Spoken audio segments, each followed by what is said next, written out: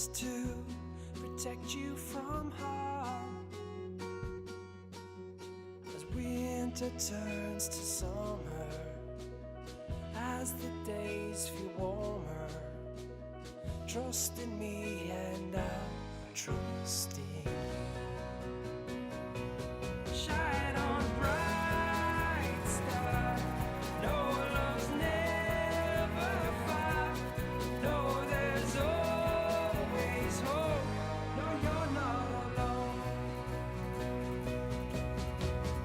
I will chase the wolves from your door. I will be there to fight your cause. Say goodbye to dark days. See the sun shine through the rain. Trust in me and I'll trust in you. Shine on, bright star. No, love's never far. No, there's always hope. No, you're not alone.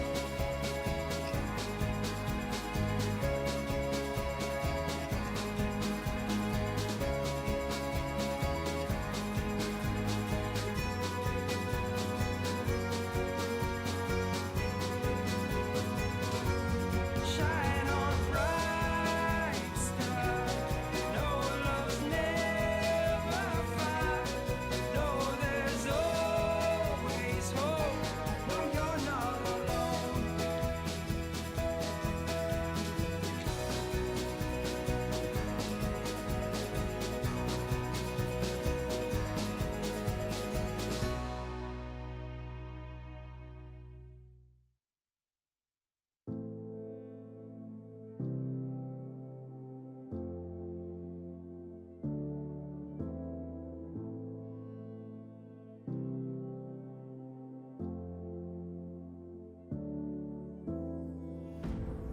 All of the people hide under the dead of night, keeping our voices quiet until the sunrise.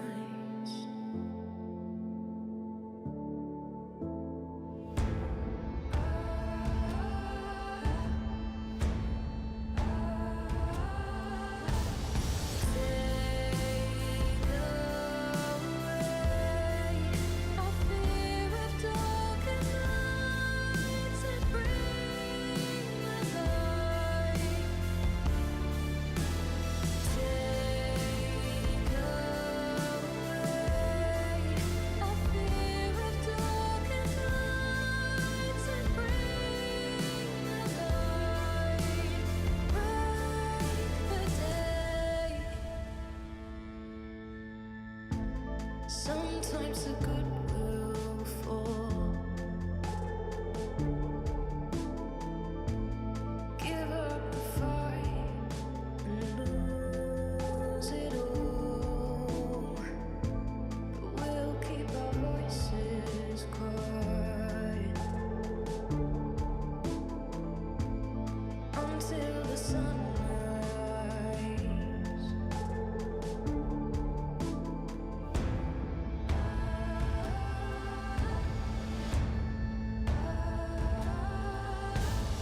Take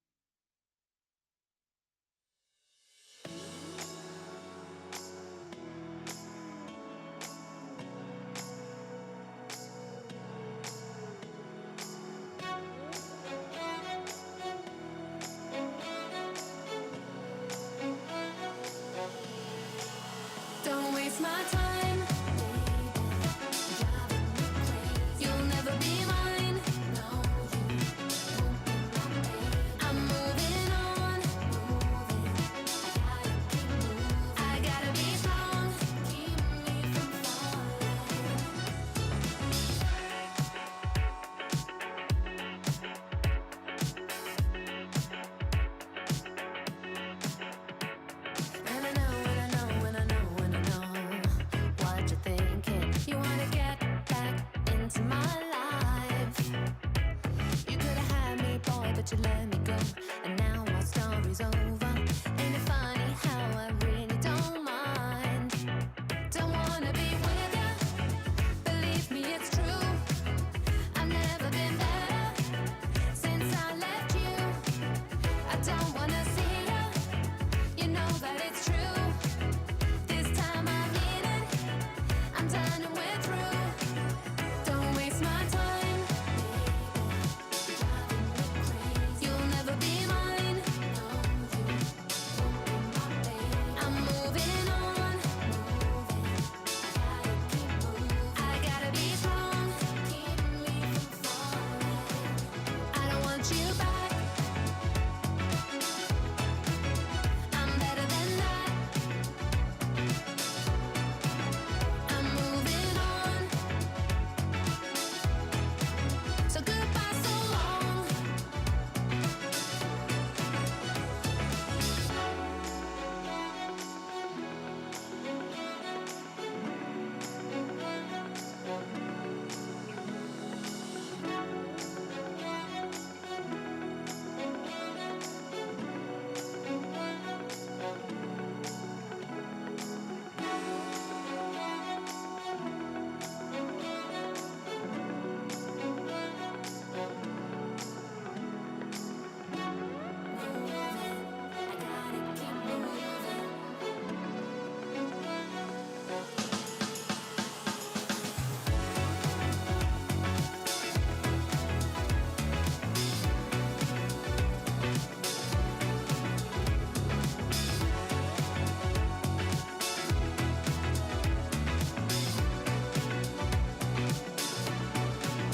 I don't want you back, I'm better than that. I'm moving on, so goodbye, so long.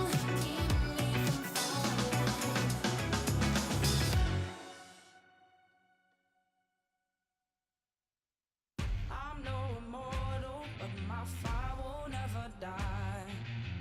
They take me for a fool, I'm taken for a ride. The more my feet are battered, the more I'm taken down. The more they think I'm innocent, I'm fighting from the ground. 'Cause I can take this pain, it's changing me. I will rise up to the moment and I won't stay the same. There's my decree. Burning like a flame, I'm coming a train. I'm coming your way, your way. Thunder with the rain, I'm flooding again. Start running away, away. Battle through the pain, transforming again. I'm storming your way, your way. And I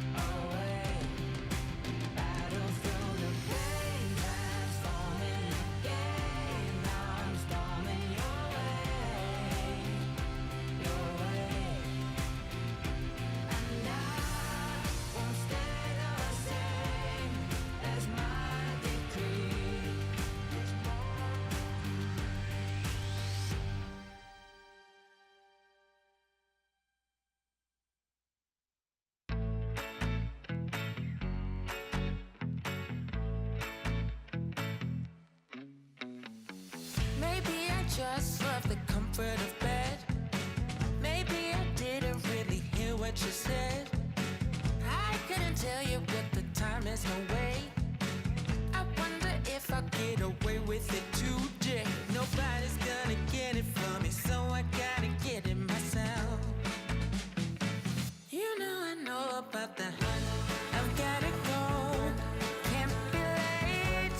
Name on the schedule, I'm on the way. Clocking in for the day. There's nothing stopping me or getting in my way. I just say I'm ready, I'm ready, I'm ready, I'm ready, I'm ready, I'm ready, I'm ready. Maybe I'm difficult to staying away. Maybe I'm too lucky and need more at stake. I wouldn't put it past me showing up late. Yeah, I wonder if I'll get away with it today. Nobody's gonna get it from me, so I gotta get it myself. You know about the I've gotta go, can't be late. Name on the schedule, I'm on the way. Clocking in for the day. There's nothing stopping me or getting in my way. I just say I'm ready, I'm ready, I'm ready, I'm ready, I'm ready, I'm ready, I'm ready. I've always been the type to think the best, even if I'm late and everything's a mess. Once I get to it, you could say that I don't play. You know about the I've gotta go, can't be late. Name on the schedule, I'm on the way. Clocking in for the day. There's nothing stopping me or getting in my way. I just say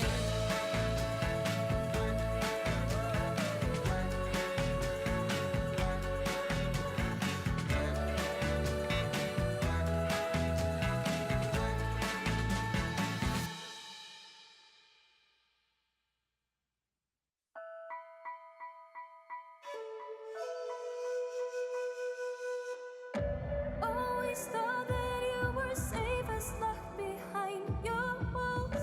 Spend your hours running circles in your empty halls. Be the friend of who can reach you. You don't hear the calls. Open up the gates, you'll see it all. Leave the fortress that keeps you from breaking new ground. Raise your head up to the sky and breathe in and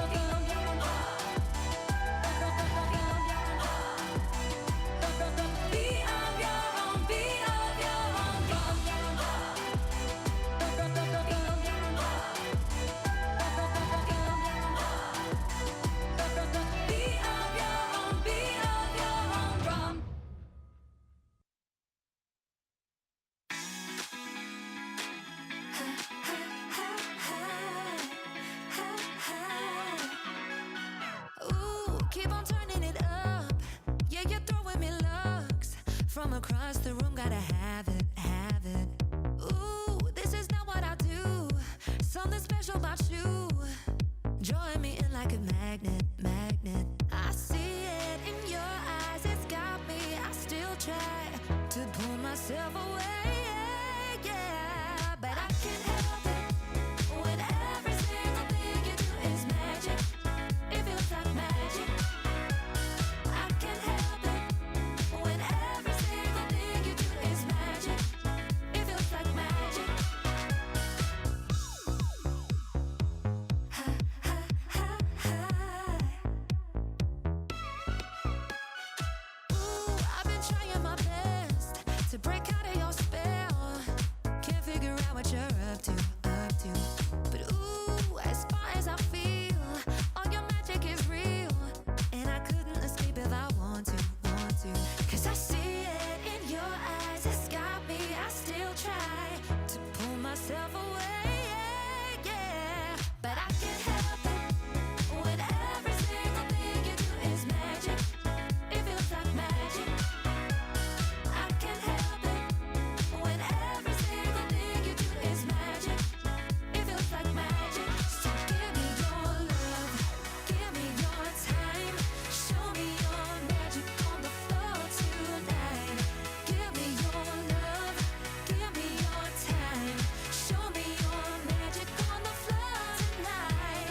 You give me your love, give me your time, show me your magic on the floor tonight. You give me your love, give me your time, show me your magic on the floor tonight. But I can't help it when every single thing you do is magic. It feels like magic.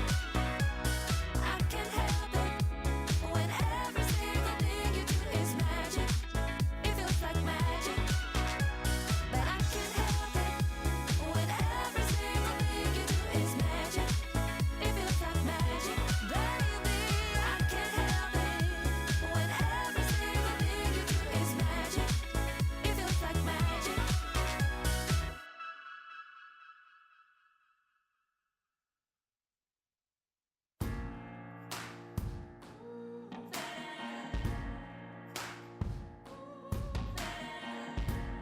Every second counts when your head's been all messed up.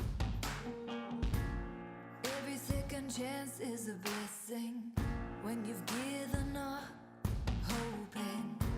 You're sick of the fighting, and you're sick of the sight of yourself. Oh, why you falling asleep at the wheel, split at the seams, and you just can't deal. Honey, I know, I know, I know, I know, I know, I know. Feels putting on a brave face, babe. Oh, you're strong, but it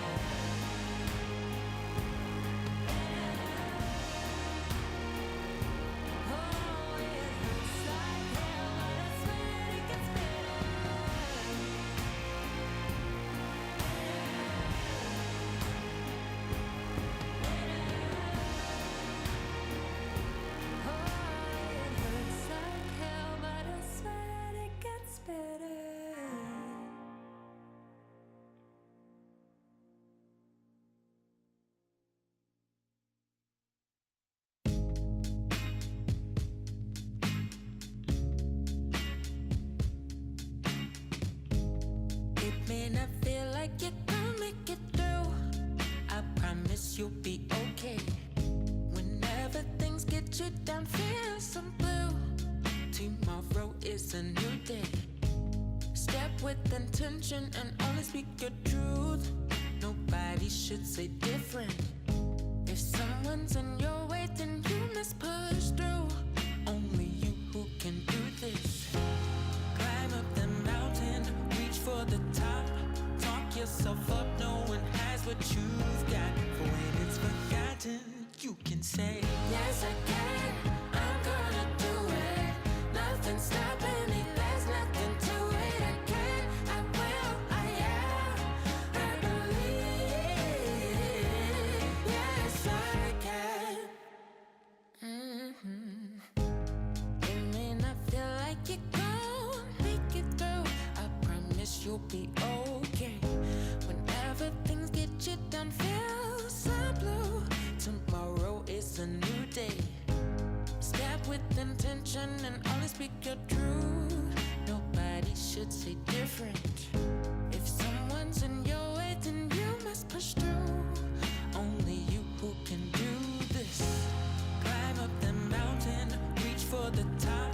Talk yourself up, no one has what you've got. For when it's forgotten, you can say, yes I can, I'm gonna do it. Nothing's stopping me, there's nothing to it. I can, I will, I am, I believe. Yes I can, I can, I will. It's a new day, I love how I feel. Yes I can, I'm gonna do it. Nothing's stopping me, there's nothing to it. I can, I will, I am, I believe. Yes I can.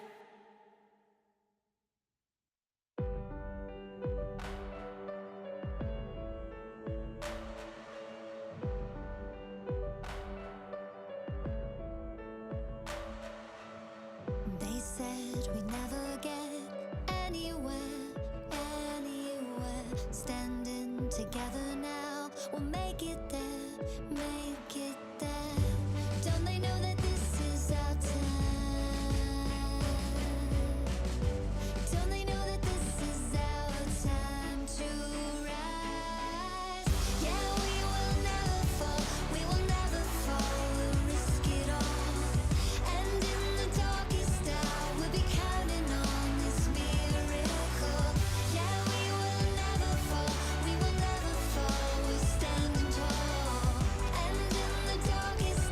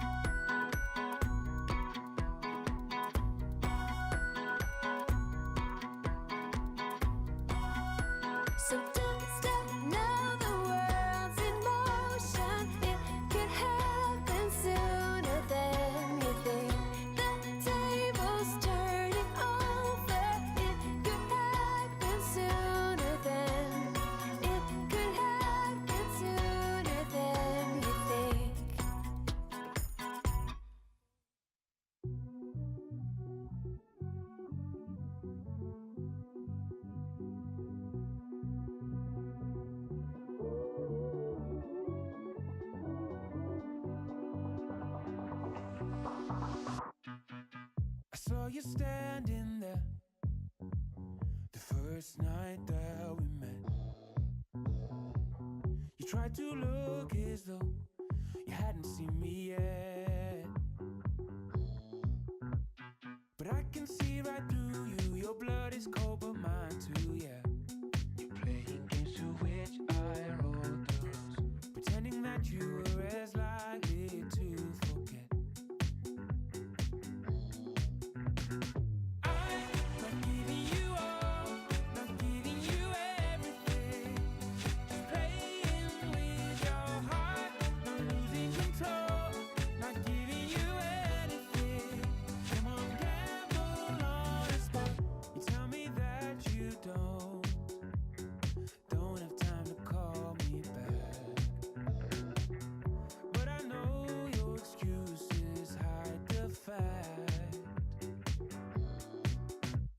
Used up all your chances, no more playing romances, yeah.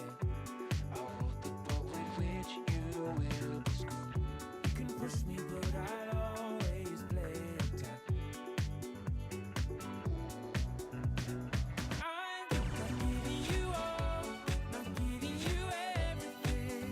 Just playing with your heart, not losing control, not giving you anything. Come on, gamble on a spot.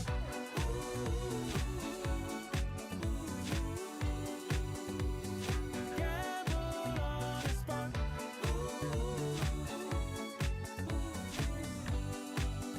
Come on, gamble on a spot. I was always playing, you were always taming me. But now that you're here, that's worth a maybe. We pushed each other and we came close to the edge. And now we're here, we might just build a bridge. I'm not giving you all, not giving you everything. Just playing with your heart, not losing control, not giving you anything. Come on, gamble on a spot. Gamble on a spot. Not giving you everything. Just playing with your heart, not losing control, not giving you anything. Come on, gamble on a spot.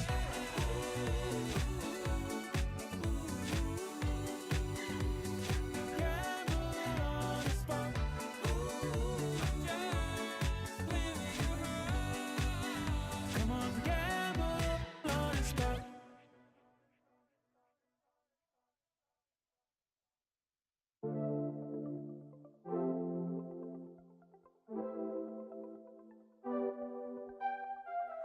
Inside my mind, it's around the time when my day would be about to end. Now it's Friday night, you know I really tried, but I lost you in the crowd again. The way that you behave makes it hard to say that I'm into you. You're never quite the same when it's getting late. If I had to choose, I like you better in the morning.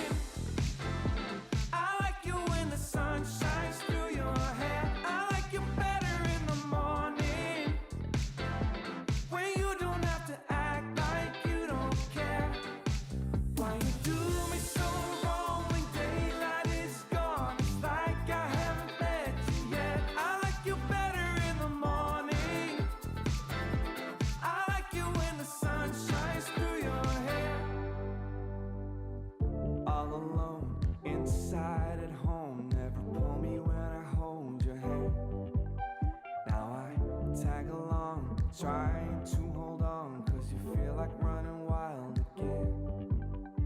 The way that you behave makes it hard to say that I'm into you. You're never quite the same when it's getting late. If I had to choose, I like you better in the morning. I like you when the sun shines through your hair. I like you better in the morning,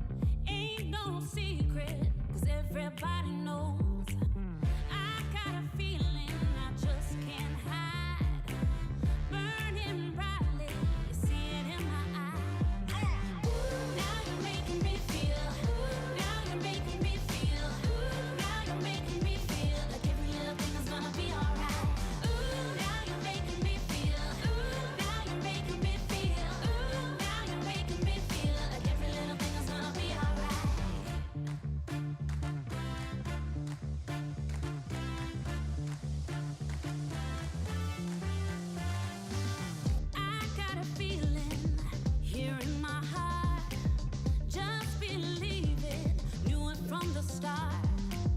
I got a feeling way down inside. All around me, need to let it shine. Now you're making me feel. Now you're making me feel.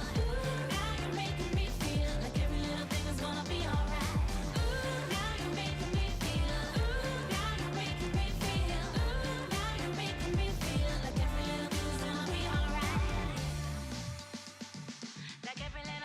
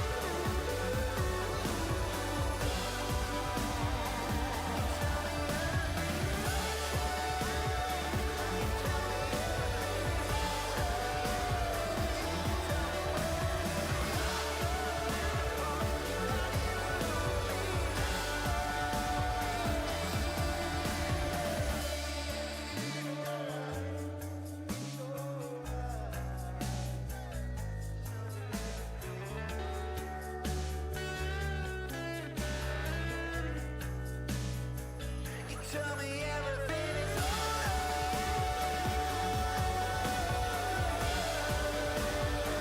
You tell me everything is okay.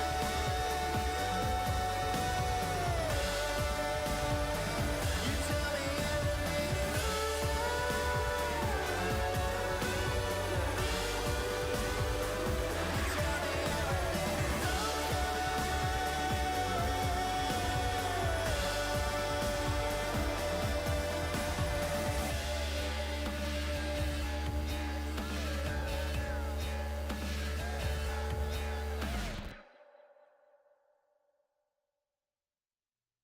I've been trying to be somebody.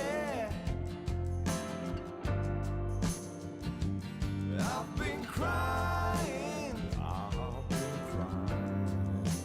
crying for someone,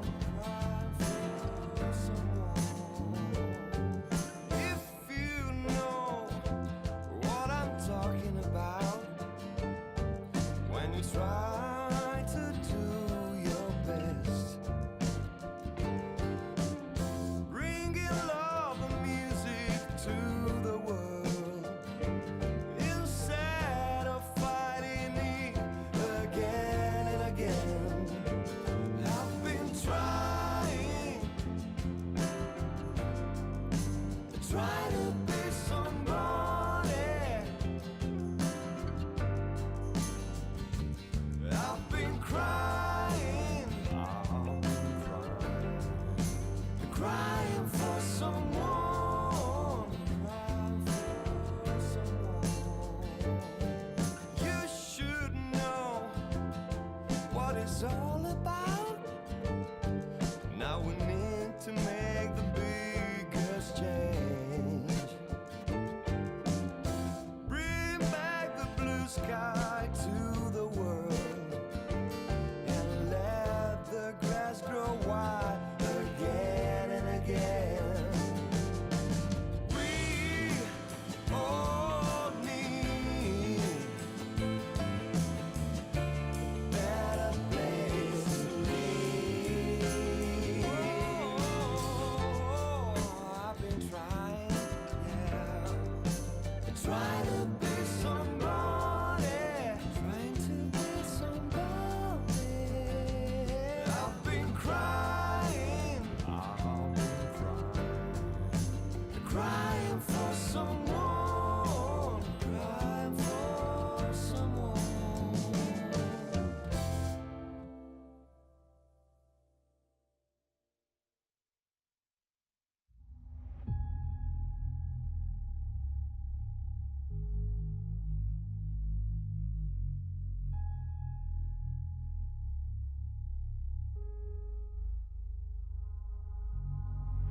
One chance for the world, one hope can save us now.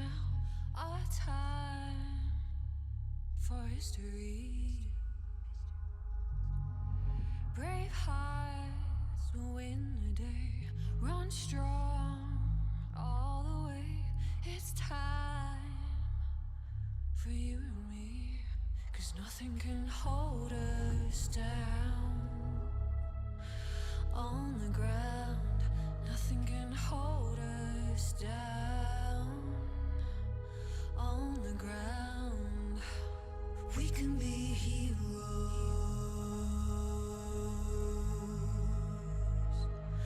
We can be heroes.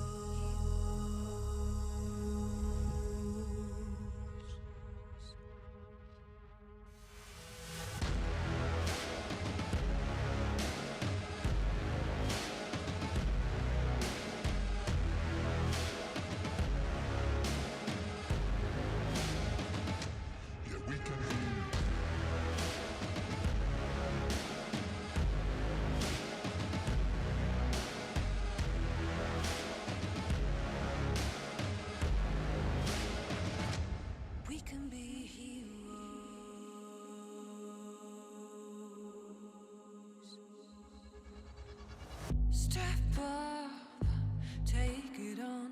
No turning from a strong for what's to come. Together we will stand 2 feet on the ground. Let's hope now for better days, 'cause nothing can hold us down. On the ground, nothing can hold us down. On the ground, we can be heroes.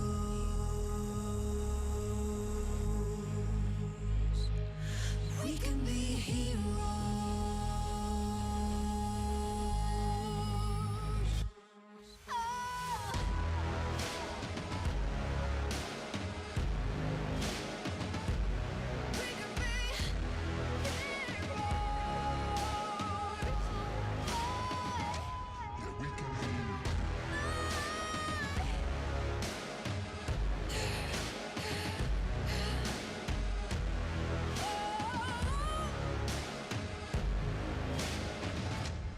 We can be heroes.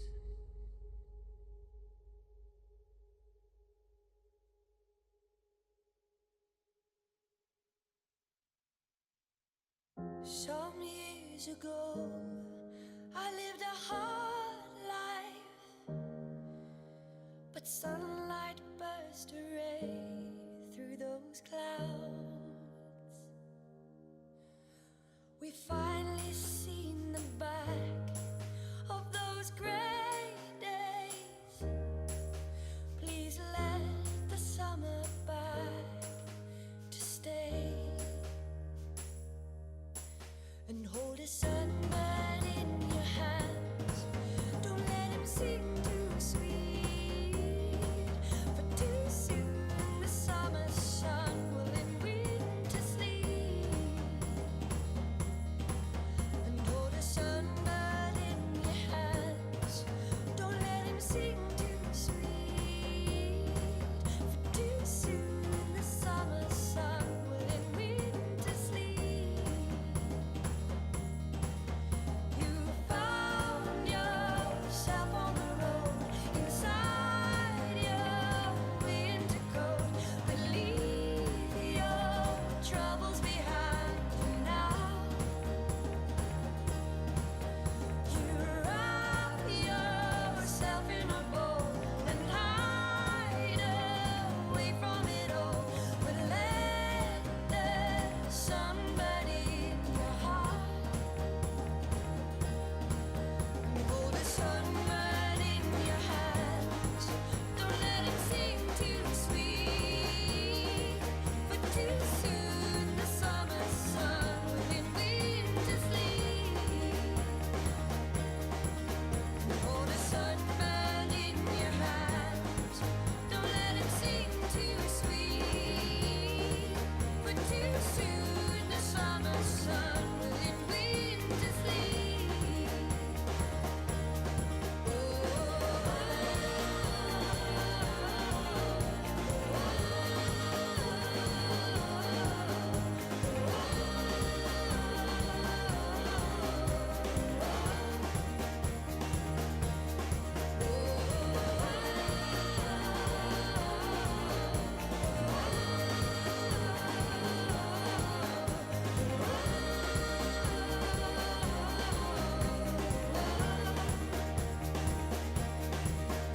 Hold the sunburn in your hands.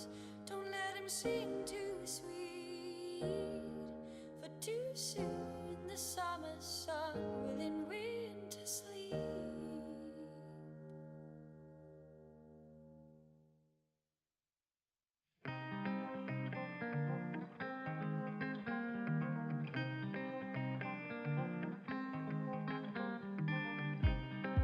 You are my hero in the night, North Star in the sky,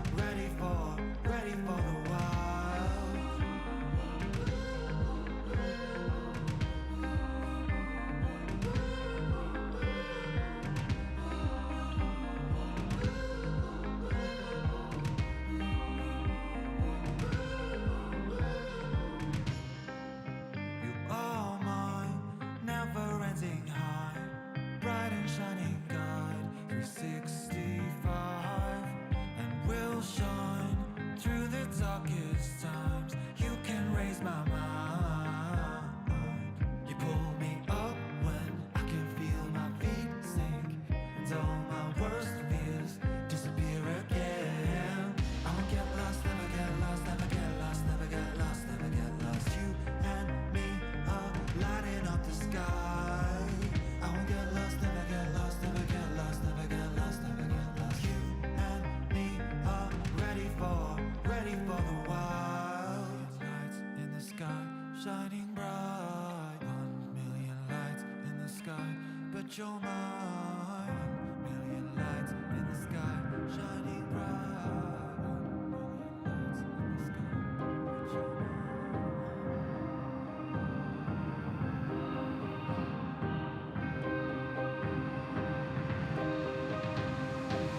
I won't get lost, never get lost, never get lost, never get lost, never get lost. You and me are lighting up the sky. I won't get lost, never get lost, never get lost, never get lost, never get lost. You and me are ready for the wild.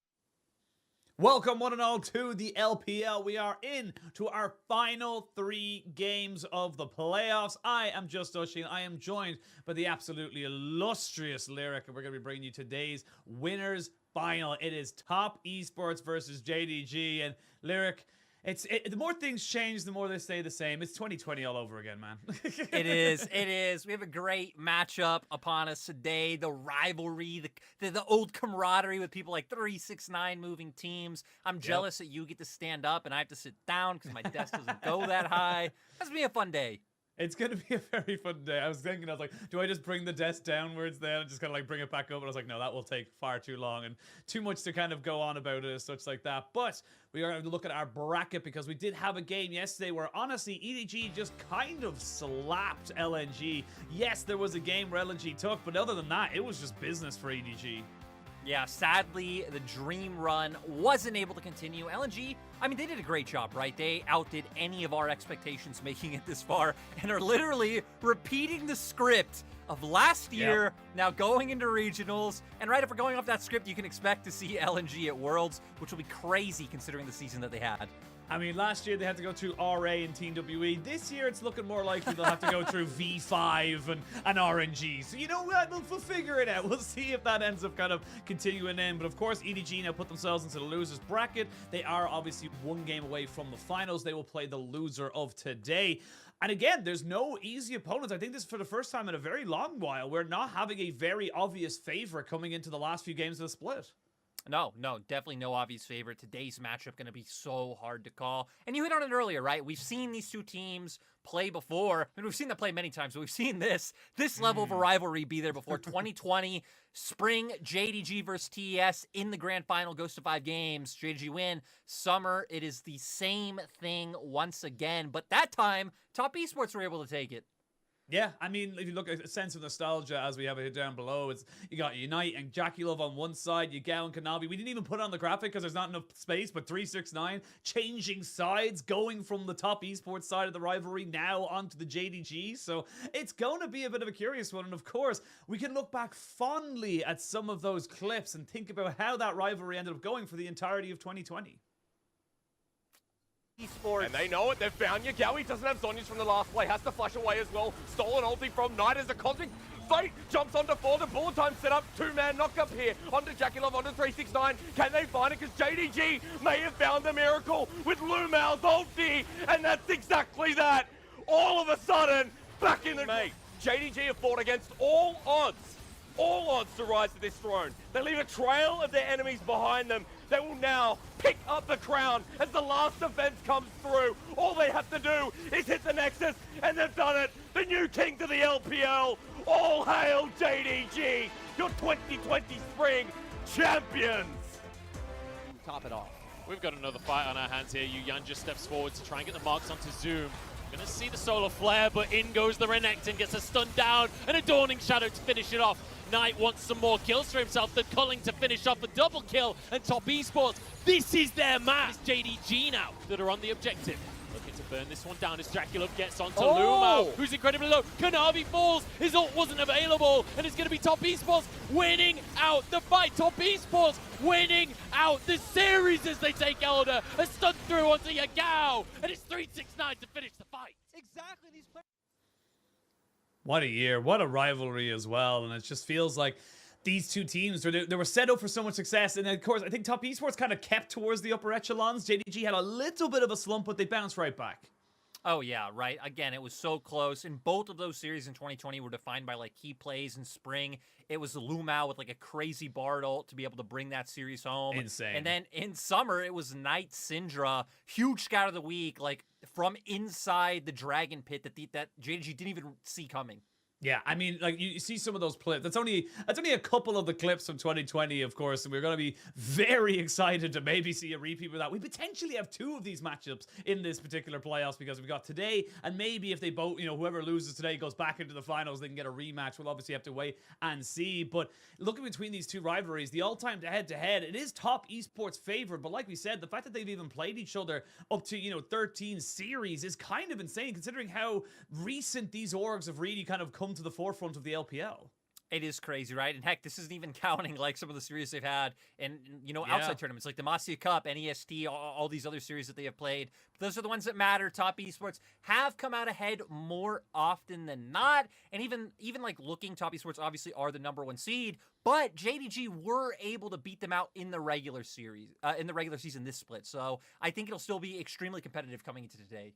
I mean, yeah, they were able to beat them out, but that was literally week 1. It was week 1, day 2. It was a very long time ago. We've gone through a hell of a lot of changes, and of course, this is the interesting thing, I suppose, about the LPL is that you come out from the regular season kind of saying, like, unless you played them last week, there's no real way of telling how they're going to be able to perform in playoffs. And I'm kind of looking towards, we look at a particular head-to-head as such like that. We can kind of zinc into one particular matchup we got to have our eyes on. It has to be the junglers. Kanavi versus TN, the regular season MVP in TN, coming up against someone who's, honestly, Kanavi's on a new lease of life. He's a monster the last few series. These were the 2 junglers coming out of the regular season that I thought were in that discussion for MVP. You just hit on TN was the one who picked it up, but I think both have had amazing seasons so far. And the thing that jumps out to me is like the difference in where they like to focus. We can see TN a little bit more playing down towards that bot lane, especially around AD carry Jackie Love. But Kanavi's top side proximity is crazy. The average proximity for like jungle to top is like between 5 and 10%. Kanavi doubling that, always around 369, and that might have to be a puzzle that TN has to crack. Yeah, again, this is something that it's kind of a difference in styles. Like you said, it's not only is the average for like, kind of top side jungle proximities between about 5 and 10%. 10% being kind of, okay, they do tend to focus. I'm thinking of like Shun and Zika on IG, but Kanavi with nearly 20% is absolutely unheard of. And we can even see it in some of the clips as well, of just like, even against their last series against LNG, JDG just know how to work with this. And this combination of Kanavi and 369, old rivals now kind of becoming best friends. Oh yeah, it's crazy, right? The one the one who swapped sides, the one who came over from Top Esports, found a home on JDG. It's worked out so well, just giving them another place of pressure to be able to play around. But Kanavi's still very versatile. And the fact that JDG have like 3 pretty strong lanes and 3 lanes that know how to work with him well, just give him so many opportunities to be able to find these advantages. We saw it in the LNG series, not only in the early game, but also in late game team fights like this, where he's able to catch out people like Light stepping out a bit too far, but Tien having the same level of impact for TES. I mean, I think the big thing we're looking at within these clips, even a small little note, which we obviously can touch on a little bit more heavily when draft comes in, is the Sejuani. Sejuani's going to be such a huge power pick for both these sides. Not only going to be used top side, but both junglers favoring it as well. And like you said, Tien having these massive moments where he's just the vanguard of these engages. He's the guy who's setting everything up for Top Esports to make sure that the likes of, you know, Jackie Love and Knight can have those pop-off performances. Yeah, it's just pretty crazy how instrumental these junglers are to both squads. And, right, even with Tien not being on TS before, not really being part of this, on FPX always being one of those top jungle contenders in the mix. But, Ashin, what is jungle without the mid lane? Because I feel like that's one thing both of these guys do incredibly well, is play around their mid laners. And when we have a mid laner like Knight on one side, Yagao on the other, 2 who come from the same city, this is going to be, in my opinion, one of the focal matchups for today. Yeah, the Pixiang Brawl even is it going to be a very pivotal one? And the funny thing is, we were talking a little bit in rehearsal, and we were saying, like, look, Yagao kind of gets overlooked a lot of the time, but in a league where the likes of Knight, Scout, Doonby, Xiaohu, Rookie, and you're probably top 6, you're still exceptionally good, but it's so hard to kind of battle your way through it. But I will say, to his credit, Yagao has looked exceptional the last few, and specifically this split. He's just looked like the guy who's been able to kind of step up and be that clutch factor for the side of JDG. He has been insane. He works with Kanavi so well. You can see his stats just top across the board. Makes sense, though, considering they've only played one series that was a 3-0 against LNG, to where Knight has been the foundation of this TES squad since coming in 2019 and just being the foundation they were all built on. These guys, they played each other many times. They used to play in the same internet cafe together back in Pingshan, so I expect to see a lot of shenanigans today. Very different champion pools, right? To where we know things like the Azir able to come out for Yagao, but Knight able to lean much more into things like the Sakali pick and play this like backline assassination role that he feels very comfortable going through.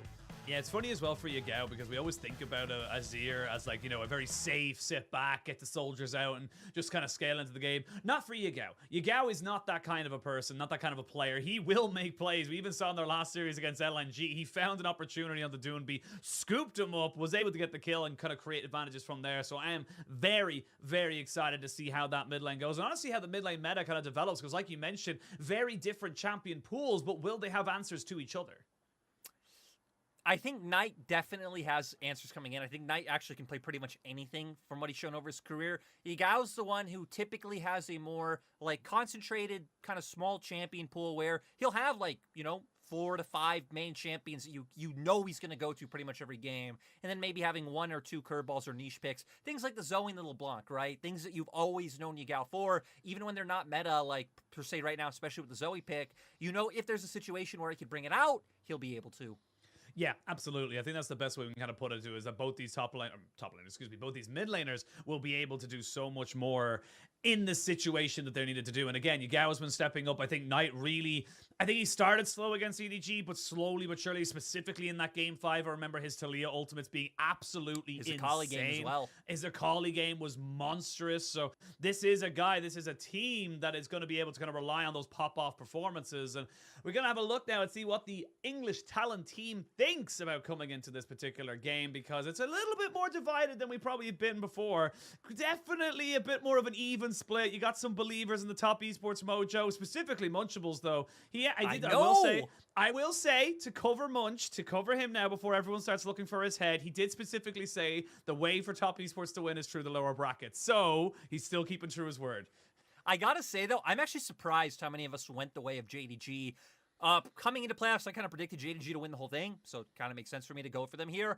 But TS had such a strong regular season showing. TS being first seed, I think it's definitely very realistic for them to be able to take it. I think both teams will be looking at different things. For JDG, it's exploiting Wayward. We showed how much JDG like to play around that top half of the map. 369 has been an absolute animal, and if you can take over the top side, that's JDG's route to victory. For TS, I think it's a little bit more bot-centric, but also just playing out the mid-game better. We saw in JDG series against LNG, all of their mid-games were almost thrown away against LNG. It was pretty lucky that they were able to get away with that 3-0. In top esports, I think having a much better mid-game than LNG does, so they'll be able to exploit those mistakes a lot harder. Yeah, absolutely agree. And I love that you brought up as well that, like, you know, top esports such a great regular season performance. And I gotta remind people, there was only 2 games in the difference. It was 29 wins and 9 losses to top esports and 30 wins and 12 losses to the side of JDG. They both ended on 14-2. So in terms of capabilities as such, is as close as it can possibly can be. The only difference was being that towards the middle part of the split, JDG did tend to love having a bit of a 3 games banger, pretty much against everybody and anybody, but very excited to see how they're able to kind of move forward with this one. And not only that as well, but because for JDG, a win today puts you into the side of actually automatically qualification, because if you win today, you're guaranteed to get yourselves into Worlds because of the points. I mean, yeah, both these teams, with top esports obviously already locked in, but both these teams just in such a good position being able to make it to this point. JDG, if they can win today, just guarantee themselves in that final will be huge, considering, like you said, I mean, they were able to make it to double elim in spring. Weren't able to last very long, but they were able to get there. They made it. Which got them a solid amount of points. So for JDG, they're going to be looking at this one, I think, quite starry-eyed.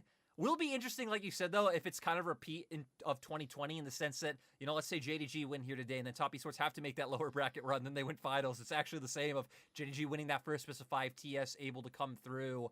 And heck, honestly, for the side like TS, we said they're able to play a lot of picks, but I think coming in much more standard. For JDG, they've already come in and shown a bunge of curveballs, right? They came in with the Bel'Veth. They've already shown the Morgana jungle as well. So it makes you wonder of how many more kind of things in the pocket JDG has left to show, or on the flip side of has TS prepped for these picks to come out? That's the big thing as well. Like we mentioned, obviously the kind of focus being on between the junglers, but it has been much more focused around Kanavi having those early game aggressive junglers and kind of the early skirmishing ones. I think the Bel'Vet's a very good example, but similar to what you said, has been the mid game struggles. Even though they did 3-0 LNG, 2 of those games, very much a bit risky, very much kind of the style of like, oh God, if this is going to be turning around them, they were 7,000 gold ahead, now they're only 3,000. That's the kind of momentum shift that top esports will relish, will jump on, and honestly just keep pushing forward. I'd say a million times, but give top esports an inch and they'll take a mile. Yeah, and you know, even looking elsewhere on the map, because we've hit on top, we've hit on jungle, we've hit on mid, looking at the bot lanes, like, Missing has had an incredible season for JDG, but Mark in top esports series against EDG was insane. Seriously, so some just great performances all around. His Braum pickup was huge, and just what he was able to do in that series in team fights for the bot lane, I think if Mark and Jaculov can show up big today and went out in that 2v2, play more with TN than we know JDG's bot lane does with Kanavi, that could be a point where you can start to find some pressure.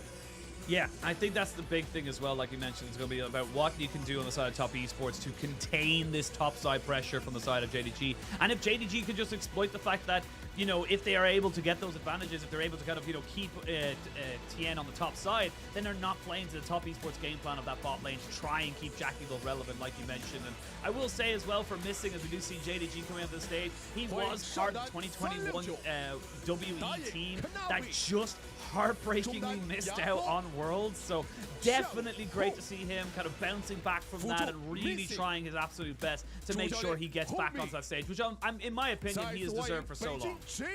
He has. I mean, just doing great with Hope in the bot lane, and even highlighting Coach Home, because right in 2020 when JDG were so successful, they had Coach Home on the roster leading the charge. 2021, he actually took a step back, didn't join any team before coming back in 2022, so really being one of the leaders of their success. But on the opposite side, TES coming out with the expected roster.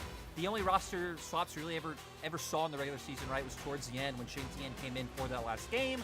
But top esports, I think just, you know, giving Ching Tian a little bit of a starting spot for one game, have stuck with Wayward so far throughout playoffs. And look at him, Machine, the smiles on the faces. I mean, yeah, you can see Wayward. He's a jovial man at the best of times, but definitely relishing. And I will say, I think Wayward It's similar to Knight. I feel like most of top esports definitely started very slowly against JDG, but Wayward really popped off in game number 5. I think that was something that we kind of seen, and reminiscent of how we expected this guy to play. And again, this guy is a rookie. This guy is a brand new player to this roster, and really has just shown that he can make the pop-off moments, which is exactly what you need to do. We talk about some of the best teams in LPL. It's not just good enough to have one winning lane. It's not just good enough to have 2 winning lanes. You need to have pop-off performances be available from every single role. And pop-up performances is a great way to explain Wayward, because Wayward isn't someone who has a tremendous amount of resources or attention given to him. He's not someone who is like, you know, topping the damage charts and putting up these huge numbers like 369 is on the opposite side, but he's above average in lane, like able to consistently find leads against most top laners. And then just every few games, he does have that game where he is able to take over. We saw it in their series against EDG in their last game, where you would think that's where Wayward should be under the most pressure. You know, his rookie year coming in a huge game 5. And for TES, that was the series that decided if they go to Worlds. But Wayward was able to step up and have a huge performance. So as long as Wayward can be that stable pillar that is performing, you know, again, above average, but then, you know, a couple of these games have that pop-off moment where he takes down 369, that should be enough for TES to take a series. And let's start talking about the picks and bans. It starts delving into the meta right now, because of course we have shifted into a more enchanter-based meta. Of course, it does feel like the likes of Mako and Ming definitely feeling that one a little harder than everybody else. But where do you want to see the priority? Are we going to see again the kind of hard push onto the junglers and then just kind of figuring it out from there, or do you think there's going to be like specific? Considering we have Yagao and Knight, and there's going to be a hard push towards some of those big mid lane picks?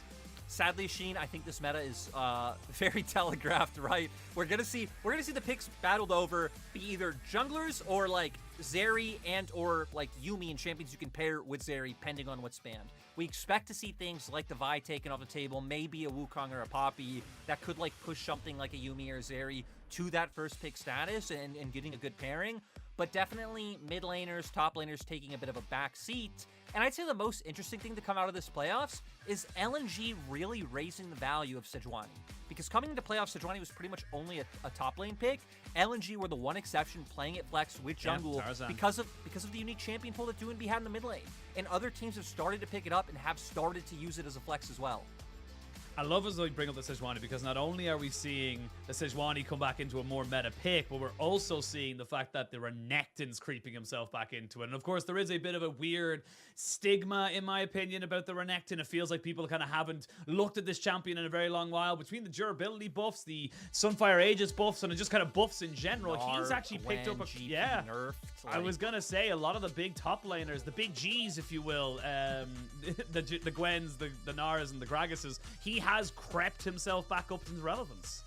And it's actually crazy so far coming into this draft and me saying like, yeah, you know, solo laners are not really going to matter much. We always see just, you know, junglers and then, you know, bot lane champions banned out. This draft going a lot different. JDG taking away Bolt, Silas, and Gnar. So wanting to take Wayward off of Comfort and also wanting to get Knight off of his best pick. Yagao has played Silas, but I think it's a lot more of a staple for Knight than Yagao. Yagao has been leaning a lot more on, you know, things like the Ahri, the Talia, the Lissandra, the Azir, these much more control mage-oriented picks. And now looking at it, Vi still being left up, and it's just going to go through. So Vi, Zeri, these are kind of the big picks that I'm looking at. Typically, you prioritize the Vi over the Zeri because that ultimate does give you the lockdown to be able to deal with it. Again, we're starting to see this shift away, like you mentioned. With the Yuumi banned away, the Sivir and Zeri combination that you would normally have with that champion definitely falls down. And we've seen an awful lot more people prioritizing this Lucian, kind of saying, look, you're not going to take the Nami. There's just no real way you're going to take that solo. It doesn't really work with any other kind of combination to give that same factor. And so we're going to happy to first pick that one. It gives us so much kill pressure on that bot side, especially if we can get an early game jungler. Ooh, and this would be pretty crazy if they go for it, and they do right away. Jackie Love locking in his famous Draven and pairing it right alongside the Nautilus. Now for JDG, we know that we should expect the Nami to be able to come out. You know, they are going to have to be careful of the kill lane, of the kill threat able to come out from TS if they do land that Nautilus hook. And now, again, looking at junglers and where they want to go with these picks, because heck, the Vi still being open. There's still an immobile AD carry on the opposite side you can take down. Wukong, another huge pick left open. And even Poppy. I was so surprised in yesterday's series with how much Poppy just fell through the draft. and how much neither team cared to even take a look at her. I mean, yeah, absolutely. I think that the Poppy rose to prominence, and then very quickly, I think people started to find counters to it. It did feel like there was definitive ways of dealing with it. Things like the Sejuani, of course, the Trundle is a traditional counter into it as well. And it just feels like, yes, it started off so brightly, but people have started to favor things like the Vi, like even the Xin Zhao and the Sejuani coming into more prevalence as such. So curious to see what they're going to look for. And interesting enough, we've actually gone through the first 3 picks on both sides. Neither side picking up their jungler. Both sides going, look, we need our bot lanes and we need a good mid lane matchup. Yeah, I mean, this draft has just been so different from what we've been seeing throughout playoffs. Top Esports still going to lean into those jungle bans to be able to come through. Trundle works, like you said, against the Poppy. Also good into the Wukong, so could be setting up for something like that. I think not banning out top laners kind of makes sense because 369 has shown that he's pretty much willing to pull out anything. Like, we've seen him play things like the Vladimir. He's played the Psy on this split. He was starting off the season playing Set when it wasn't meta. So where for JDG, you ban out some of these safer top laners who have an easy time being able to lane against anything. So Gnar, Gwen already taken off the table. Heck, Top Esports taking away the Sejuani. Not really much left. We did see the Gragas hover earlier on. Hasn't been played all too much, but is another champion that kind of just put in top side and can kind of do fine against most champions. Can do fine. Again, something that's not going to have an exceptionally bad time into really any kind, like you just mentioned, but the Wukong does get banned away. So the Poppy, again, still creeping itself down to all the way through this. And again, the Poppy was something that Tarzan said in multiple interviews, that he was one of the vanguards of the kind of the first people to really bring it out, and said, look, the Poppy's early game is so good. You cannot underestimate this champion. I will say, though, we have seen it in the most recent series. The longer the game goes, the longer the kind of, you get time to put items onto your carries, the less relevance this Poppy seems to have. So it does feel like with Top Esports going for this, we're going to need to see some pretty good early aggression coming out from TN.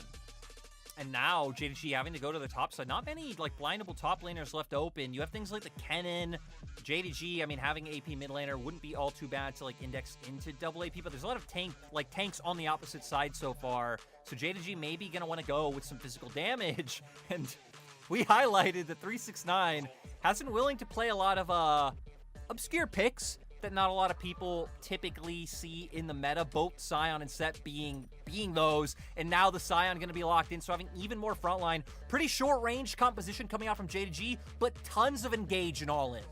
Yeah, I mean, you have so many go buttons right now. Point and click ultimate there from the Vi for Kanavi. You've got the ultimate, the Unstoppable Onslaught coming out here from the Sion as well. And it is just to enable this Lucian-Nami combination. If Hope has given time to just weave in and out of the battle, weave in and out of the fight to make sure he gets those auto attacks off with the Light Slingers, he will do exceptional in terms of these team fights. However, for Top Esports, you've got fantastic isolation in terms of your CC, the Hextech Ultimatum, the Glacial Tomb, excuse me. So many ways that you can just pick a champion and say, no, you are not allowed to fight. The huge like damage source for JDG is going to be the Lucian, and like you said, you have Camille ult, Nautilus ult, Lissandra ult. You have so many ways of just singling him out, taking him out of the fight, and then there isn't really one left on JDG to do the heavy lifting. Ari, not the highest damage, mid lane control mage assassin to be able to come out. We have seen people go towards things like Leandri's to try to like bump up that damage a little bit, but still feels like a lot of heavy lifting is gonna be on Hope, and TES have the tools to be able to single him out. Already, I'm seeing these two compositions, and I'm seeing a lot of fighting right now, Lyric. I'm seeing two teams that are not going to be afraid to try and make those opportunities, those windows where they feel like they have something to kind of get out of it, to take them at the most possible moment they possibly can. So excited to see what they can do with these two teams, excited to see what they can do with these rosters. And again, always going to be looking towards that Draven. If one kind of kill just goes over to the Draven anyway early, this game could blow open completely. So JDG, they've got to play this smart. For both teams, though, right? Both teams have such huge tools to be able to explode off of an early game advantage. Lucian coming on the opposite side, then having a strong mid-jungle like Ahri and Vi, and we know JDG plays for those early leads. So I 100% agree, whichever team can get off to a good start feels like they should be able to take this game home. Well, it's a repeat of 2020. 2 years later, both these teams find themselves atop of the LPL, both in the regular split and now in the winners final. It's only game one, and yes, you do have an extra life, but you want to make it to the finals. You want to try and get yourself back up. It's been a while since we've seen either of these teams in an LPL final, and today we will be sending one of them to it. So we're going to jump straight into game one of this best of 5, JDG versus Top Esports, and we've already got some shenanigans. You know, thinking all the way back to week 1, I think they did the same thing.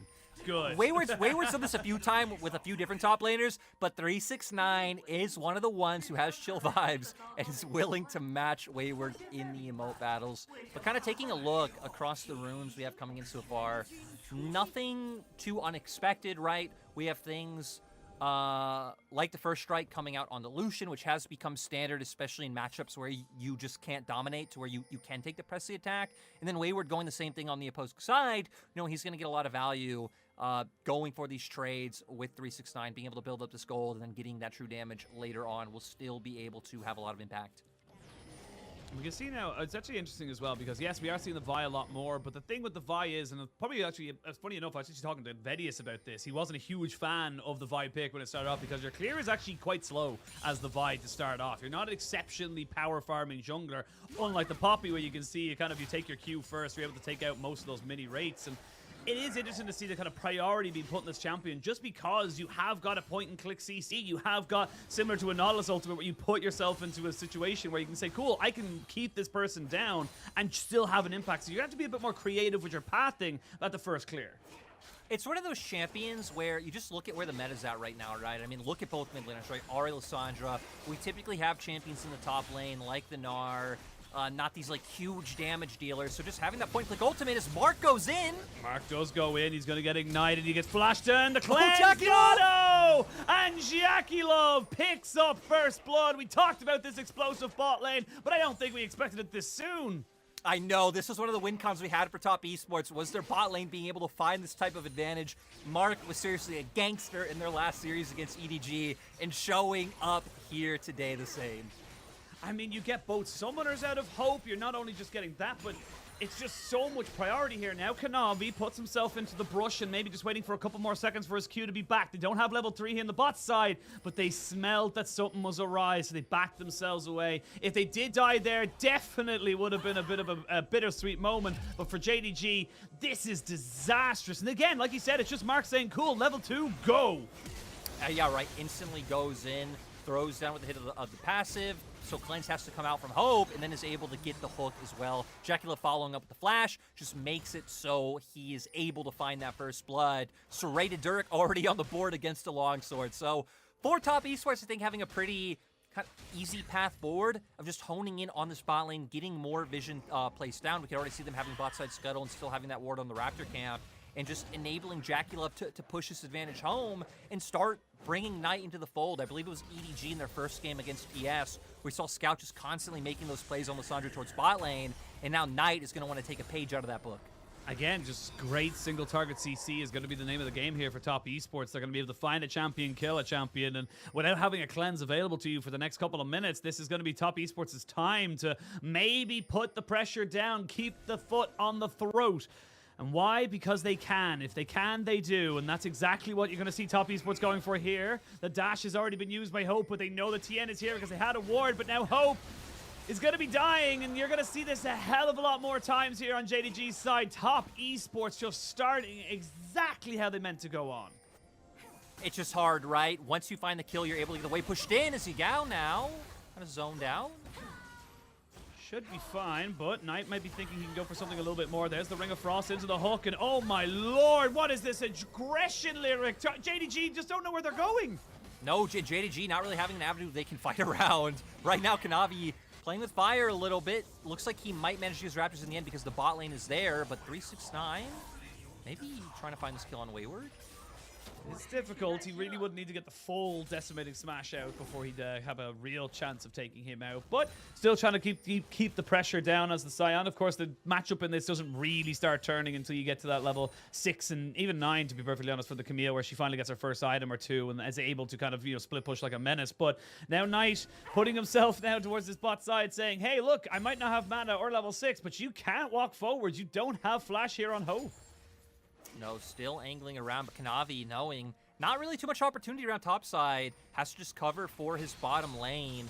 And it's one of those things, right, where the first kill comes through, you get the wave pushed in, sucks for JDG's bot lane because now the wave's going to bounce back into TES, and TN pathing around it perfectly to set up for that next kill. And now they just have a formula. They can keep looking to do this.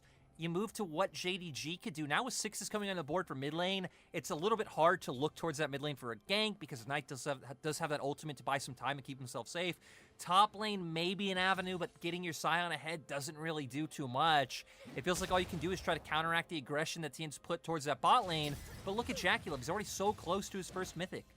I mean, that's disgusting. No offense. That is just a horrid amount of damage you have to kind of give yourself. But Tien will smite away the scuttle, so Kanavi just going to be able to put a little bit of hurt onto him before he leaves. But yeah, having a Sheen and a Serrated Dirk is honestly the greatest back for any Draven player because it gives you not only obviously the on hit with the Sheen, but having that extra lethality to just kind of shred through something like a Lucian Nami. Remember, this isn't like a Leona or a Braum or something that can maybe deal with a couple of those spinning axes. This is a Nami that's going to be just as squishy as Mark goes fishing and not quite able to get his catch of the day.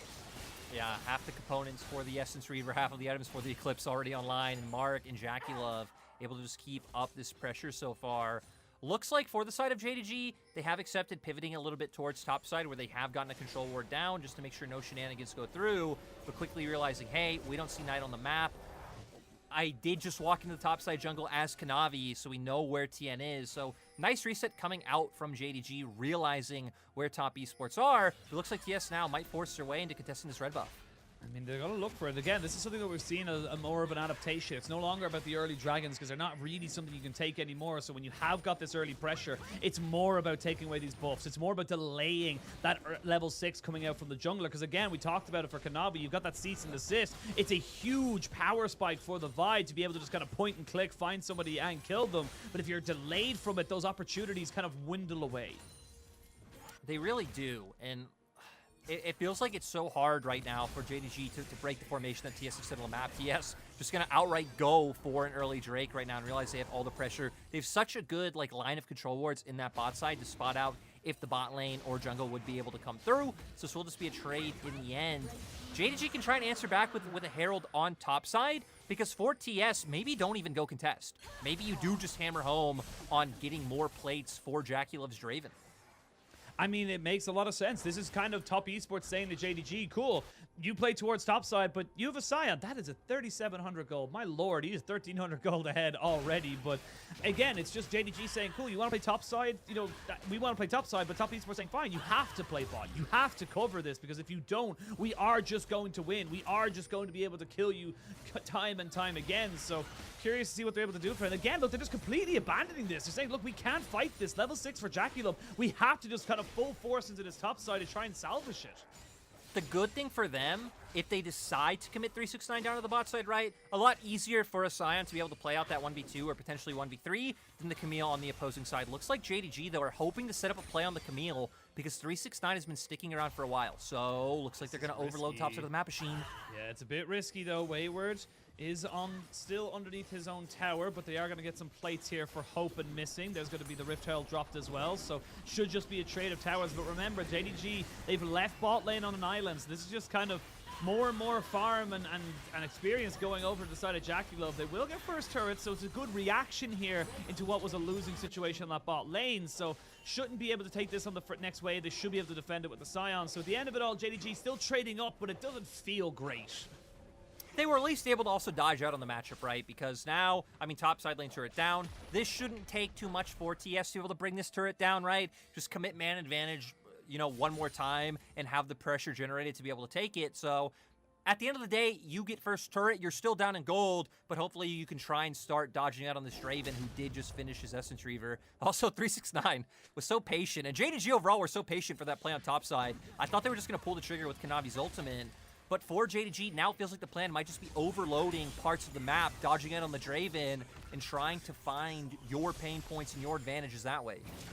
And that's what it's about now. It's no longer about, playing the way you would have played. It's about finding opportunities that maybe wouldn't have presented themselves otherwise. You have to force errors out of the side of top esports. You have to be a little bit more creative with how you're going for it. And I love what Wayward's doing right now. He's kind of saying, cool, I'm weak side. I can just freeze this for as long as I possibly can, because even if 369 comes over here, he has to overextend in order to reset it. Yeah, will be a slow push going towards him. 369 doesn't have to worry too much. He has flash up and still has his ult available, so even if he was pushing away this far extended, he does have the tools to be able to get away. But look on the opposite side of the map, and top esports already preparing for this play down on bot side. Knight's the one with pressure in mid because he did commit TP to get back to lane. And this is what we talked about, right? Top esports really only need to commit resources to this bot lane turret one more time and should be able to get it down, but looks like they're going to keep TN here and try and fish for a pick instead. They're looking for a TN. It's just hovering around on this bot side, recognizing that Kanavi very much is here, but he knows the Kanavi's here. Kanavi does not know the TN is here. They have no real vision control here on the river for the side of JDG, and now TN, very patient play here, and he's not really losing anything by doing this, by the way. Look at the map. None of his camps are really up. It's just that Grompus. We're going to look for it. There's a good hook, but the water bottle goes wide as they go straight in now, and the cease and desist on the Jackalope, who flashes away. You've got Yagao trying to come in with the Spirit Rush. He flashes forward, but he gets caught out by the Frozen Tomb. They've traded support for mid laner. The bubble is good just to try and catch out the Lissandra. Kanavi is probably 1 or 2 auto attacks away from going down. They're trying to trade it back, but Knight stops Hope from getting any more damage. And yes, JDG tried to overload the bot side, but top esports were ready.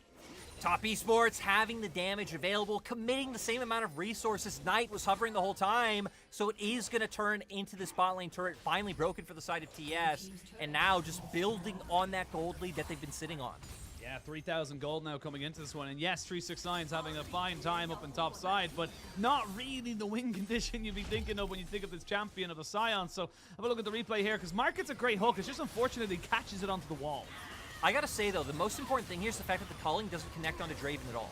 Because you find that CC there, Yagao even does a great job of committing straight onto Jackulov, dodging out on TN's knock-up, but there was no other damage to get onto Jackulov, so now he's able to free hit the whole time on the backside. We saw a really nice ult come out from Knight. They were able to get that initial pick onto the Ahri, and now just able to clean up the rest of the members. Had that damage been able to connect, maybe JDG take it, but TS doing a great job not allowing it through. You have this double bodyguard situation, and a Poppy and a Nautilus just able to stand right in front of the Draven. I mean, that's the big thing right now, is that you look at something like the Lissandra, and why it's so powerful into something like an Ahri is because it just has so many ways of delaying you. Fair enough, it might not be able to outright kill you, but it just stops you from being relevant. You can even see there, one Spirit Rush in, then get Ring of Frost, and then had to flash in, try get the Charm, and even then it was just too little too late. But now we're going to see a Hextech Ultimatum onto the Scion here. Decimating Smash kind of slows down everybody. It's Jackulov 301 now. 2 items, Eclipse and an Essence Reaver finished up here. As JDG really want to fight for this dragon, they don't want to let this stacking objective go to top esports.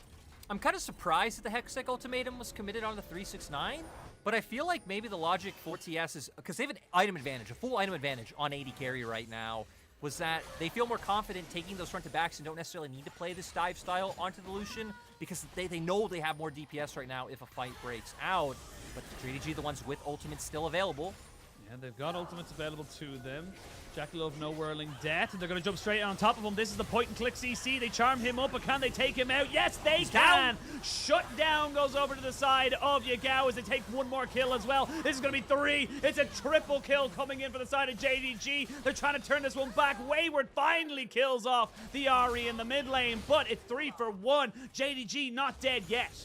It's so annoying to play against Fi and Ahri. We just saw how much distance they can close in a matter of seconds, get straight onto Jackulov, and now going to turn it into this Drake.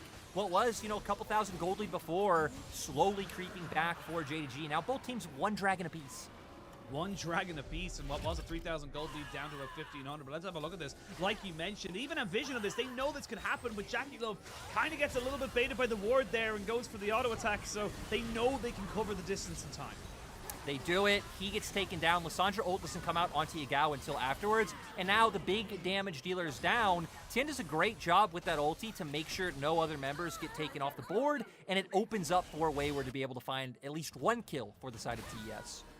Yeah, well, TES not done with the action just yet. Kanavi recognizing he's very alone on this top half of the map, with Missing kind of coming in, so might not have the support that he so desperately needs, as the bubble just going to land to try and get a little bit of a trade-off. Ends up going over actually in the favor of Tien. Gets that smite fight in his favor. Well done to him. And maybe that's a bit of a foreboding for later on in this series. But with the topside pressure being firmly in Top Esports' favor, they are going to turn this into a Rift Herald, which gives them a little bit more power to try and get these turret pushes. But Yagao, not to be outdone, trying to get a bit of damage himself. Trying to find something on the bot side, because for JDG, their resets did come out after, Top Esports had already respawned, because they did delegate some time to picking up that dragon down on the bottom half of the map. And now JDG doing a nice job of looking for this cross map.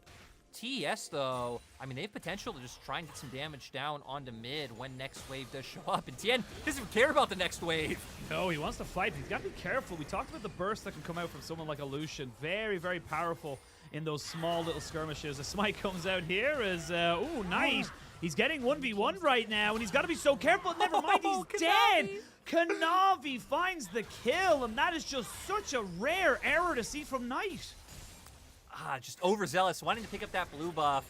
Maybe assuming since JDG's bot lane committed to going to stop Herald, that maybe Kanavi wasn't too far behind, but goes in for the kill, picks that up, and teams just trading evenly. Another turret picked up for both sides, at least for Top Esports opening mid, so will more easily allow them to pivot to either side of the jungle. And JDG, right, their composition a lot more about grouping up as 5 or playing out their two lanes, trying to find picks. So not going to be able to do the most with these extended side lanes, but even just the raw gold, feels great for them. I mean, yeah, Kanavi, despite the start, is 2-0-3. He's got himself 2 items. He's got the Kempuk Chainsword and the Frostfire Gauntlet. So now Jakilov, ooh, you got to be careful. Yes, he is a half item ahead, but Hope with those 2 kills in that last fight is right back in this game. And all of a sudden, Lyric, it's only 400 gold. This is not an exceptional lead. Considering where we started, I did not expect to be here pre-20 minutes. No, especially where we're at right now, right? JDG's bot lane having the power spike, being on 2-item solution, Imperial Mandate for Nami, gonna have that significant burst able to come out, even from a decent range with that rapid fire cannon auto. And now both teams wanting to look for a fight again. They want to go for it. The steadfast presence is good to stop Kanavi on his initial push, but the single target lockdown is too damn good. He's going to jump back onto Knight. Deja vu, you've been here before. Knight goes golden. He's got a flash available to him. Can they burst him out? Yes, they can. That's a double kill in for Hope. Flash in. The charm does not land. So Jakilov sells survive. And guess what? There's not even an objective right now, Lyric. We're going to have a minute and a half. We're going to do it again. That's why I was so confused. I'm like, wait, both teams posturing in River right now. Look at the timer. Still a minute and a half away. What are we here fighting for? But JDG, they just see an opportunity, get Jakilov's flash, and are able to take the fight from there. And Hope, better be careful, buddy. He has Hextech Ultimatum online. I understand he has 2 members behind him, but still, you go just a bit too far, you'll be bursted out. We'll see how this all starts. They spot the members of TS out, throw the tidal wave. This is what gets Jakilov's flash initially, and it sets up for JDG to find the pick onto the Poppy. I believe Missing was able to land a bubble on him as well, and now with the members of TS just so split, it makes it easy for JDG to run them down one by one. 369 play the role of just pushing Jakilov back, and my God, had that charm been able to connect and other members able to follow up, I mean, that would have been so huge. Another kill on Jakilov. And those 2 kills give the gold lead now to JDG, and this is something that we talked about all split long. When we talked about JDG, they are a team that is probably LPL personified. People think of LPL as just fighting over anything. JDG do it. JDG do that so often. They will pick an opportunity like right now and say, cool, we're going to go full force. They're going to get the onslaught, or these unstoppable onslaught straight down onto the Nautilus, and he's dead. That's a fantastic tidal wave to separate the rest of the team. JDG, they don't care about the early game. They just care about the fights, and they are absolutely destroying Top Esports. Jakilov with no flash has nowhere to go. Wayward flashes away to keep himself alive, but JDG, they started off a little rough, but it's just fine because they're a gold nugget. Man, Top Esports are just getting picked apart. I'm just so surprised at seeing how these fights are going down, like the targets that are being focused. JDG, great job and great example of exactly what you just said. They always slam their foot on the gas pedal. They really only know how to go forward. Because of that, they get themselves another Drake in pocket. And from being 3,000 gold down earlier on in the game, they now find themselves 3,000 gold up. I mean, a 6,000 gold swap in a space of about 5-6 minutes. It's absolutely insane, and this is why, honestly, it's kind of the opposite of what we expected. Normally, JDG's early games are exceptional, with their mid game kind of having a couple of rocky things, specifically against LNG. That's what we saw, but it's almost the opposite now, where their early game wasn't great, but they've turned that completely around, and with 369 on this unkillable behemoth, who deals with the Scion? I mean, good job by Mark to like body block Etienne trying as well. I'm surprised by Wayward and Knight just jumping onto Kanavi though. Like they're trying to shut him down from being able to jump onto Jackie Love, but you still don't really have the damage able to hit Kanavi or taking out their big burst member who we've been seeing, right? Hope being the one to get in, really laid down the damage. Kanavi's huge as well. But yeah, Top Esports just constantly being forced into different directions, which pretty much allows JDG to not even have to take a straight up 5v5. They're able to like fight two members here, find those kills, and just go into the rest of TES. So now they're going to try to get vision around this mid lane turret and try and find some pressure. For TES, you can see them trying to set up sides with the Camille, but JDG don't feel too bothered by it. No, they don't care right now. JDG running around as 5 and just saying, cool, we'll take whatever we want because you can't fight us right now. Yes, you might have a slightly better macro position, but we don't care. We're a 5-man death ball, and we're going to be able to take anything and everything that we desire. And for JDG, this is just so damn good to see because so many teams, so many players would probably get demoralized after that start. It's a Draven. He's now on 3 items or 2 items way before your AD carry, but no, they know their strengths. They know how to bring themselves back, and JDG just really, really pushing the narrative of just like they are one of our top 2 teams, if not our top. 100%. They've been playing like it in this game. Looking at the opposite side though for TS and thinking how they can play the game going forward. The rough thing for them in like taking a lot of these fights front to back is that JDG just have a stronger front line, right? You look kind of two tanks a piece for either side. Knight pseudo front line as well, being able to encase himself with his ulti, but I think not exactly ideal. But Mark, I mean, you're support. You're not getting that much gold. You're not matching the tank stats of 369, even if Tien... Wait, what? Here we go. We're going to go for a full fight. The tidal wave to try and disengage, but you've got your tank of Kanavi almost surviving. Double TP comes in now. It's a 5v4, but a good charm makes this a 4v4. Never mind. Mark goes into stasis to keep himself alive just a little bit longer, and now Hope, thinking he can maybe poke and prod back at the side of Top Esports, but at the end of it all, ends up being a good pick for Top Esports as JDG maybe got a little bit too comfortable. Yeah, I was surprised to see JDG going, a little bit forward there and matching TS. Wayward, great job to be able to find that pick coming through. And now for TS, buying yourselves a little bit of a reprieve, right? Be able to get back to side lanes, answer some of these waves, and just try and get yourself in a better position in regards to gold, because still a lot of their members behind in items compared to their opposing counterpart. Really the only exception being AD carry and then support as well. And I mean, right, neither support really being able to get to that 2-item mark just yet, and Jackie Love doing a good job of being able to match Hope in terms of items because of the early lead he was able to stack up.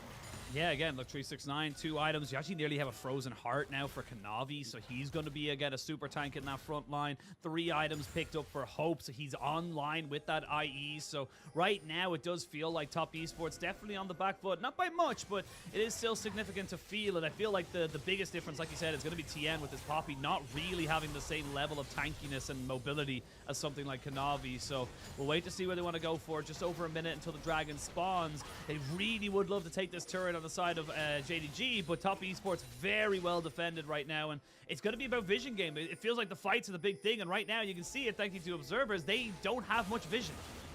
No, and JDG trying to exploit that so far, but they got to be careful.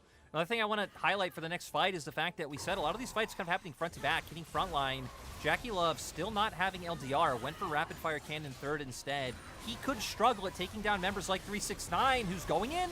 369 is just a full front line. How do you deal with this right now? You can see Knight trying to jump down onto Missing to see if he can get something there. Hope gets the Hextech Ultimatum. He cleanses away the ultimate from the Lissandra, and he stays alive. Hope was insane in that. They threw everything in the kitchen sink, and he still wouldn't go down.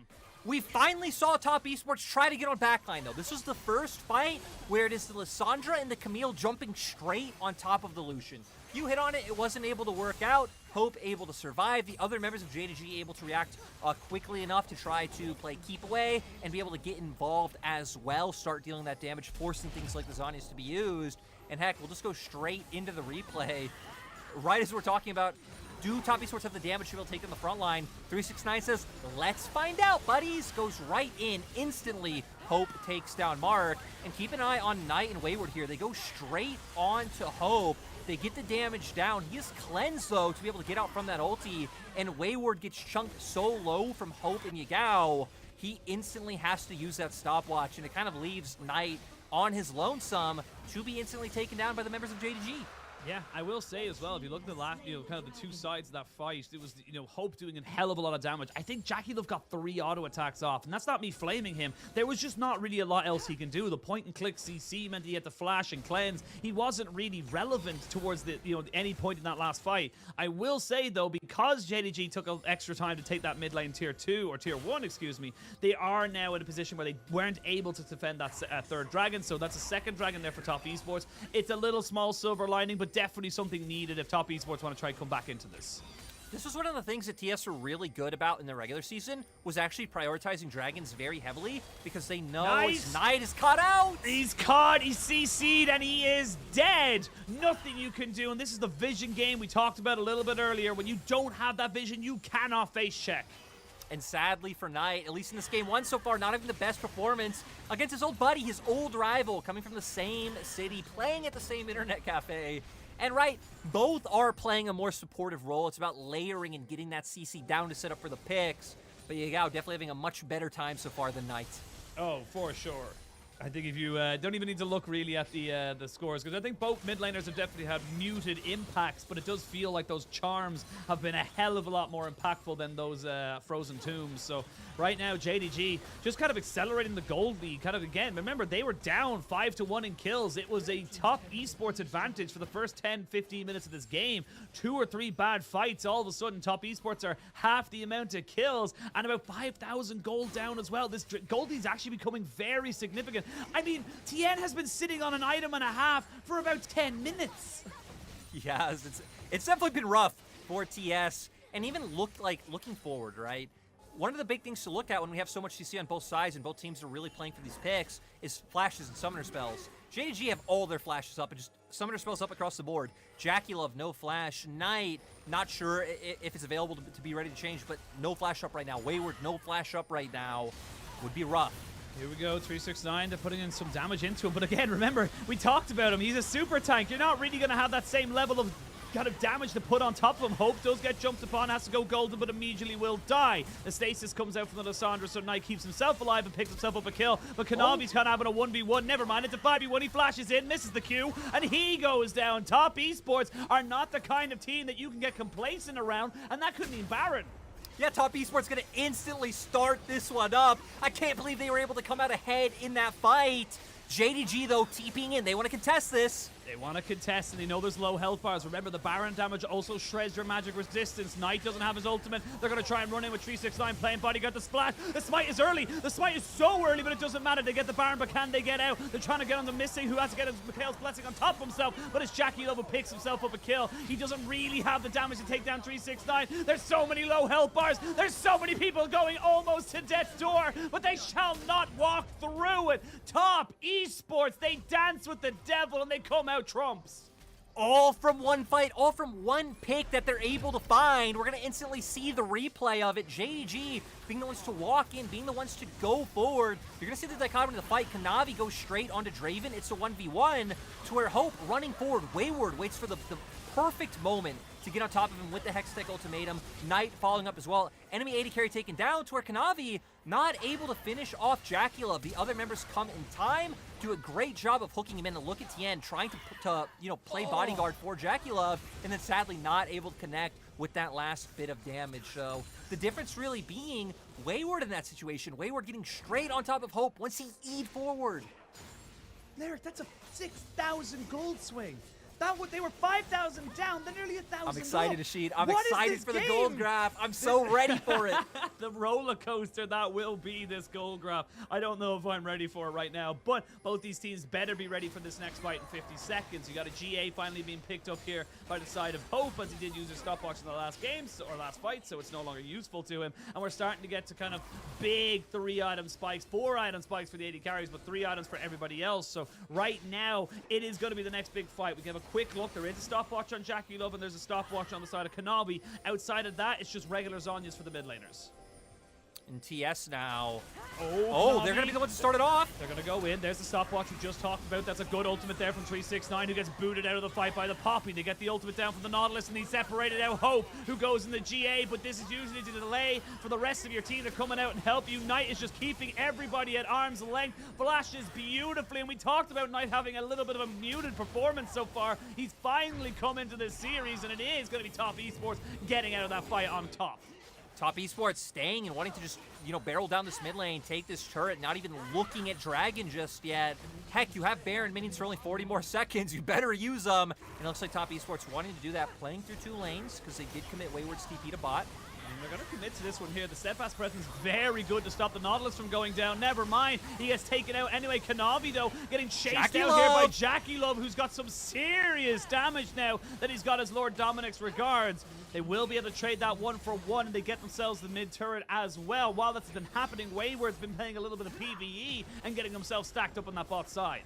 Jackie Love cashing out pretty consistently in this game with the Draven. I mean, heck, known for the Draven pick, has been for years. We're going to go back in this fight, though, see how it all pans out, because TS, they have the ward, they instantly jump onto Kanavi.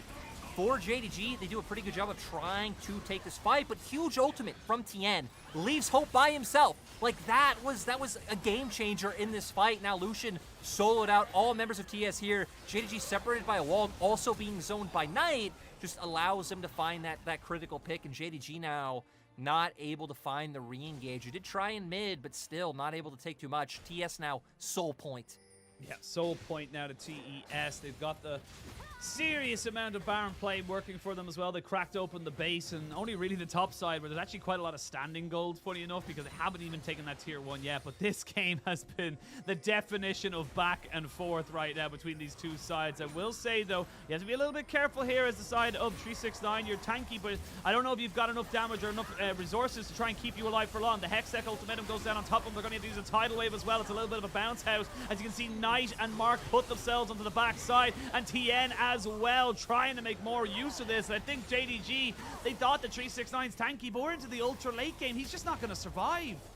I mean, we're at the point where, again, Jackie Love has gotten so many kills, like, cashed out. Earlier on in the game, we're like, hey, he's 3 items in and still hasn't picked up LDR. We are well past that point, now being on full build. Like, heck, we were saying Hope and Jackie Love are actually the ones keeping up in regards to items. Hope now actually being the one who is an item behind. Jackie Love still has his GA up. Hope's is down, and that's what's giving TS so much confidence to keep pushing forward.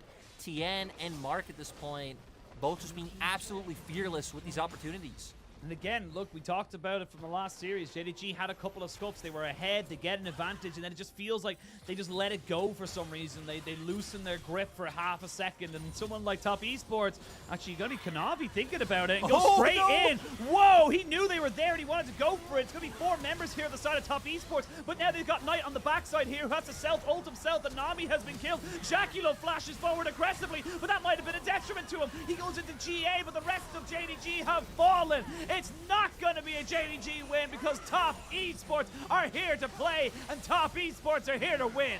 Top Esports know JDG always love to go in. It doesn't matter if JDG know you're in the bush, because Top Esports knew they'd be able to take the fight. What a roller coaster of a game 1, and I want to emphasize that last part. Game 1 of this best of 5. That is the first game of what I'm hoping is going to be 4 more. This has been absolutely fantastic from both sides, with Top Esports showing they're just a little bit more of a class above. We said right coming in, this rivalry was the rivalry of 2020, went to 5 games in both spring and summer finals. These teams were just so neck and neck. And yeah, right, the rosters have changed, but their seasons this split have just been so incredibly good. Once again, coming in, just overall the top 2 seeds of the split. And again, I think very telling game to what we can expect to see in the series in terms of how close this was.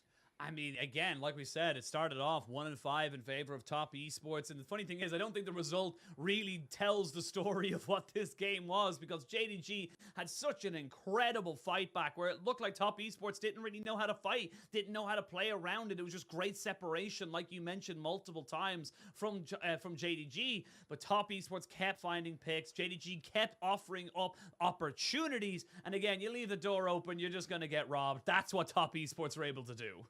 And it seemed like in earlier fights, right, Top Esports were trying to maybe bank on the fact that they had an advantage. We saw a lot of those like engages from Knight and Wayward going on to members like 369 or Kanavi, and it's like, hey, this isn't working out. It was in mid-game when they pivoted, and especially in that fight in their red side jungle, where they were able to get straight onto Hope, take him out of the fight immediately, and JDG didn't have the damage to return and find the kill on Jackie Love, where things just completely blew wide open for the side of TS. And you can see from there, JDG, like we said, aren't a team that stops. They're going to keep just running into and looking for those fights, and it kind of allowed Jackie Love to become even more of a behemoth Knight as well. In those later fights, was doing so much. So many times he would get in between like 3-4 members and find like huge lockdowns, single out the key target and take them down. So we saw the start come out from the bot side from TES, but in mid and late game, definitely Wayward, Knight being these members to step up. Yeah, I mean, you saw the damage there, but also the gold graph. It just felt like either side could have made the most out of it, but it was just once Jackie Love got his feeling for the fight, once he knew where he needed to be, where he needed to stand. And yes, we said that Knight wasn't having a great time. Knight actually did the most damage, which with Jackie Love on Draven on your team, that's honestly so impressive in my eyes. Well, like I said, right, early game wasn't able to find that same level of opportunity, but once we got to mid and late game, him and Wayward were really doing a great job of like finding access onto the back line. Mark also being someone to set it up with all those hooks, and now going to be looking at game 2 and what these teams are able to change. We talked about curveballs that we've seen come out from JDG, and you would expect could come out from TS as well with the depth of some of their champion pools, especially people like Knights. But yeah, we'll find out if we get to see any of those in the series today, Sheen, because if we don't, maybe I'll be a little disappointed. I mean, I'm looking for adaptation right now, and I think it's really fun to see, just in terms of like where the meta is right now. Obviously, a lot of emphasis on people like Zeri and Sivir. We don't see either of them. We just see Lucian and Draven. That makes me happy. But we're going to send it to a quick break, and when we return, you're going to have to try and find someone who looks at you the same way my profile picture looks at Lyric. We'll see you soon.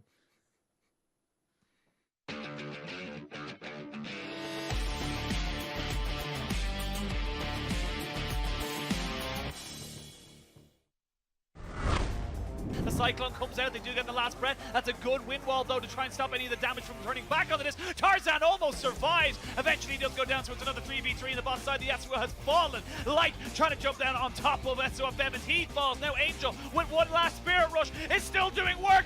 Angel versus the world. The Angel of Death has finally arrived, and a triple kill for the Weibo mid laner. They want a game in this series as they try and force the play, but it's Wei backing off on this one. Jin trying to chase, actually goes to the blue spot here, going deep with the Wild Growth as EDG grouping up as 4, but Braid just goes 1v4 and turns it on its head. Double on the Fiora. Braid is an absolute monster in the top lane, and EDG destroyed by the Duelists. Quadra kill picked up for Breeze, and RNG managed to do it much. They managed to bring a game. LNG kind of have control of this area right now. Allah taking a lot of damage right now and needs to be very careful. Gets hit by the ultimate and has a stopwatch to keep himself safe. There's a Weaver's Wall in the final chapter as LNG try to turn this one back around. Hope just kind of free-firing right now as he pops his cleanse to make sure he doesn't get slowed. 369 though, he's a lot tankier, but not against a Sivir. And LNG, they're looking to try and take this fight, but look at Hope. Allah finds them though on the backside as Hope is still free-hitting the GAs, the Zonyas, everything's being used. And this last side you go! Triple kill! And the big chicken hits hard! Quadra kill for you go! This is a team fight monster. Care looking for the setup. In goes Clint to start it off, but dashes back out again. Final chapter goes across. LWX in the middle of everyone, and he's taken down! Aki with a double kill as OMG shreds the health bars. Abel still going strong, but there's Summit on the no! Abel surviving, but no! no! He's still alive! Taken down by Summit in the end. It was so close on a knife's edge as Shanji slowed by the Drake. And Summit comes up huge!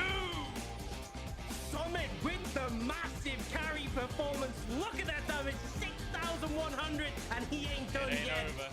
He'll take out the jungler. That fight looks doomed. Through this course, right, through Doonby, but the timings themselves, right, a little bit of an issue.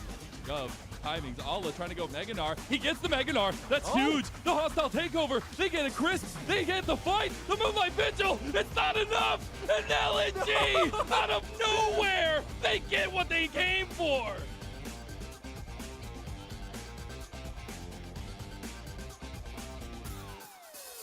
At this point, it's a 5v3, and LNG, they found it! That's it! BLG, their summer is over, and LNG will deny the reverse sweep! Oh no! LNG Oh no! coming out strong. No, they got him, Azelle.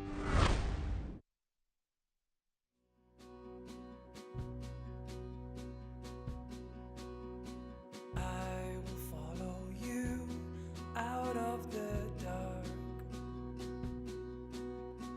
I will promise to protect you from harm. As winter turns to summer, as the days feel warmer, trust in me and I'll trust in you. Shine on, bright star. No, love's never far. No, there's always hope. No, you're not alone. I will chase the wolves from your door. I will be there to fight your cause. Say goodbye to dark days. See the sun shine through the rain. Trust in me and I'll trust in you. Shine on, bright star. No, love's never far. No, there's always hope. No, you're not alone.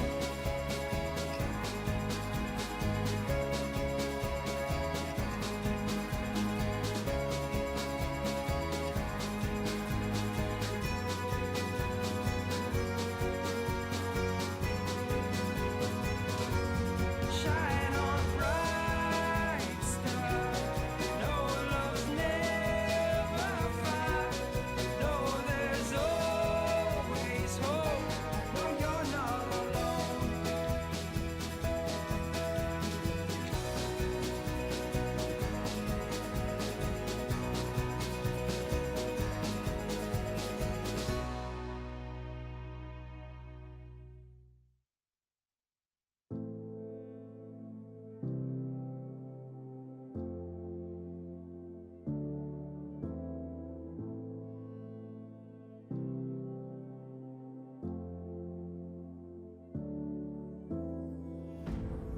All of the people hide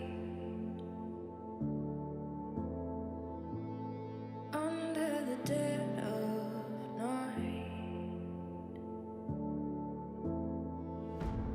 keeping our voices quiet until the sunrise.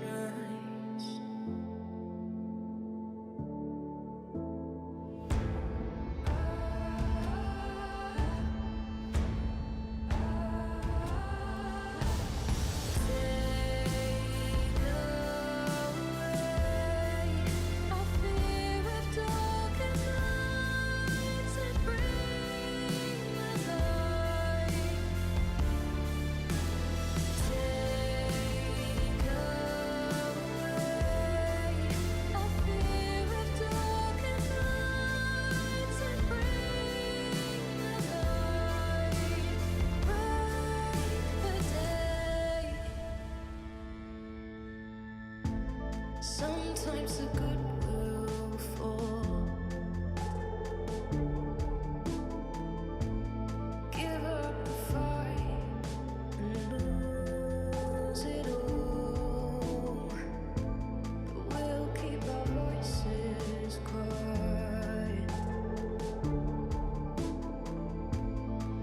till the sunrise.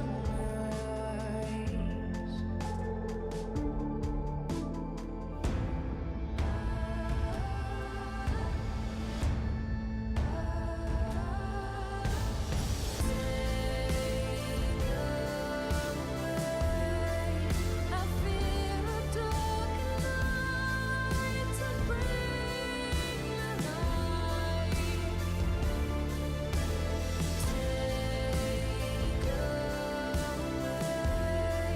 I fear a dark night to bring the light. Break the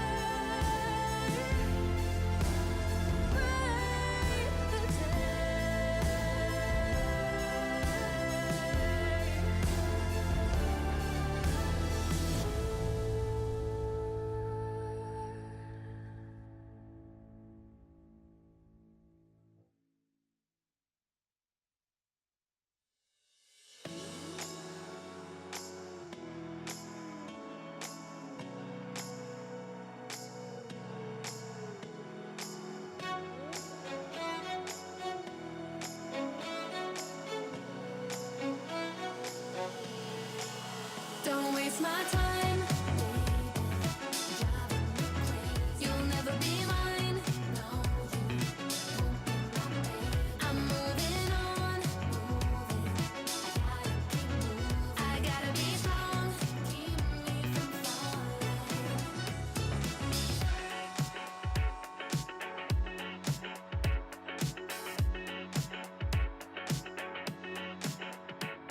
And I know, and I know, and I know, and I know what you're thinking. You wanna get back into my life. You could have had me, boy, but you let me go. And now our story's over. Ain't it funny how I really don't mind? Don't wanna be with ya. Believe me, it's true. I've never been better since I left you. I don't wanna see ya. You know that it's true. This time I mean it. I'm done and we're through. Don't waste my time.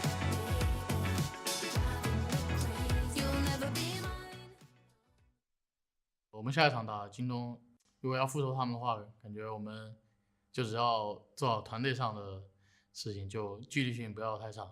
那我们的个人能力肯定是大于他们，就随便赢。就是对战369的话，就只要注意他的队友就行。我觉得他应该打不过我。 We're back after what was an absolute roller coaster of a game one. We are going to be seeing if JDG can bounce back, but Top Esports got themselves the win. And Lyric, it was all off the back of a very aggressive Draven. Jackulov on one of his signature picks, and it just feels like when this pick's in the meta, Jackulov's in the meta. That's just how it is. Oh, 100%. The fact that he was just willing to go to it outright after the Lucian pick came out was huge. It felt like this game kind of went in phases, right? Early game was all about Jackulov, him and Mark finding that advantage in the 2v2, you know, just finding a huge lead that they were able to keep hammering home on.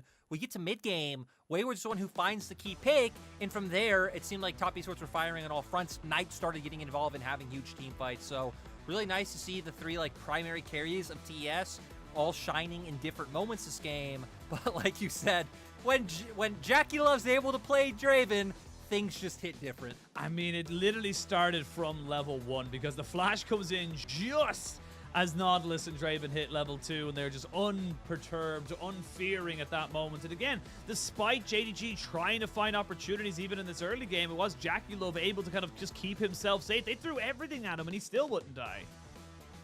And right, I think giving Jackulov MVP makes total sense, because if you don't find this initial bot lane advantage, right, maybe JDG do find enough of a lead to where they then don't throw it away after Top Esports. So this was a bit of a throw fest, and that's the one thing I think we can all hope for in today's series, right?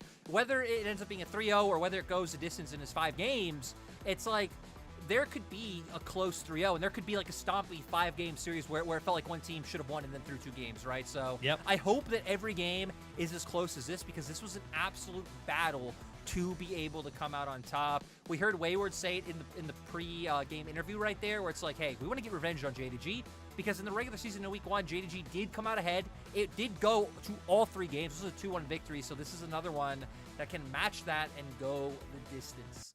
I mean, I'm certainly hoping for it myself, as Jackie Love is just so exceptional on this pick. And again, it's that little bit of an adaptation in the meta that we're finding right now, because it's like, oh, cool, well, the Sivir and the Zeri will struggle against something like the Lucian. It's like, cool, the Draven won't. And it's just those little small things now. Okay, the Lucian isn't first pick worthy. Is the Draven going to be first pick worthy? This is where the game starts to have my favorite term in all of best of fives is the mini metas. The mini metas that develop within these two teams. I don't expect, the Draven to become first pick worthy. Hope hasn't played Draven. I wonder, you wonder if he can play it, right? We have a lot of LPL players now. Like nowadays, it's crazy how many we have that can play Draven with people like Asum, coming into the league, Photic being another person who plays it. But Hope hasn't been one of those guys. And typically when you have a Draven player, they are just a Draven player through and through, or they're like Viper and they lose to it, spam like 1 million games on it in solo queue, and then also become one of those players. But we'll see. JDG are staying on blue side, which is what you would expect coming into the series. But looking at their first draft, I don't even really know what you changed too much in regards to taking away from TES. Like, you could ban out the Draven, I guess, and change one of those, like, Gnar, Renata, like one of these bans. But at the same time, is that worth investing one of these bans into when it feels like champions like the Sylas, like the Gnar, can be able to do so much? Maybe the one thing you could change is, when 369 has been such a dominant force to split, first all-pro top laner, maybe getting him on something that has more carry potential, more damage potential, to set JDG up for success could be a pivot. Yeah, that's what I was thinking more so. It's like, look, yes, you could maybe take the Draven Nami, play the level 2 a little bit more tentatively, shall we say, coming into that second game, but also just being able to have that, ideal kind of setup for the top side. Like we mentioned in that game, it just felt like JDG were a little bit uncomfortable with the fact that they weren't able to do their usual game plan, which is just Kanavi and 369 hold hands. Again, we talked about how Kanavi's jungle proximity to top was nearly 20%, which is just almost double your average. It's almost triple your average percentage of any kind of jungler. So I like the idea of them trying to maybe moving that priority up towards that top side and maybe just hoping that the bot lane can just kind of cover itself a little bit better. And I feel like Hope and Missing usually are pretty good at doing that. That's like one of the things about them is like, hey, in laning phase, especially for Hope's never really been much of a laning AD carry, even like thinking back to his time on EDG. It was much more about the team fights, much more about the skirmishes when Hope would pop off. But they've been really solid this split about just being able to get through those 2v2s in lane. Heck, even against, let's say, like average or lower tier bot lanes, they are able to find those advantages. So they need to find a way to be able to make it out against Jackie Love and Mark, because these are two players who play for blood. And for Top Esports, I mean, heck, they made it to finals in spring. They were 1 game off from being the team that represented us at MSI. And heck, Top Esports did have one of those best of 5s where they were ahead every game and then like through their gold leads to be able to lose. JDG on the opposite hand, though, they haven't been in a final since 2020, Ashin. Yeah, it's been literally 2 years since the last time we saw JDG in a final. It was 2020 summer, of course, which they were runner-ups to Top Esports. They won 2020 spring. So we'll see if they're able to kind of replicate that. Remember, loser this is not out. They do fall down into the losers bracket. But let's be real. They have to go up against EDG, which is, again, another 5-game banger that Top Esports barely got themselves ahead of. So we're going to see the Draven ban come out here. I think the Sylas needs to stay. And honestly, I feel like the Gnar needs to as well. I feel like you can maybe leave the Renata open and then take it from there. So they're going to do the opposite. I mean, they do listen to the Draven ban, so I at least respect that. They don't want to have to deal with that, knowing that, again, Hope is not one of these people who does play the Draven, can maybe look to counter that out and then pick it up himself. And now for Top Esports, their third man in Game 1 was the Renekton this time around, wanting to take away the Vi, because Kanavi had such a huge performance on it last time around. You could look for the Lucian once again. Honestly, they were managing those mid-game fights just fine until that huge pick that Wayward and Knight were able to find aggressing into enemy red buff. Yeah, I don't hate the Lucian. I think Hope did fairly well, given that he was so far behind as well. He obviously knows the big power spike for this champion, so excited to see what he can do that one on that again. I will say though, like you said, Top Esports now gonna have to try and pivot their draft. They won't have the early kill pressure with the Draven like they did in game number 1, and they're gonna have to try and find another solution to that now in game number 2. And they always could look towards, you know, whichever one of these AD carries are hovering, Sivir or the Zeri, because Lulu's still open, right? And it's one of those things, it's very similar when you're playing against Lucianami and you have, like, Zeri plus Lulu. You do have the potential to mitigate a lot of that burst with the shielding and then especially the Whimsies that are able to come through from the Lulu. So it looks like that is going to be the pivot from TES this time around. Ahri still being open makes me think that JDG might still just go back to that. That was banned out every game in their series against LNG. It was Yigao's most played pick in the regular season. Most played, I would say definitely most comfortable as we come into this one here. But JDG now looking to try and, I was going to say punish the fact that the Renekton was left open. So they're going to give that over to 369, a powerful pick that he's been known to use so often. And again, something we talked about a little bit earlier that has just crept itself back up into the meta. And it seems like TS's read of this series isn't like, okay, we need to take away what our opinion is of the highest priority jungler. It's like, hey, get Wayward on something where he is stable, where he can function up in the top side and not get too punished, and get bottom lane set up for success. Ultimately, at the end of the day, right, whether it ends up being a Trundle or a Wukong or so on and so forth, it's like you're still going to be setting up for the team and how the team plays. And also, I'd say pretty good read into JDG, because since JDG do have those obscure jungle picks that they're willing to pull out, blinding your laners when JDG have already shown their hand is a pretty good course of action. Pretty good course of action. You will have the super tank now this time around on Top Esports' side. So we're going to have a bit of a swap in terms of the role priority here between the top laners of 369 and Wayward. Now Top Esports, they got to try and figure out where they want to train the rest of these drafts. With the Wukong, the Trundle, honestly, I wouldn't even be surprised to see the Poppy banned away here. And then that's just kind of really whittling down that jungle pool to the likes of maybe Xin Zhao. Might even see a Lee Sin, to be perfectly honest, with how many things have been taken off the board. Now I wonder if STS, because Poppy really only being that standout jungle left, if you just pivot to a mid lane ban, you could ban out the Ahri that we highlighted as something you want to get rid of, instead going for the Lissandra, and you can leave that open, or JDG now being the ones threatened to be able to take it away. Because one thing we know for sure in draft right now is that TS are just going to win the scaling battle. Like, if this game goes late, it doesn't even feel like the last two picks matter. Having Orin, Zeri, Lulu against Renekton, Lucian, Nami on the opposing side are just set up so well. Something we haven't even really seen right now has been that Sejuani that we've been, kind of talking about so much. And with the Renekton in there as well. LNG are gone, Sheen. LNG are gone. Yeah, true. LNG are gone. But I will say, with the Renekton, the Sejuani kind of combination with that Permafrost being able to stack up so quickly definitely feels a little bit more promising for the side of JDG. But with the Ahri picked in here, makes a lot of sense here for Top Esports. I will say the Viego ban is very interesting to me. They're kind of almost saying to the side of Top Esports, look, go for the Poppy. We don't really care. We're going to go for something maybe even slightly different. And it makes me curious, right? Because if they're going to last, I feel like JDG might be threatened or forced to pick Poppy here, just for the fact that, right, Kanavi has brought out some interesting counter picks into the champion. We saw the Morgana that, did show up in LCK in their last series. But no, they're just going to blind it. I'll be honest, we haven't seen this champion in a while up until JDG picked it up the other day. And again, barring the LCK, so not quite sure what matchups you could heavily take in this to punish the pick, but still, I would imagine that Top Esports should have an answer. I mean, they know this was coming. This is something that JDG brought up against LNG when the Poppy was picked, and this is probably why we're seeing JDG say, "Look, we're not gonna ban the Poppy. We have answers to it. We have ways of dealing with it." But there's a Nocturne coming out, so it's gonna be Nocturne jungle here for TN. So a little bit of global pressure, does have a fairly decent clear and good skirmishing power as well in those first few levels. And not as worried about things like that Black Shield coming out, which really can just hinder the Poppy with the amount of CC she brings to the table. That's why I expected JDG to just be the team to be like, all right, screw it.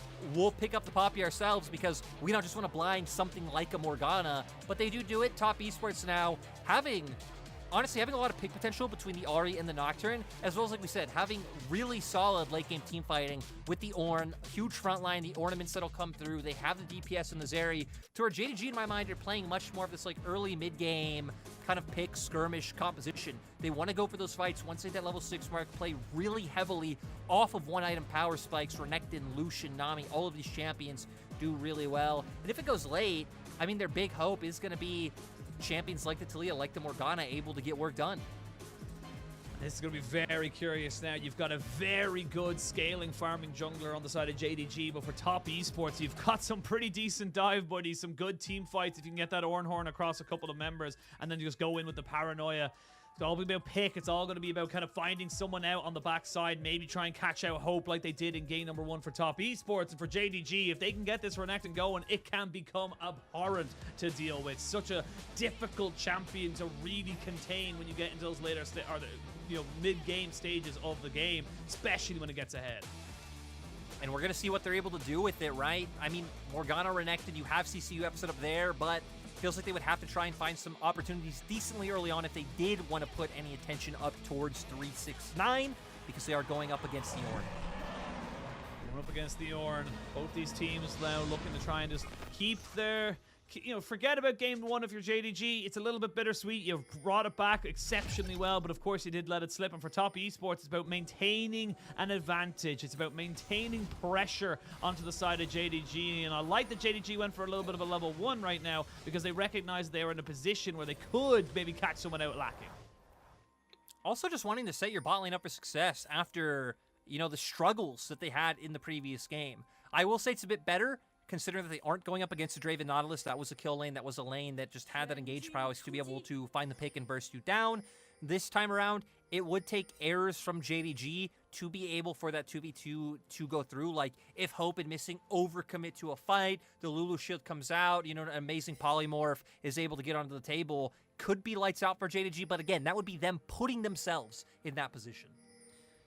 Now you can see the TES. They recognized that ward was spotted there. They did actually see it right as the last tick of the Scryers was being used, but they've put themselves now into a little bit of a brush combat, supportal combat for the power of the top of the hill that is that middle brush. But 369 now kind of saying, look, hey buddy, I'm sorry, I'm a Renekton, so you're going to have to walk away from this wave. You're not really going to have the same level of impact as you want as your level 1, and that's just going to basically be how this lane goes for, honestly, until we get to team fights.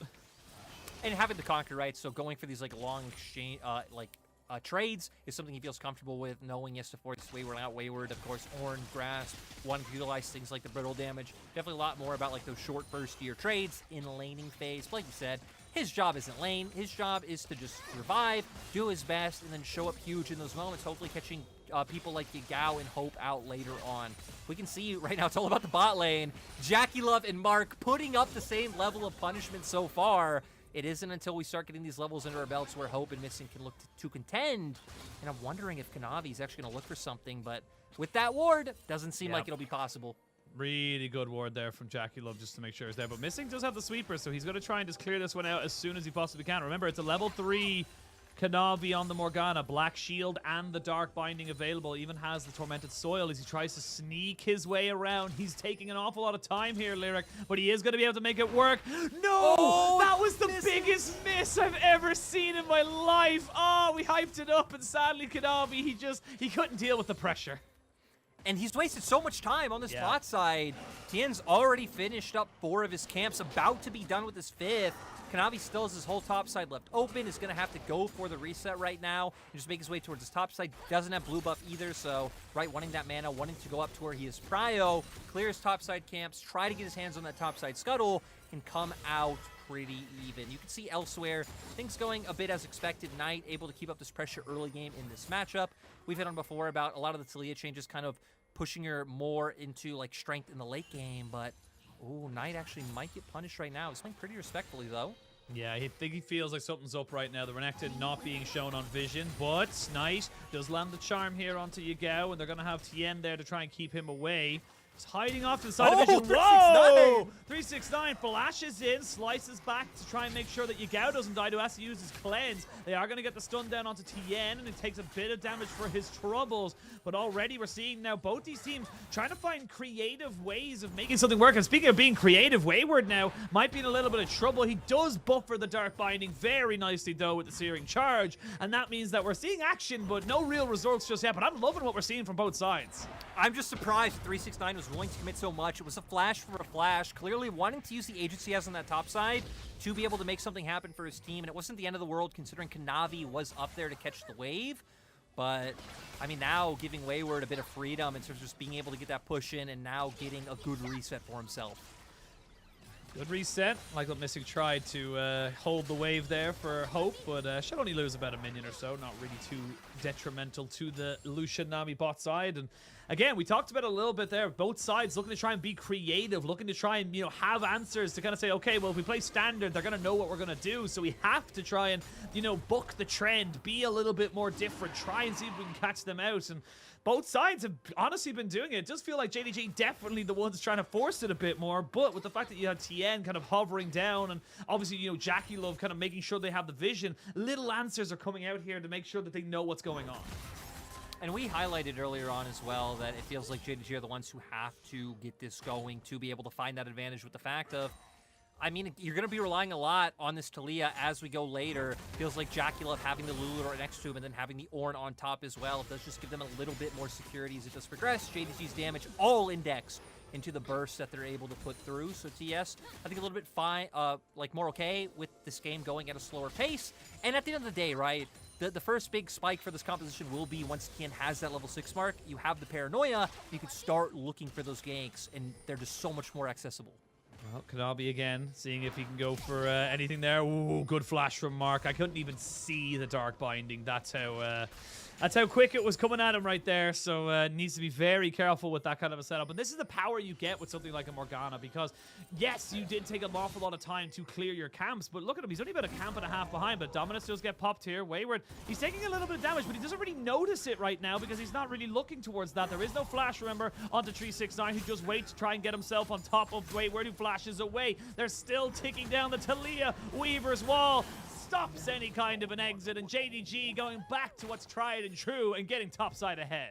Right as the flash came out as well. Sadly for Wayward, didn't matter. He goes down. TS, though, gonna answer back on the bottom half of the map with this dragon. You can see with Knight hovering down. JDG really have no way of contesting. Kanavi's clearing his topside camps as well. So JDG at least finding their first initial pick, but Top Esports keeping it tried and true to their regular season performance. I think we were trying to hit on this in the last game, then a fight broke out, but one thing I really liked about TS, to where most teams just outright prioritize early Herald more, TS are one of the teams that actually prio early Dragon higher, and I feel like it's pretty good for them as Bubble connects. That's a good bubble there. Cleanse comes out from Jackie Love to get rid of, I'm actually not sure what it got rid of there. Maybe just the polymorph as such, but yeah, just kind of using it off cooldown to make sure he can get a TES, though. Tien has Paranoia now. I was going to say, he has got Paranoia. He's going to try and take away the red buff right now. Should be able to take that one there, which does help him quite a lot. Gives him the extra bit of regeneration, and of course the slow and extra damage on his auto attacks. But it looks like it's not going to be a dive on that bot side. Again, very risky to do that onto something like a Lucian Nami when they do have heal and flashes available. Oh, they're trying to force this. They're trying to force it. Jackie Love doesn't have a lot of mana, though. Does pop his ultimate alongside the Ultra Shock Laser to maybe scare them into a full-on engage, but JDG, they had the vision. They knew that there was something up, and they don't go for the bait. At least wasting, like, or utilizing this aerial rather than, like, full committing with the Paranoia, right? Because Paranoia definitely feeling a lot more... You need to make use of the ultimate once it's popped, find that kill, or it's a lot of time where it is much harder for Nocturne to be able to find that free access to start being able to get those kills on the board. But I guess we move past it for now because we're at the 8-minute mark, Sheen. Herald's up. Both bot lanes are heading over. JDG have numbers advantage on top side for now with their bot lane coming up because Top Esports actually committed Wayward to start walking down to the bottom half of the map. Yeah, he's going to start walking back up now towards this Rift Herald. He's going to be very late, though. Remember, though, he is an Ornn, so he's going to have that Ornn horn from a distance. They just need to try and delay it for a little bit longer if they can, but it's not going to be enough. Kanabi's got a decent smite, and good trade back here for JDG as they kind of recognize they just had a numbers advantage. All comes down to the fact that JDG, right, keeping 369 up towards the top lane. They're going to have 369 walk all the way down right now. Also going to relieve a bit of pressure from Yagao in mid lane, because look at the CS advantage. Knight has done a good job of just being ahead, even ignoring the Weaver's Wall that Yagao made towards the top side. Knight had already started to find those small advantages in terms of that CS lead. We can see Jackulov as well. Looks like almost about a full wave up, right? Looked like about 5 CS, so Top Esports doing a nice job. JDG's lead pretty much only coming off of that top side with 369 and the earlier kill that they were able to pick up for him.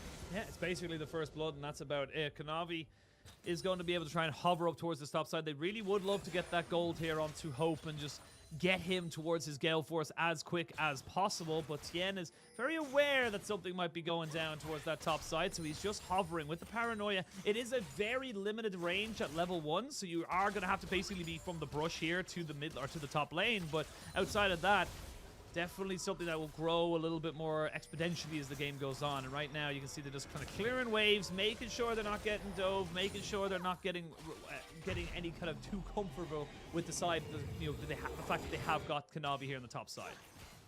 JDG just wanting to keep jungle up top side, knowing they're trying to get this push in, making sure they're there if Tien does look to make a play with that Paranoia. I'm curious to see where they use the Rift Herald. I would expect you probably want to put that gold onto Hope and start getting him onto that Gale Force to be able to play out the strong mid game that we set up for them. But even if you did escalate your Talia, that isn't all too bad. Yagao does have Weaver's Wall up right now as well. So for JDG, we expect to start seeing them make plays on sides once again. Wayward's starting to get pretty tanky. You know, has the Bomby Cinder and the Cloth Armor in pocket. So for JDG, might have to be around Hope and Missing. I like that what we saw there from Hope and Missing as well. They just waited until the bot lane of Top Esports went back to reset. They went, cool, you're no longer here. We can just kind of push in this way. They're going to get probably 2 plates from this, to be perfectly honest. There is absolutely zero answer from Top Esports. They may be even to get a third if they're really feeling it. But imagine they want to try and reset fairly soon to try and get out before this dragon. That's probably why they stayed as well. These 2 plates are probably going to equal enough gold for Hope to pick up his Gale Force. And that's going to be a huge power spike just before this dragon fight. They're going to be getting here a little bit late in terms of Top Esports will have full control bot side, and they're fishing for a pick. Kanavi had the black shield just to make sure. 369 still sitting underneath the tower. Gale Force has been finished, as we are going to see now the Paranoia comes out. They're going to double ulti on top of them. The fear comes out, and Kanavi without a black shield, definitely not as daunting a target, and that's going to be the first kill of the game for Top Esports. And surprisingly enough, right, JDG commit their bot side to top, which gets them those extra plates, but that also leaves this opening for Top Esports to get full control over the bottom half of the map. They'd push in bot, they'd push in mid. They're able to go for that invade and pick up that pick as 369 follows through. They flash for flash, but Wayward hasn't been able to kind of do anything here. It's a Blade the Ruined King here for 369, but the Searing Charge is enough to kind of separate them out now. I will say that it was kind of a movement here from JDG because they recognize they're just giving up the dragon. They don't really have a way of contesting this, so they have to try and find something. It will be a couple more plates on that top side as 369 continues to grow his lead. And now they could just start having Yagao hover towards top side as well. Kanavi is pathing up there as we speak. We hit up about the Weaver's Wall. Now with Blade of the Ruined King on 369 and this turret only being 1 plate left, I think it makes a lot of sense for JDG to start committing resources up here. Heck, even their whole vision line is here from before, since they never got a chance to even try to fight and contest bot side river. Yeah, they never really had an opportunity for it. We will see Q's, the Dustbringer, and of course the Dark Binding coming out for both the junglers there as they try to contest onto this camp right now. Again, I always favor the ranged carries of a Morgana over a Nocturne in these particular situations. But the tower goes down. Top Esports just in position to make sure nobody goes any further than just the first tower. And it is going to be about a 1,500 gold lead now for JDG as they start to really put the pressure onto this top side. They really need 369 to be as big and as powerful as he can be because they're already 2 dragons down. That's what I was going to say for Top Esports. I'm not feeling too bad in this position. You're not too far behind in gold. You have set yourself up for 2 dragons at like the 12-minute mark, I believe, was when they picked the last one up about a minute ago. So they're in a pretty solid spot. The one thing, though, is JDG having Mythics already come out, right? Gale Force on Hope, Liandry's for Kanavi. 369 wanted to go for strength in that 1v1, so did go straight to the Blade of the Ruined King. But if any skirmishes did break out right now, JDG should still be feeling incredibly strong. And you can see Kanavi making his way down towards the spot side to potentially match this pressure from Tien. Oh, Jackie Love, he takes about Oh. half his HP. They're going to use the Paranoia just to try and disengage. There's a Weaver's Wall as Mark flashes away from a bubble. We are going to have the Paranoia finally committed on as Yagao has to cleanse. Hope finds the kill, and that's Jackie Love falling down, but here comes the Wayward's ultimate. He's trying to separate out the side of JDG, and it's a 1-for-1 at the end of it all. While this has all been happening, though, 369 is going to be able to get the top tier 2, and that's going to be huge. At least Knight having TP is going to be able to get up there in time. Yagao is really low, so JDG have to be a little bit careful. That fight was so close in like so many different areas of Sheen. Like different opportunities for JDG to find that pick on Ejaculate faster. Knight being able to get involved, find the charm. I'm excited to see this replay, and even what vision JDG have, because it looks like JDG have no vision in River, which is why after this burst on Ejaculate comes through and Paranoia is popped, Yagao doesn't go this Weaver Wall more aggressively into the river, opens up for them to turn onto Yagao and get the damage down, but that binding from Kanavi was so huge. Hope held onto the Gale Force, that pick goes across, but with the Spirit Rush available and the Ornhorn kind of blocking off the exit path of some of these members, sets up for Knight to be able to find a return kill. Yeah, really well done there by Top Esports, because remember, they're the ones that are falling behind right now. I will say the extra stats of a Hex Dragon and an Infernal Dragon, probably the two best solo dragons you can get as a before the soul really kind of reveals itself, coming out here for Top Esports. It will mitigate some of those disadvantages a little bit, but you still have to be very, very wary. You're coming up to two massive item spikes here now for JDG. 369 almost getting up to his Frostfire Gauntlet, and of course Hope almost having himself the Rapid Fire Cannon means that you're going to be in a much more difficult position to try and contest the next 1 or 2 Drakes. For TS, though, if they can do what they did before, which is kind of overloading the fight or one side of the map before JDG are able to commit there, I mean, that is one way to be able to out-leverage the small gold lead, or like the small item advantages that JDG have found, because JDG have really been keeping 369 to the split push roll so far. A lot of that was off the fact that he had just TP'd up the top side when that last fight had broken up around bot. And for JDG now looking to get 369 more involved. But for TS, you have the Paranoia back up. Knight has been one of the ones able to consistently find picks with that RA ultimate. And if Yagao goes even a little bit too far forward, I think it can just open up a very easy pathway for TS to pick up yet another kill and then potentially a turret. Yeah, I think Knight's definitely feeling a little bit more comfortable in terms of his playmaking abilities on this Ahri comparatively to the Lissandra we saw in the last game. And now, I will say though, it's 50 CS lead in that top side. It is Wayward having to just kind of play the perpetual weak side. He's already 2 levels down, and like you mentioned, not even really close to a Mythic. He's got a couple of half items as he tries to just make up the difference. But you do have the Stride Breaker here for TN, so if he's able to jump onto Hope, he will be able to just stick on him forever. The cleanse will have to be used there for what is effectively a soft CC, but can feel like a hard one sometimes when you're in those fights. Oh, it definitely could. But now, speaking of fights, I mean, JDG wanting to force their way down mid. Top Esports will be able to trade back in bot side. You can see the dichotomy already. Top Esports trying to set up for a play with the Paranoia, but JDG having a Herald are just going to brute force their way through the mid lane. Dragons come up, so they can look to start making their way down there. And for Top Esports, looks like they have to play 2 different sides of the fight, with Knight and Tien towards that bot side, and the other 3 members having to try to make their way through mid. Oh, I love what JDG are doing. They're saying, look, you think we're going for the dragon. You think we're going to go for this button. But I don't think JDG realized there was a scuttle vision on that pick, so they're not quite able to get that full setup going for themselves. And unfortunately for them, they will have to just reside themselves to taking their one prize, which is going to be that dragon. But like you said, Top Esports not exactly unhappy with this trade. They have 2 in the bank. Ocean Soul not as prevalent or as powerful as maybe it was kind of perceived to be, previous to the dragon buffs. So definitely not too bad for Top Esports, as they're honestly just waiting for a couple more items for Jackie Love, get them scaling into that late game. You know, I want to say I'm really surprised at the lack of all-out aggression. I and, know, like, compared to Game bloodbath. 1.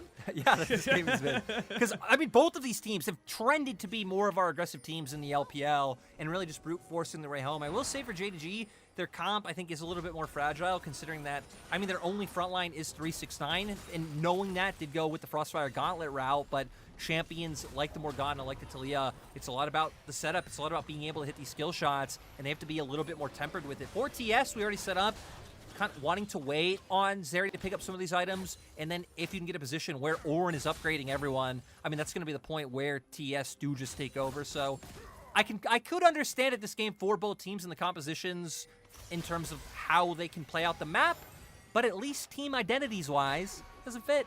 No, it doesn't really. But look, we always talk about teams kind of being the best in their class of a particular style, but now we know that both these teams can play a slightly bit different, way of playing the game, a different way of seeing if they can win or, kind of get their advantages in a much more calm and collected LCK vibe, if you will, playing towards the percentages. You don't need to be fighting over blue buff. You don't need to be fighting over this random piece of vision. You just need to fight over the big objectives. Hey, we have teams like that as well. Look do. at RA But last year. They I was did gonna that. say, I It was gonna great. say, but they're not in playoffs, so it doesn't really match as well as we see 369 trying to run down Wayward right now and using the slice and dice there through the minions. You can see the rest of JDG. They heard us talking smack lyric and they said, "All right, you want us to fight over absolutely nothing? We're gonna fight over absolutely nothing."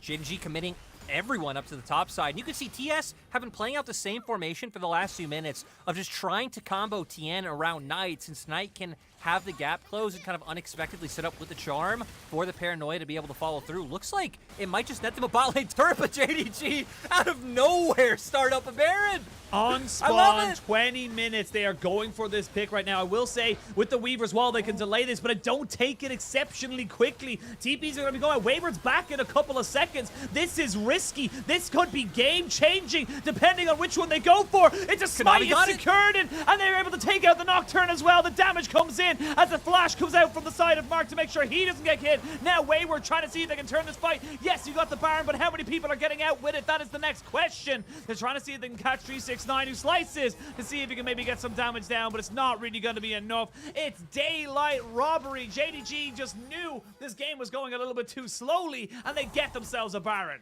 The massive gamble from JDG, it was so questionable. The Weaver's Wall even felt like a little bit early, but plays like that, I just love. Go for the big risk, see what happens, flip it. JDG do, and they're able to come out ahead in the end. We'll see what happens, especially in regards to smites. And heck, looks like Tien, I don't know if you even got a chance to get his smite off onto the Baron, or if that came out like afterwards, right before he died, onto one of the members of JDG. Kanavi definitely able to secure it. And we see here, though, once Wayward gets involved, really good ultimate, and then with the double knockup, kind of leaving 369 in this awkward position, allows for the kills to be able to come through. That's the kind of ignition we were waiting for right now. This puts a little bit of a fire now underneath JDG and says, all right, cool. Not only do you have a stronger mid-game, you now have the strongest mid-game buff you can possibly have at the exact moment it was available. This wasn't a Baron dance. This was just a Baron steal straight up and out. So right now, JDG 5,000 gold ahead, or just a little bit under it, and they're going to try and kind of accelerate that lead, because again, there's not many engage options for top esports. They've got the Paranoia, but the Nocturne won't last very long, as we saw in that last fight. Look, Machine, JDG are really good at either throwing or at least making us think they're going to throw for a long time. If they were an American football player, they'd be exactly. Some of the best throws, best throws in the league. I knew exactly where you were going with that analogy as soon as you said they're great at throwing. It's because we were talking about American football early, but true. We need to calm down. Now both teams are in front of each other. Sheen, you know what happens? Call the Forge God. Call the Forge God, but a good dash away by Hope means that the charm from Knight does not land. Now the Weaver's Wall just stops any kind of exit. Wayward gets himself wild growth in, but 369 is already too damn big. You don't really have any kind of engage now after this. So top esports, they're left between a rock and a hard place, and the rocks are being flung at their head by Yagao. And they're not going to be able to contest this dragon, which you assume JDG will pivot around. 369 finds Tien, and actually everyone. I was going to say, I don't think he just finds Tien. I think he finds absolutely everybody. No Dominus, no way of keeping him alive, but because you have the Baron push, it means you get those minions to just stay up a little bit longer, and that gives you a tier 2. So you trade off 369, you get yourself a tier 2. I don't think it's that bad of a trade. I mean, 1 for 1, in the end, JDG are going to pick up 2 objectives, right? They're going to pick up a turret and a dragon. So, at the end of the day, I take back what I said about being a quarterback, because for JDG, I mean, definitely able to keep pushing this advantage forward, right? We've already seen they have great pick tools. And heck, going off this fight, this was all set up by TS, wanting to force onto Hope. They were able to force this flash out, but still giving enough time for 369 to push down a turret. Wayward chunked incredibly low because they were fighting in JDG's territory. And then the rest of TS having to just flee because they committed so many ultimates to that first part of the exchange. We'll see how 369 goes down here, though. I don't really think there's much to see. Walks into a brush. Yeah. All members of TS show up. Yeah, we're going to see now on the live feed in the bottom left, which has now gone into a nice transition of the full screen. Top tower tier 1 was taken by Top Esports, and then we got bot lane in response. So actually it ends up being, I know you said 2 objectives for the side of, and 1 kill apiece, but it was actually 3 objectives, because like you mentioned, 369 did get that tier 2 in the top side, so Wayward really not having a fun time. 60 CS down, 0-3, and he's an item and a bit versus the 3 items of the Renekton right now. This is what we were talking about, why the Renekton has been coming back into the meta right now, because it feels like when you're able to get those mid-game advantages, they're just amplified so extraordinarily large that it just makes it feel like you can't do anything. I think even more so for teams like this who typically are willing to just fight so much more at these like 1 and 2 item power spikes that do come through. I will say silver lining for Wayward, now level 13, so those upgrades are going to start coming out across the board. And luckily for, not luckily for, missing. Good flash there. They're going to try and jump completely onto Kanavi, though. You got to be very careful. There's the ultimate there from Wayward. They're going to have Kanavi go into stasis. Knight taking a hell of a lot of damage, but the Ultra Shock Laser cosplaying 369's coming around, Machine. They are going to have 369 on the flank. The Dominus has been popped. Remember, there's all 5 members here. They're going to find him out. They're going to try and jump straight on top of him. He hasn't got a great amount of CC to deal with all 4 members, so he's going to get taken out here unless they can keep on top of him. They're going to have Wayward flashing forward alongside Jackula, but they just can't take down the Crocodile. The flick back is good, but look at Hope. Hope is turning this one right back in the favor of JDG. They take out the Talia, so it's still a 2-for-1 in favor of Top Esports, but Hope is massive. Both teams kind of feeling out the fight and what they're able to do. 369 overcommitting just a little bit too much, was still able to get out of there, but still Hope kind of weaving in and out. Jackie Love doing the same.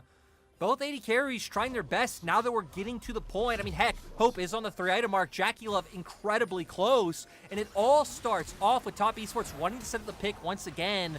We hit on it. Once Snipe pops the ultimate, it sets up so easily for TN to be able to follow up with the Paranoia. They do have a lot of tools to zone them off, like the Tidal Wave able to come through, but amazing timing for the W right when he comes out of stasis. And then 369, I get what he's trying to do. He's huge, but a little bit on his own. Sets up for TS to go for the turn and try and burst him out. Gets a ton of flashes from the members of TS to be able to follow up on the kill. But with Jackie Love committing like that, Hope is going to be able to take him out, but hey, at least Jackie Love was able to get one before he went down. I mean, that's kind of the big deal right now. That one before Jackie Love dies does get him. Basically, he's 300 gold off, basically. A little bit under it. So maybe, anyway, right now, he should be able to clear that one out, maybe even one more, and get himself up there. But look at the gold right now. It's all on Hope and 369, but Mark. Not really what you've been doing. I always bring it back to this because it's always relevant. You gotta have the buddy system, man. You gotta have someone with you to hold your hand, because if a car comes across that road and you're not looking, they're gonna be able to drag you back. Paranoia's up once again. Knight also able to join in. They're going to try and jump in on top of this one here. They're going to be stolen! Getting in on top of it, and they will trade his life gladly. You give 2 kills, you get a Baron. Top Esports, and TN showing why he's the regular season MVP. I mean, when you're going into Baron flips like that, where in that moment machine, 4 players had smite. Both junglers, both mid laners had smites on the board. But at the end of the day, TS are the ones who are able to guarantee it, and I love it. We're going to go instantly into the replay to see how this one unfolds. Knight gonna be the one to jump in. TN instantly follows up.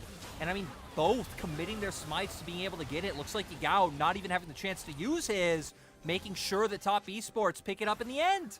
I mean, the smites literally mean that you're looking at about 2,800 damage, or even more, actually. About, like, it's so exceptionally high. It's actually 3,600 damage of just pure true damage going down straight away. So, love the call from Top Esports to recognize, hey, this Baron is literally at 3,000 health. If they smite it or we smite it, we can get this going for ourselves. So, very, very nicely done there. But it's not over just yet, Lyric. We are going to have another fight very, very soon, because we got ourselves a dragon to call. It is going to be either soul point for JDG or for Top Esports, and I think if you're Top Esports, I don't know if you really want to try and fully fight with this, but they're posturing. They did finally get the upgraded Mythic for Jackie. He's sitting on 3 items, but as well, Hope has picked up his last Whisperer, so on his way to that LDR. Does also have both summoners available, which Jackie Love does not. Nice. Nice. Ooh, he's actually been caught out. Knight again this series, not really having the respect of where the rest of JDG are, and JDG punish it right there. That will say, though, they have got the push in bot side, so it looks like they're going to try and give this one up and try and just take out pressure as the Weaver's Wall comes out to make sure there's absolutely no funny business around this dragon. I like how JDG finished pushing in mid, though, to maybe, like, confuse or make TS think, like, hey, you know what we're doing? No, Paranoia? no! Oh, my God, okay, he thought about it, but they didn't quite get him there. JDG able to secure that objective for themselves, and that was a little bit closer, and you can see now that TN not exactly the most comfortable on this pick of the Nocturne, but it is just a dragon and 2 kills, and they do get a tower on that bot side, so still getting gold, and now Hope getting jumped on here by JackeyLove. JackeyLove, though, needs to be very careful. Remember, those cooldowns of that W is still massive.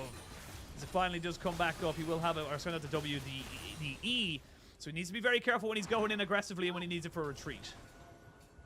It is going to be rough, and we're once again kind of in a position where, I mean, for JDG, being on Soul Point is huge. It looks like Hope pretty close to being able to pick up that LDR. You can see him trying to get some of these jungle camps right now, so I assume he picked up Raptors. No, actually, Kanavi's still going to take that one for himself, even though Hope wanting to pick up that last item, especially if Wayward's going to be playing such a critical role. JackeyLove, be careful, my dude. Yeah, be careful, my dude. You need to be so wary of where... Honestly, even just with vision, because with a TP available for 369, you go that low, he flashes in, slice and dices, there's nowhere really for you to go, so... have to be a little bit more respectful. I will say we are starting to, as you mentioned earlier, get to the super late game. Those 2 dragons from earlier paying dividends for top esports because we're now past the 30-minute mark. You've 3 items onto the Ari, and yes, you won't do exceptional damage onto the bigger members, but on the likes of Talia or even onto Missing's Nami and of course Hope's Lucian should be able to do exceptionally well in these team fights. JackeyLove starting to poke people down with the Ultra Shock lasers, and 369, yes, he's 4 items, which is still a hell of a lot better than what Wayward has, but he's becoming less and less relevant as the game goes on. That's the big thing to me, is right? JDG aren't incredibly tanky. TS actually do have a front line. They also have the Wild Growth able to come through if any of the members are in threat of being picked off. And TS popping the Shurelias, but not actually following through with it. I mean, at this point in the game, right, we need to keep our eyes on JackeyLove. JackeyLove really is the one who could be the difference maker with the amount of DPS that he is able to put out. Now with 3 Ocean Drakes on the board, Mark! There's going to be the Wild Growth, but now Wayward is here. He's going to get the knock-up down onto Kanavi. The TP's coming in. That's going to be Knight. And then at the end of it, 369 joining in. So Charm going to stop him from making any kind of real advancements. And both TPs have been used now on both sides. I will say, though, Wayward still has his. So you're still feeling a little bit more confident on this one outside the top esports. JDG having to respond to the fact that they might have been caught out. Being forced back, and I mean, heck, it's just looking so rough for TS to be able to force anything. And you're not even at a point where I feel like you can rely on Zeri W's, like keep playing for a few of them, whittle them down, and then go in, because now 9% missing health being restored every 5 seconds for a JDG with 3 Ocean Drakes stacked up. It is getting to a meaningful amount, especially, you know, if they're able to get that soul on top of it. So for TS, definitely hoping you can find that engage, get the all-in, burst them out. But heck, JDG have 2 Zanias. JDG have a lot of time to be able to buy in fights, to be able to get the burst out themselves, right? Because we said TS having a little bit more DPS, I think, with the Zeri in their composition, to JDG pretty much being full-on burst, throwing out the culling, being able to get the seismic shove into the combo, and wanting to just instantly delete a member from TS. Also, yes, it's an 8,000 gold lead for JDG, no one's denying, but 5,000 of that is between the Renekton and the Ornn. It is a 115 CS difference, and that might seem huge. You're absolutely right. It is huge, but it's not relevant. It is. But it's not relevant. The thing is that the Renekton is going to be probably just as tanky as Wayward right now, and with all the mobility, with all the different cooldowns now at such a low rank coming into this fight, you're going to see top esports just having much easier time of kiting back from something like a Renekton. We talked about it earlier. You haven't got the most tankiest of teams here for JDG, whereas top esports, they finally got themselves a little bit of a front line. Well, we've seen 369, right? Typically trying to come in on a flank or on an angle and just kind of be a huge distraction. Here we go. We're going to see Wayward get himself a 3-man knock-up. The Talia wall is actually only isolating 369 from the rest of his team. The Spirit Rush is good. Yagao goes golden as JackeyLove's right on top of his face. The Dark Shield is very good to keep him alive. And now TN getting jumped on here by Hope. But like we said, he's a little bit tankier. And this is why I was mentioning the 8,000 gold lead might not have as much relevance in this game, as everyone's trying to use their summoners right before this dragon fight. But top esports might not want the soul. Top esports might want the Baron. I mean, Ashid, 4-3-6-9, I don't feel like you're just walking into top esports, right?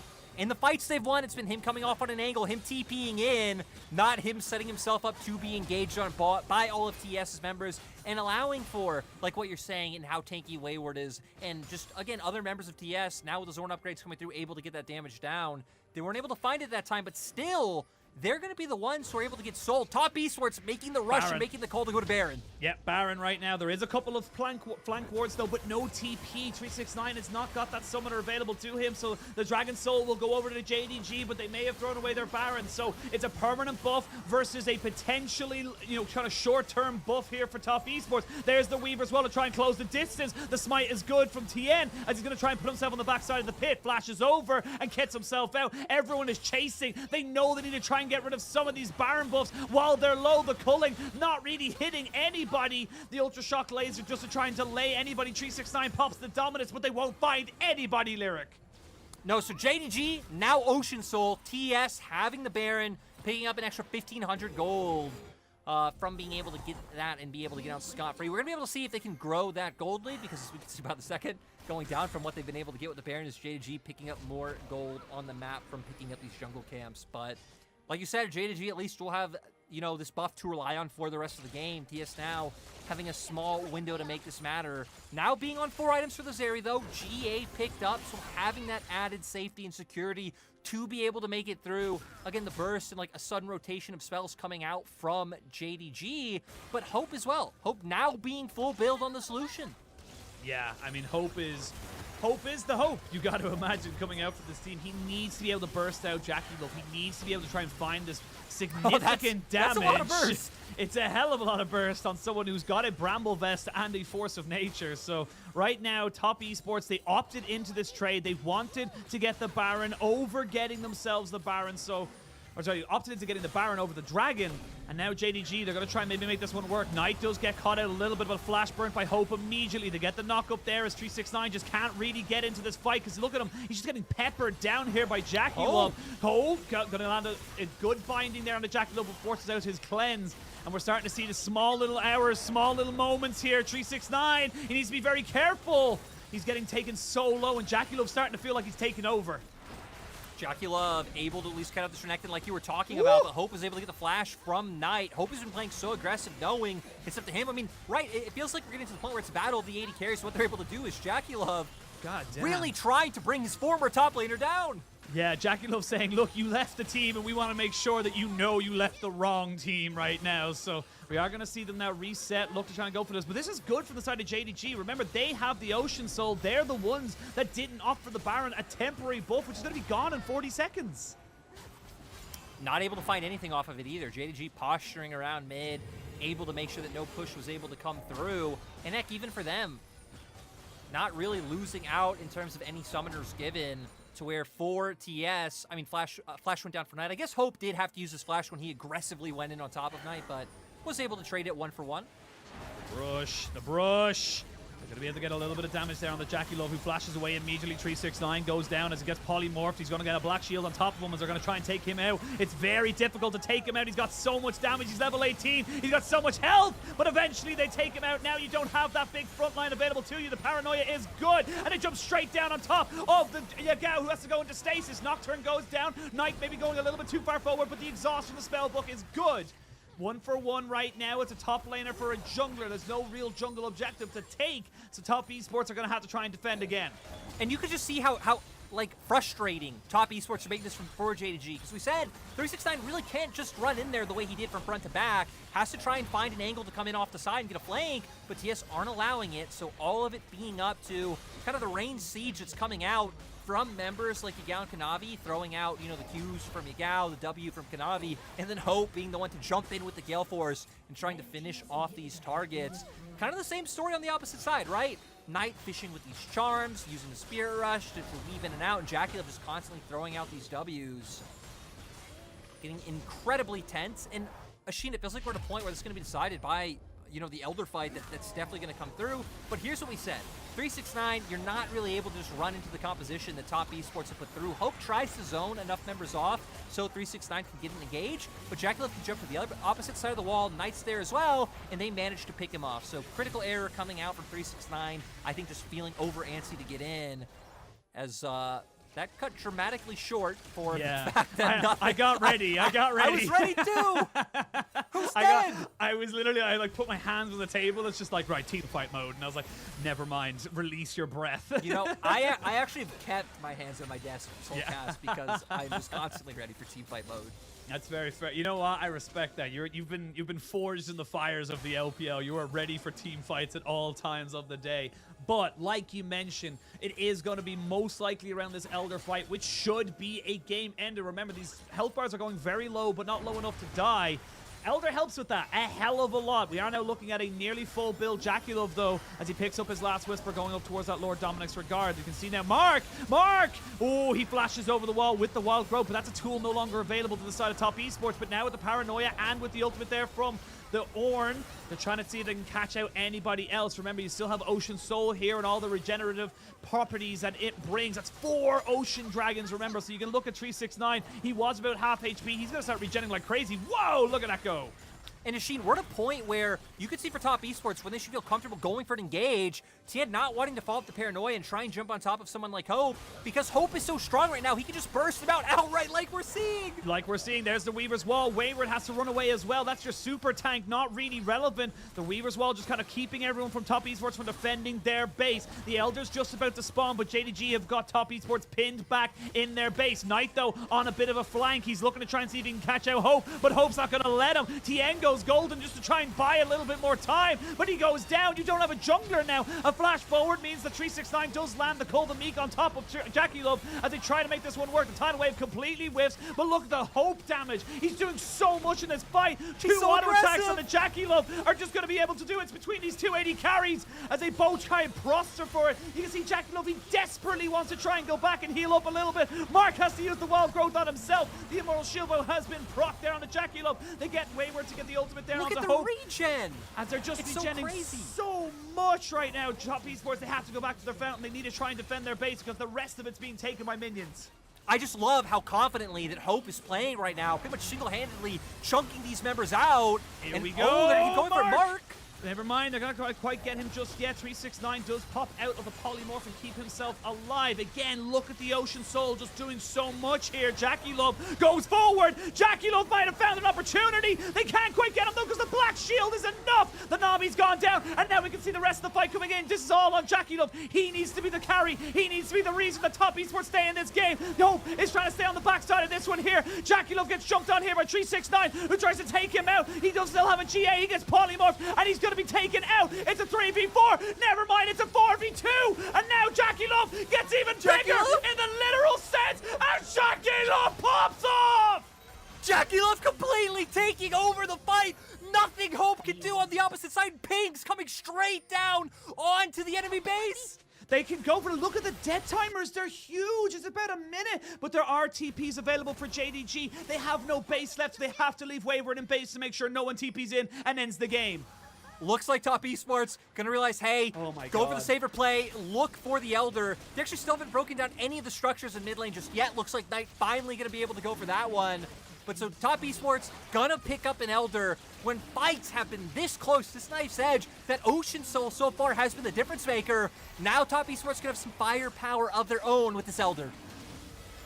What a base defense, but we cannot say that it didn't come at a price. You gotta look at the base in general. You have nothing. You have two towers in bot side and an inhibitor in bot side. You will have your mid lane inhibitor in spawning in 30 seconds, so you do have that available to you. And we're now at the ultra late game. We can even see that Jackie Love sells off his GA because he got burnt in that last fight, and he goes and buys himself a Mercurial Scimitar straight off the bat. Same for Hope. They know they are the carries. They know that the difference between life and death in this game is going to be between which AD carry falls first. And we can see how these fights are kind of panning out. Oh, that is That is pretty ridiculous, but we said, right, Battle of the 80 carries, we knew Jackie Love would be able to put out more of this consistent DPS as the game went later. The problem for him, right, is we're seeing JDG kind of weave in and out of these fights and allowing some of that regen to be able to come through. It means that Jackie Love and TS also have to put out more damage. But we're at a point where these fights are kind of like Yagao, Kanavi, Hope, kind of throwing out this damage from a range, things like the culling, the Q from Yagao, the soil from Kanavi, to where Top Esports trying to find these all-in opportunities aside from Jackie Love, who is comfortable just hitting the Renekton because of how much damage he's able to get off on him and kind of finish off these members one by one, allowing for people like Knight, Tien, and Wayward to deal with the backline of JDG. And I will say, I love this itemization coming out from 369. He's picked up an Anathema's chains right now to make sure it's like, look, I don't have to care about anybody else. I need to make sure that Jackie Love doesn't kill me. There's the Ultra Shock Laser coming off there to try and stop anyone from moving forward. The culling used defensively, but we're so late into the game now, Lyric, that it's just not really going to be a big thing. Yagao is on vision, and they know he's on vision, so they're going to be able to kind of reset Knight. You can see it right there. They're kind of just resetting their solo laners to make sure they don't lose the rest of the base. Weaver's the wall. TPs, the Weaver's Wall means they are able to go for this one, but Yagao has to back away. That's a good call from there, and Top Esports with the one word, catch out JDG on the backside. If JDG could have been able to, you know, get in position to actually take that fight with Yagao making the Weaver's Wall, that would have been so huge. That would have been so big brain. 4v3, which, I mean, even then potentially TES could take that fight, right? I mean, we can see Jackie Love, it's absolutely huge, but still, JDG wanting to use this pressure down in bot side. TS will be able to offset a lot of the pushing power that's been coming through from JDG, trying to force these skirmishes with the Kanavi! Kanavi's been caught! Kanavi's dead! They had vision! He thought he was being clever, but he gets caught out right as the Elder Drake buff was spawning out, and that's again a 50-second death timer where you're 5v4. Yeah, and you can see now TS managing to get their base under control, sending that three-man squad down mid to start taking down more turrets as well. We said, Asheen, doesn't matter if this is a 3-2 or 3-0, these are going to be close games, and it's been looking like that so far. It's so tense right now. You're getting little by little Top Esports crawling themselves back into this game. Remember, it was an 8, if not 9,000 gold lead for JDG. It's now 2,000 gold leads. Gold in general means nothing. Even supports are starting to cap out on how much they have in their thing. We actually have Sorcerer shoes for missing right now. And a Void Staff. I gotta say though, actually most people still aren't at full build, surprisingly enough. Only our 280 carries in 369 actually hitting that mark. Both I would say Yagao missing, and Knight I would say are missing incredibly some close. full builds. I would say well, I'm going to come back to that point in a minute. We are going to see now 369 getting jumped on here by Jackie Love as Tien does pop the paranoia. He's not really going in on that, as we can see Knight trying to get caught out here by Hope, but the Ultra Shock Laser doesn't really hit anyone. They get the knock up. The flick back is good there onto Tien as Wayward does go golden on his stasis. The charm onto 369, and Jackie Love hunts him down. They're going to keep pushing forward. Wayward will fall, but Kanavi's already got the chains down. He flashes away to keep himself alive. They know this could be the final fight. Jackie Love has to use absolutely everything to keep himself up. If Jackie Love goes down there, you know JDG take the base. Asheen, and you could see at this point in the game, a lot of this damage looks like it's coming from Yagao in these fights. It looks like his Q is what chunked Jackie Love out so low. Jackie Love looks like he sold the Mercurial Scimitar once again, and we are back to having the GA in pocket. So we'll have that another lifeline unlocked. Both top laners down. It's so tense. There's like no macro play going on anymore. Again, most people are at least close to being capped out on items. Looks like Knight has finally been able to finish his. Yagao still sitting on half a component, but it's all just coming down to these fights and how these teams execute. What an intense game right now. And JDG, remember, they're already 1-0 down. They need this win. There's not even a question in my mind where if they don't actually come out with this and they're 0-2, that's just so soul-crushing considering how Game 1 and now Game 2 have gone. We're coming up to a 50-minute epic right now, and it's Game 2. This could be the difference of us, evening up the series or going down to match point against Top Esports. Like we said, Top Esports are one game away from winning Spring Split. JDG haven't made a final since 2020. Both teams intently staring off, calling, not going to connect. Going to connect, and with the Ocean Rift, you've got plenty of honey fruit as well. Here we go. They're going to pop the Paranoia to try and separate them out. We're going to see now a Stasis coming in here for Kanavi. There's a good bubble there onto Wayward, but he's the super tank. Yagao is dead, and that is, again, one of the big components of your wave clear. But look at the pings. They want to try and go for the base, and that means the top esports have to respond because they have no towers. And for top esports, I mean, they know they can win the fight, so they don't even want to gamble going for any type of a race anyways. Kanavi realizing he can't stop the backs. JDG now gonna have to back off. At least that bluff, that play should set them up to get out scot-free, but no, Tien's still here.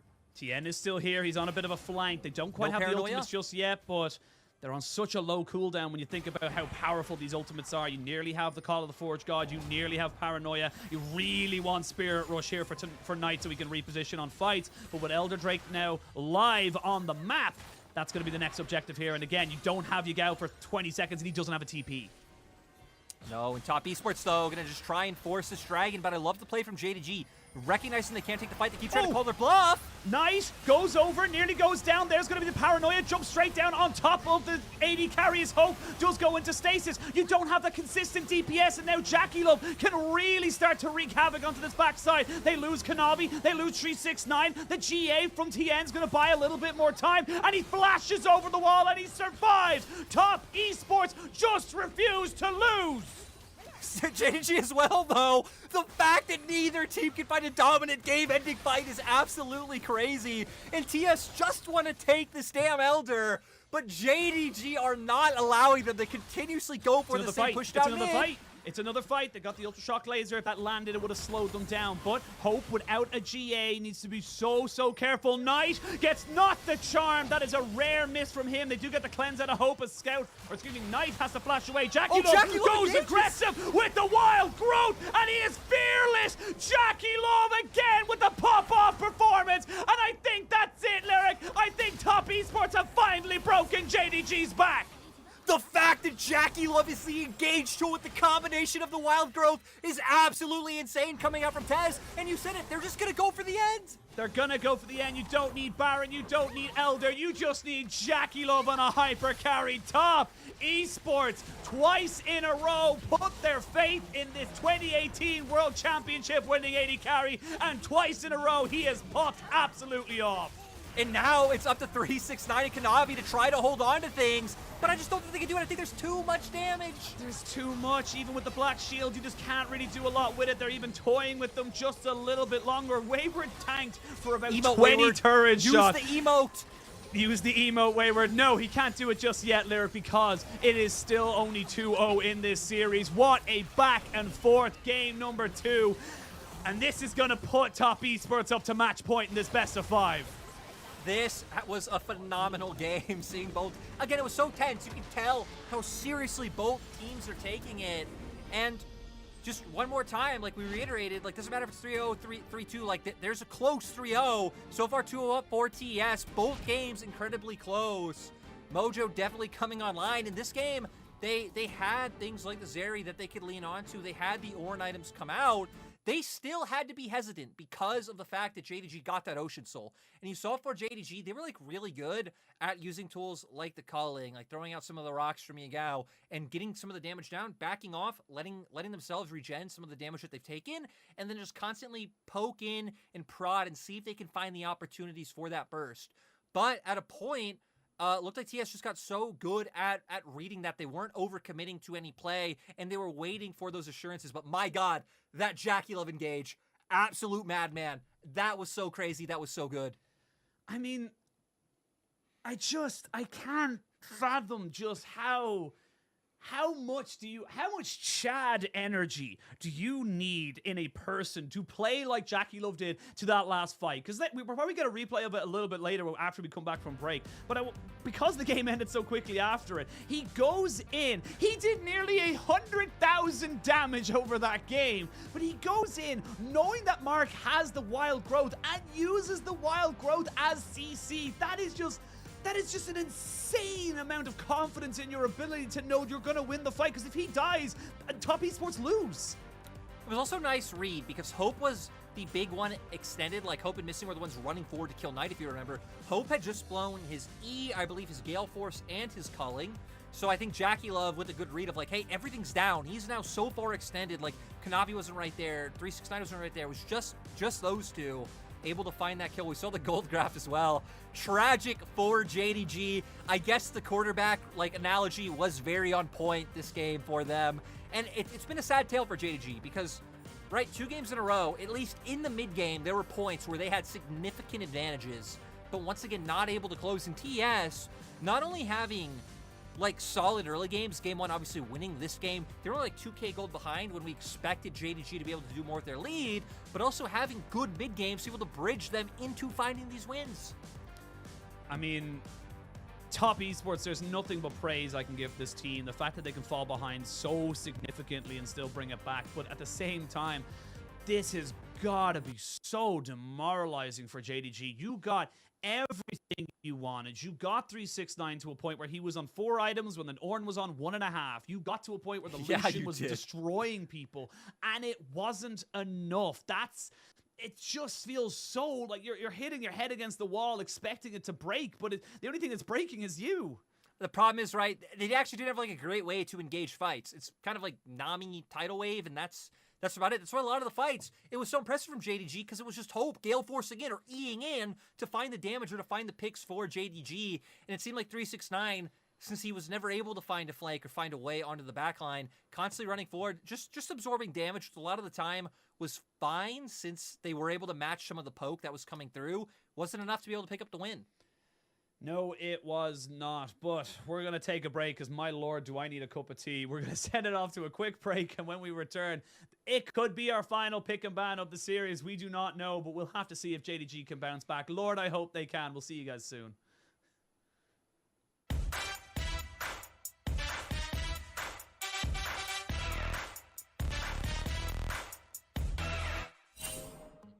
Level 3 for Caps. Yanko's already level 3. Larsen's in trouble Larsen here. locks in the stun card, charmed up. Maring's on the chase though. Trimmy's here as well. Larsen levels up in the middle of the fight, and Yanko's just able to survive. 我觉得 Caps 吧，有狐狸水上吗？最先阵亡的人，先把那种残血的排除掉。我猜应该只能是皇子先死掉，狐狸还有闪现的。就狐狸闪现 A， 皇子不就死掉了？哦，应该是皇子啊，不是皇子已经死了吗？皇子吧。Caps 没操作失误的话，肯定是巨魔先死。难道是派克先死？就肯定是这2个其中一个。我猜皇子吧。皇子吧。这应该是皇子吧？应该是皇子吧？皇子先死。哎，皇子，哎，查着吧。感觉应该是皇子吧。哦，皇子。这应该是皇子死了。我感觉是德玛西亚皇子先死。我觉得皇子先死。这感觉应该是皇子先死。派克吧。派克。应该是派克。Caps。那我选阿里啊。既然这样问了，肯定是狐狸了。也是巨魔吧。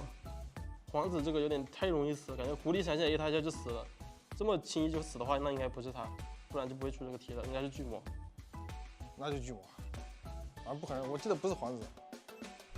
Someone level 1, no wait for him to go. Ignite taking orbital deception. No smite! Oh, he Q smited for the vision. That was beautiful from Malrang.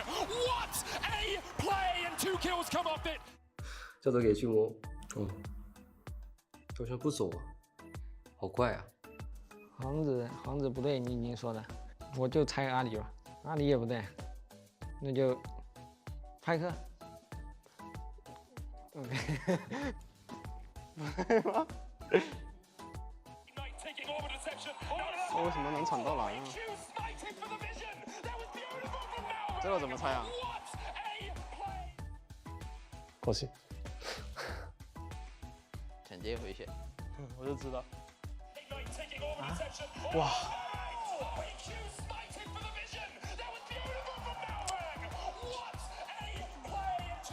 太扯了吧！啊，巨魔是阿里，我都没看到。那是谁呢？啊！你这么黑！哎，巨魔不是死了吗？已经。那是巨魔吗？哎呦！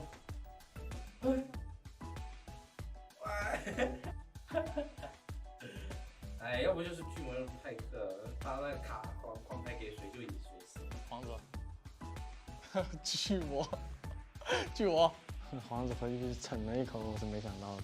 这种问题，最接近答案的就不是答案。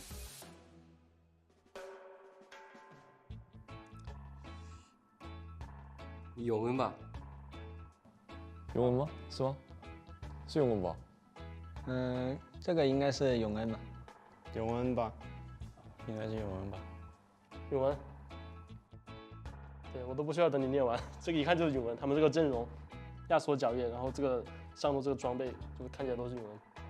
那肯定是永恩吧？应该那个 G2 上路是不会玩配音的。应该是永恩。我感觉吧，我感觉是永恩。这个英雄是永恩。永恩，这上路应该是永恩吧？永恩，这个是永恩。因为我看了这场。这个技能太简单，装备已经出卖他的永恩。刀妹，刀妹，永恩吧？应该是刀妹 IUD 啊，是吧？不对，韦恩也有可能，不过我感觉他应该会选韦恩，应该是韦恩吧？是韦恩吗？凯尔，是吗？哦，简单啊，破坏盾弓。一批之力还是拿捏的啊。Nice。永恩吗？真的假的？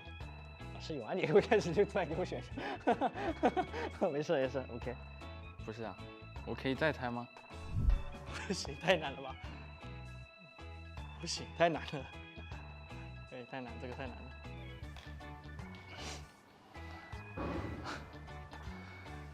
开吗？三角形，方块也是差不多的这样吗？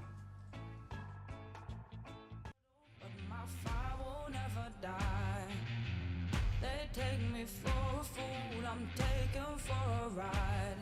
The more my feet are battered, the more I'm taken down. The more they think I'm innocent, I'm fighting from the ground. 'Cause I can take this pain, it's changing me. I won't rise up to the moment and I won't stay the same. It's my decree. It's my decree. Burning like a flame, I'm coming a train. I'm coming your way, your way. Thunder with the rain, I'm flooding the game. Start running away, away. Battle through the pain, transforming.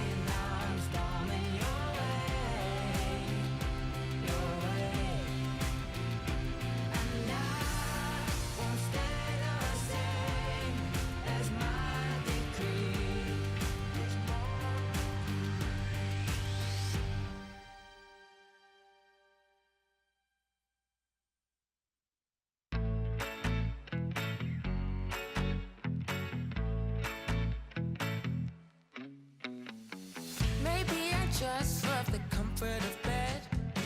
Maybe I didn't really hear what you said. I couldn't tell you what the time is, no way. I wonder if I'll get away with it today. Nobody's gonna get it from me, so I gotta get it myself. You know I know about the hunt. I've gotta go. Can't be late. Name on the schedule. I'm on the way. Clocking in for the day. There's nothing stopping me or getting in my way. I just say I'm ready. I'm ready. I'm ready. I'm ready. I'm ready. I'm ready. I'm ready. Maybe I'm difficult at staying away. Maybe I'm too lucky and need more at stake. I wouldn't put it past me showing up late. Yeah, I wonder if I'll get away with it today. Nobody's gonna get it from me, so I gotta get it myself. You know I know about the hunt.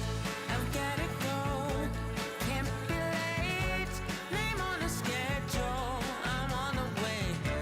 Clocking in for the day. There's nothing stopping me or getting in my way. I just say I'm ready. I'm ready. I'm ready. I'm ready. I'm ready. I'm ready. I'm ready. I've always been the type to think the best, even if I'm late and everything's a mess. Once I get to it, you could say that I don't play. You know I know about the hunt. I've gotta go. Can't be late. Name on the schedule. I'm on the way. Clocking in for the day. There's nothing stopping me or getting in my way. I just say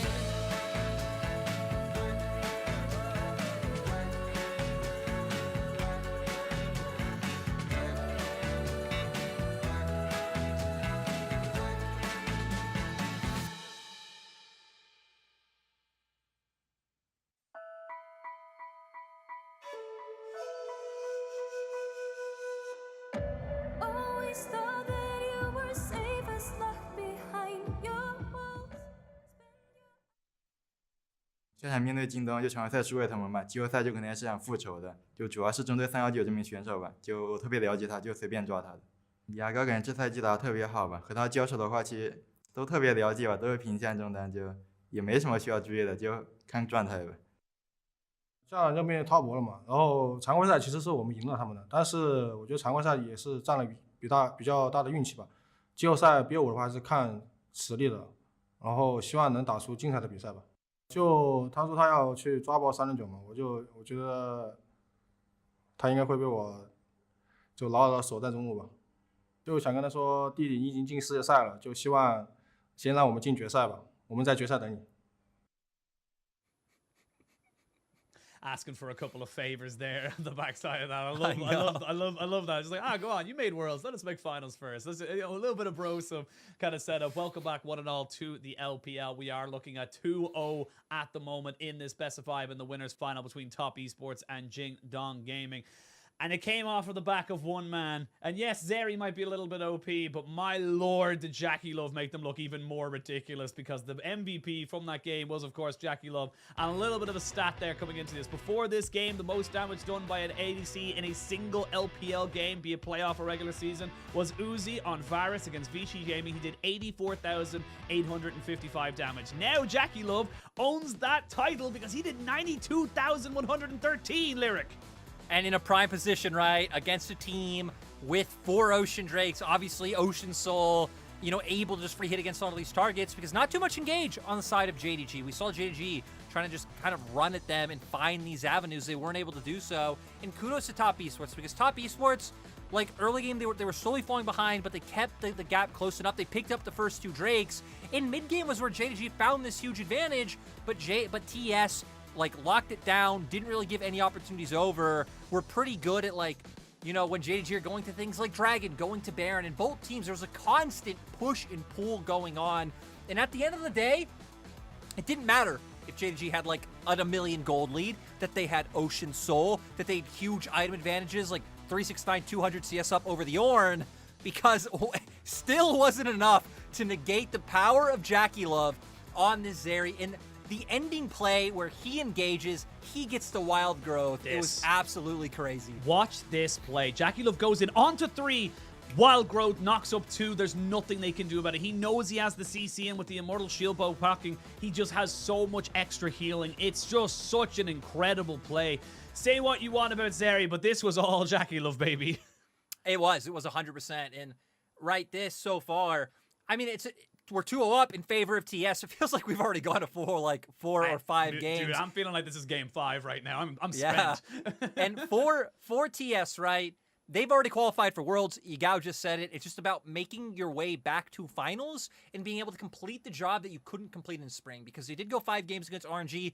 If I remember correctly, every game they had a massive early game lead, and they weren't able to close out. RNG did end up winning and obviously representing us in MSI and taking that title. So now for Top Esports, being able to win another LPL split, get that first seed is what they're looking at for JDG.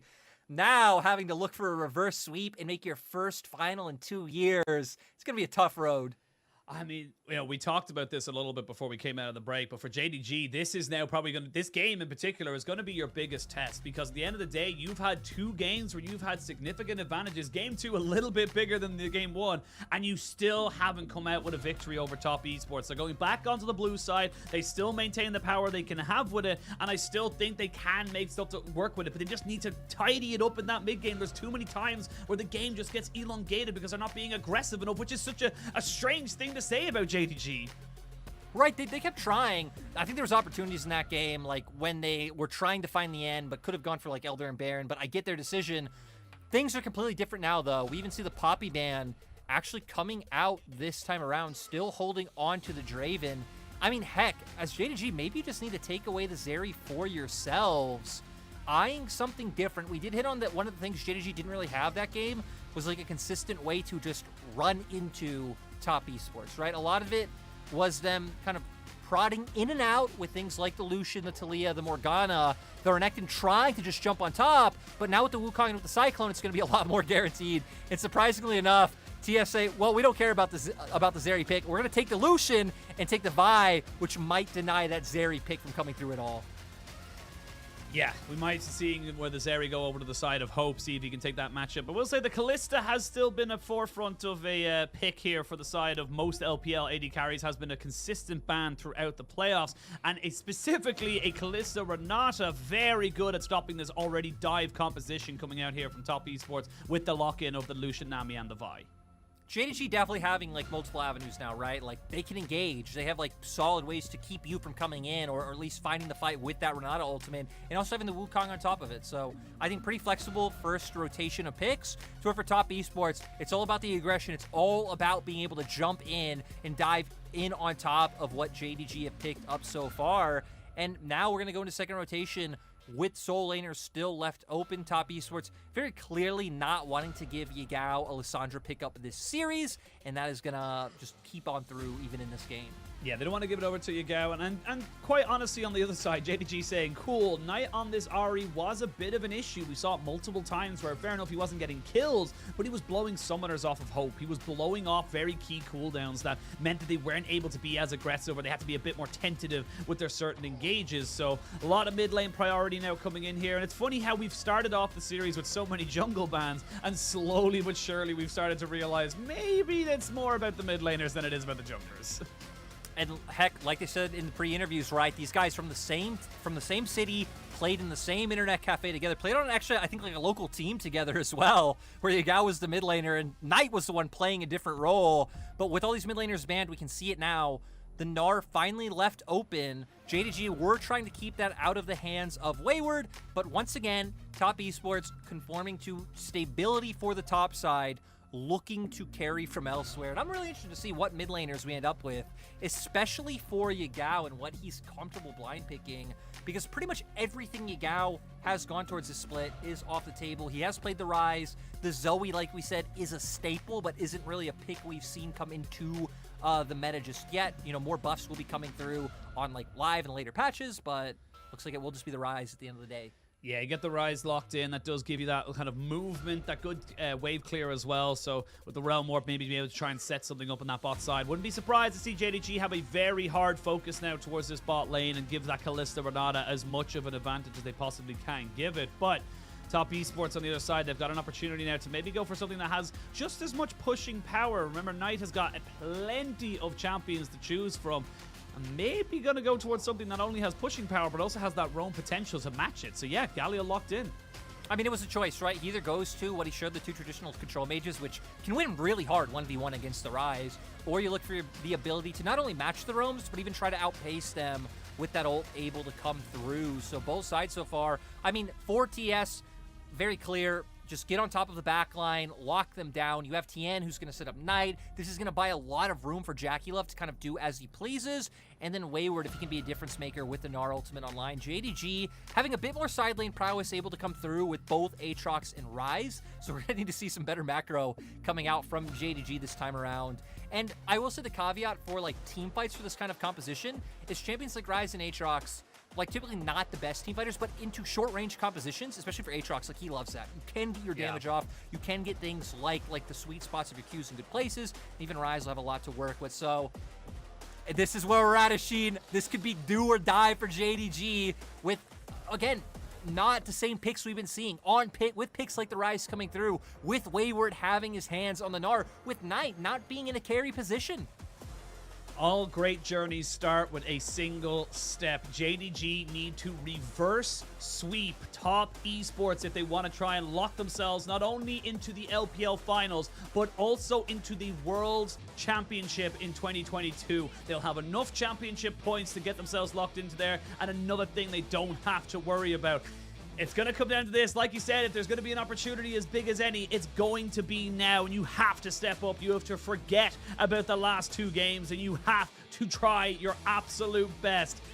It's been an absolute epic between these two so far. Two exceptionally close games. The scoreline at the moment does not do it justice. But we'll see if JDG still have some changes or some twists in the story, if you will, of this two historical matchup.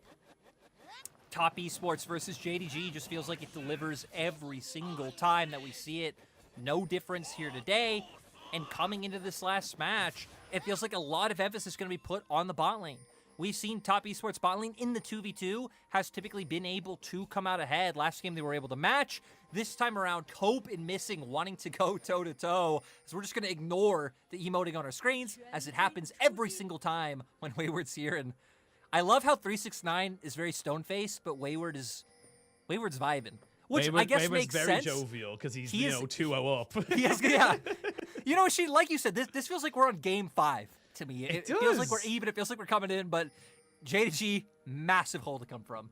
It really is. And I think again, historically, you look at the two times that these guys have met each other in the finals of the LPL in 2020, spring and summer. They both went the distance. It was 5 games, and we saw at the start of the day some of the, the moments and clips, if you will, from those two series where it was massive moments that separated them. It wasn't just, oh, this team was better or that team, fell to the wayside. It was very much pop-off performances. I always remember Yagao coming in, or not, excuse me, not Yagao, it was Luma with his Tempered Fate, separating the team. This game or this series, it has been JackeyLove being the difference maker on his Draven and Xerxes. So right now, JDG, they need a pop-off performance. They need somebody to be able to make an advantage that can just give them a little bit of an edge to try and keep them in this series. And we can see both junglers so far heading down towards that bottom side of the map. We highlighted how important it's going to be. And Yagao, of course, having pushed in the mid lane, being ranged versus melee early on in this matchup.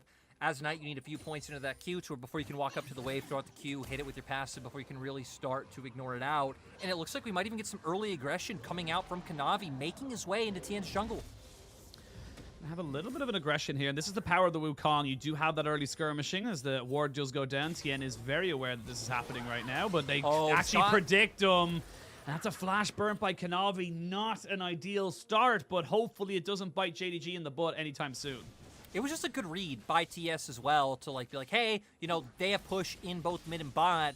Let's see what Kanavi's angling for in terms of either coming into our jungle or if we can get, you know, some wards placed for that river, try and spot out and be able to pick up this Scuttle Crab for ourselves. So already finding that little bit of a lead in the jungle role. Kanavi, of course, still will have great gank setup just coming out from river with the W and trying to find these ganks. Luckily for JDG as well, all 3 lanes having some semblance of CC.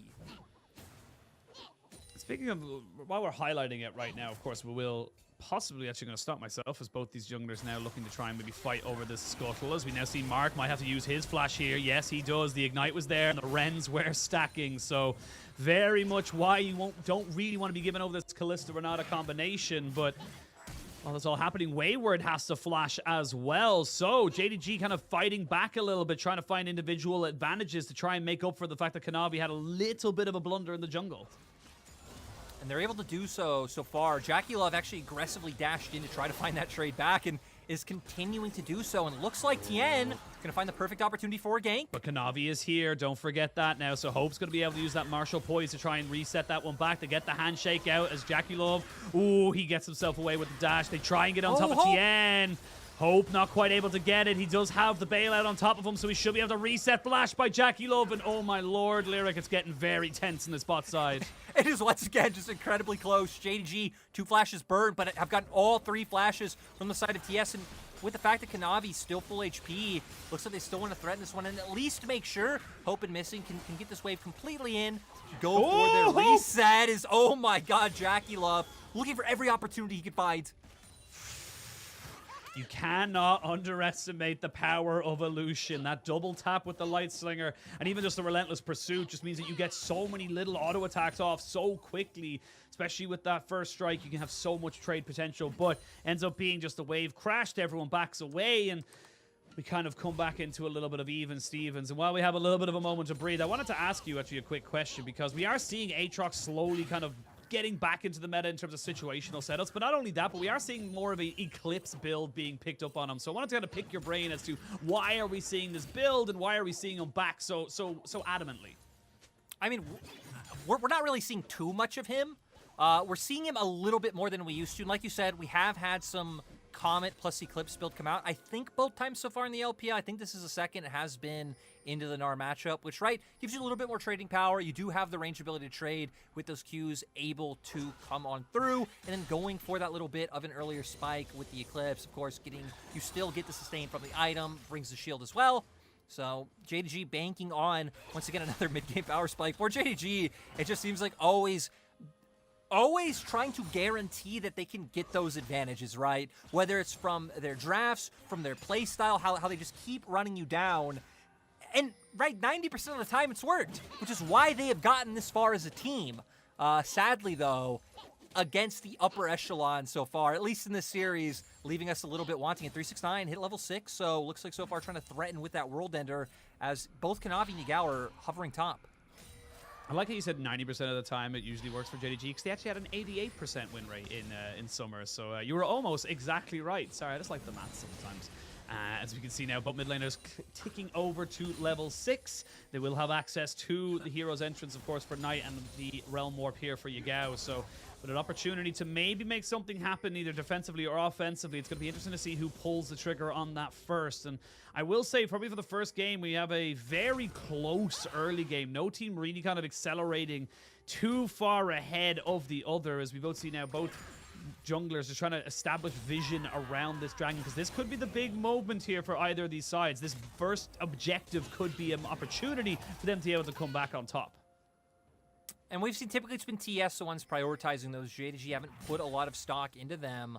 And not actually going to give any attention up to 369. He's doing a nice job of stacking this wave onto Wayward. It seems like they realize that all of this pressure has to be to containing Jackie Love and Mark in the bot side, and maybe even setting up to play both sides of the map. Heck, Top Esports used to be one of the best teams at being able to do that. Having your mid laner cover and make plays towards top while your jungle is down, enabling bot side, could leave you open to a team overloading as bubble hits. Bubble does hit. They get the heal there from Mark as he tries to just keep the sustain going, but very much caught out there. No flash. Doesn't really think he can take any kind of a trade, but now that they know TN is bot side and that Knight hovered over to it, Yagao's trying to find a counterplay in the top side. So we're seeing exactly what we said. Realm Warp coming through. Wayward's still not close to Mega. It's a big wave. They're going to see now the World Ender has been popped. They'll get the Rune Prison down, and Wayward is dead. No real counterplay when you don't have Flash, and that's going to mean more plates now as Knight has to cover this. They would lose way too much if they didn't do this. Yeah, not only plates, but look at like the huge amount of minions that Wayward's losing. At least Knight going to be able to pick up this experience and get some of this gold on the that's on the table. But Wayward going to start falling even further behind. 369 going to start being able to accumulate an item advantage as well. And you can continuously look for these plays. Sadly for JDG, had they been able to find that and not lose something on the bot side, could have been huge. But now with TN picking up that first kill, could set up for the Vi to be incredibly strong, and some of these 2v2s go the opposite way. But you already highlighted it even when we came in, right? They see TN bot side, they know this play can come through. 369 had already been stacking up multiple waves to hit this turret. They get the Rune Prison, and then every sweet spot was able to land. Yeah, very much the sweet spot for JDG. And again, they love to get 369 ahead. He's on a carry this time around that can have, again, like you mentioned, that big mid-game spike, but they're looking for an early game spike. TN, he flashed. But when you flashed and you've already used your Q, you ain't got no more mobility. So they're going to have to pick him off. That's going to be 2 kills now on the top lane of JDG and the Rift Herald. And again, JDG having a very solid start to this early game. JDG should have a very easy place to use that Herald too. We see top lane turret only at 3 plates right now, so always could look to drop it there. And luckily, with the fact that they picked off TN, it means that top esports weren't even able to go for a cross map and look to pick off a Drake.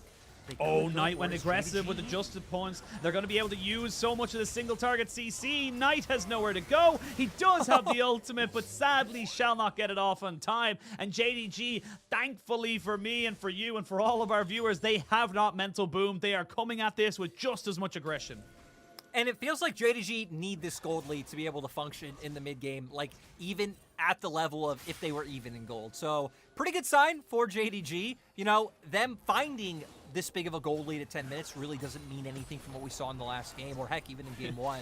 I'm waiting until the Nexus explodes, and then I'll start talking about the gold lead. It could be a 30k gold. It could be something astronomical. And it was an ocean 4 Dragon Ocean Soul and a 10k gold lead, and they still lost. Yeah, I mean, it sounds bad to say that, but that's just what happened.